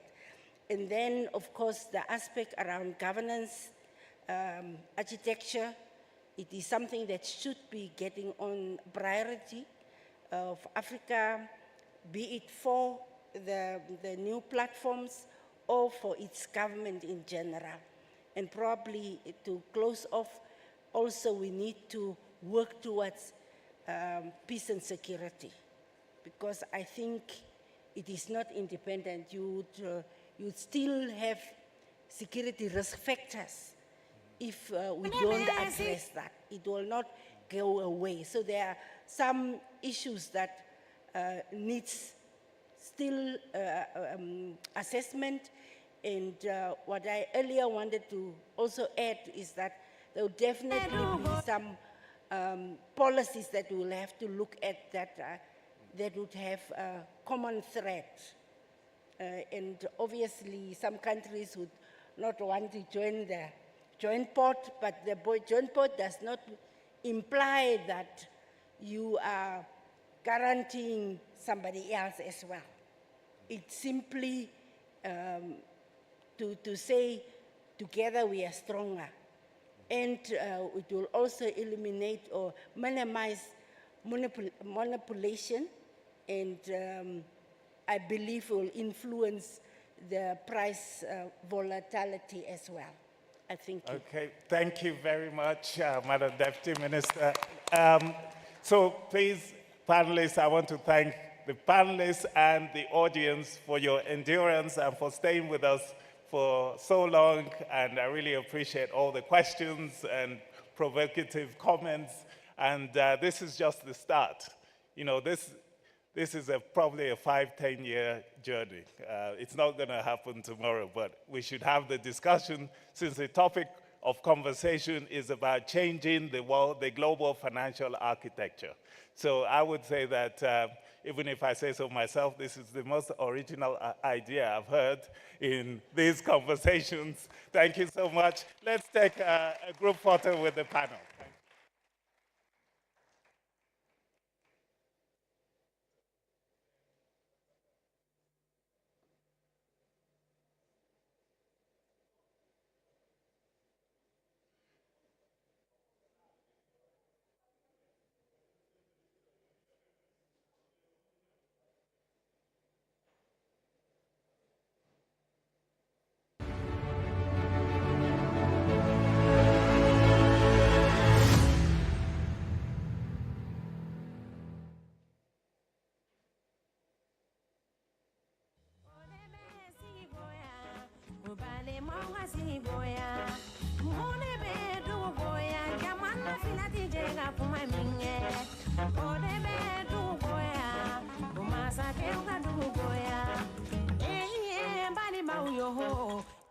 Foto, mas será de amar.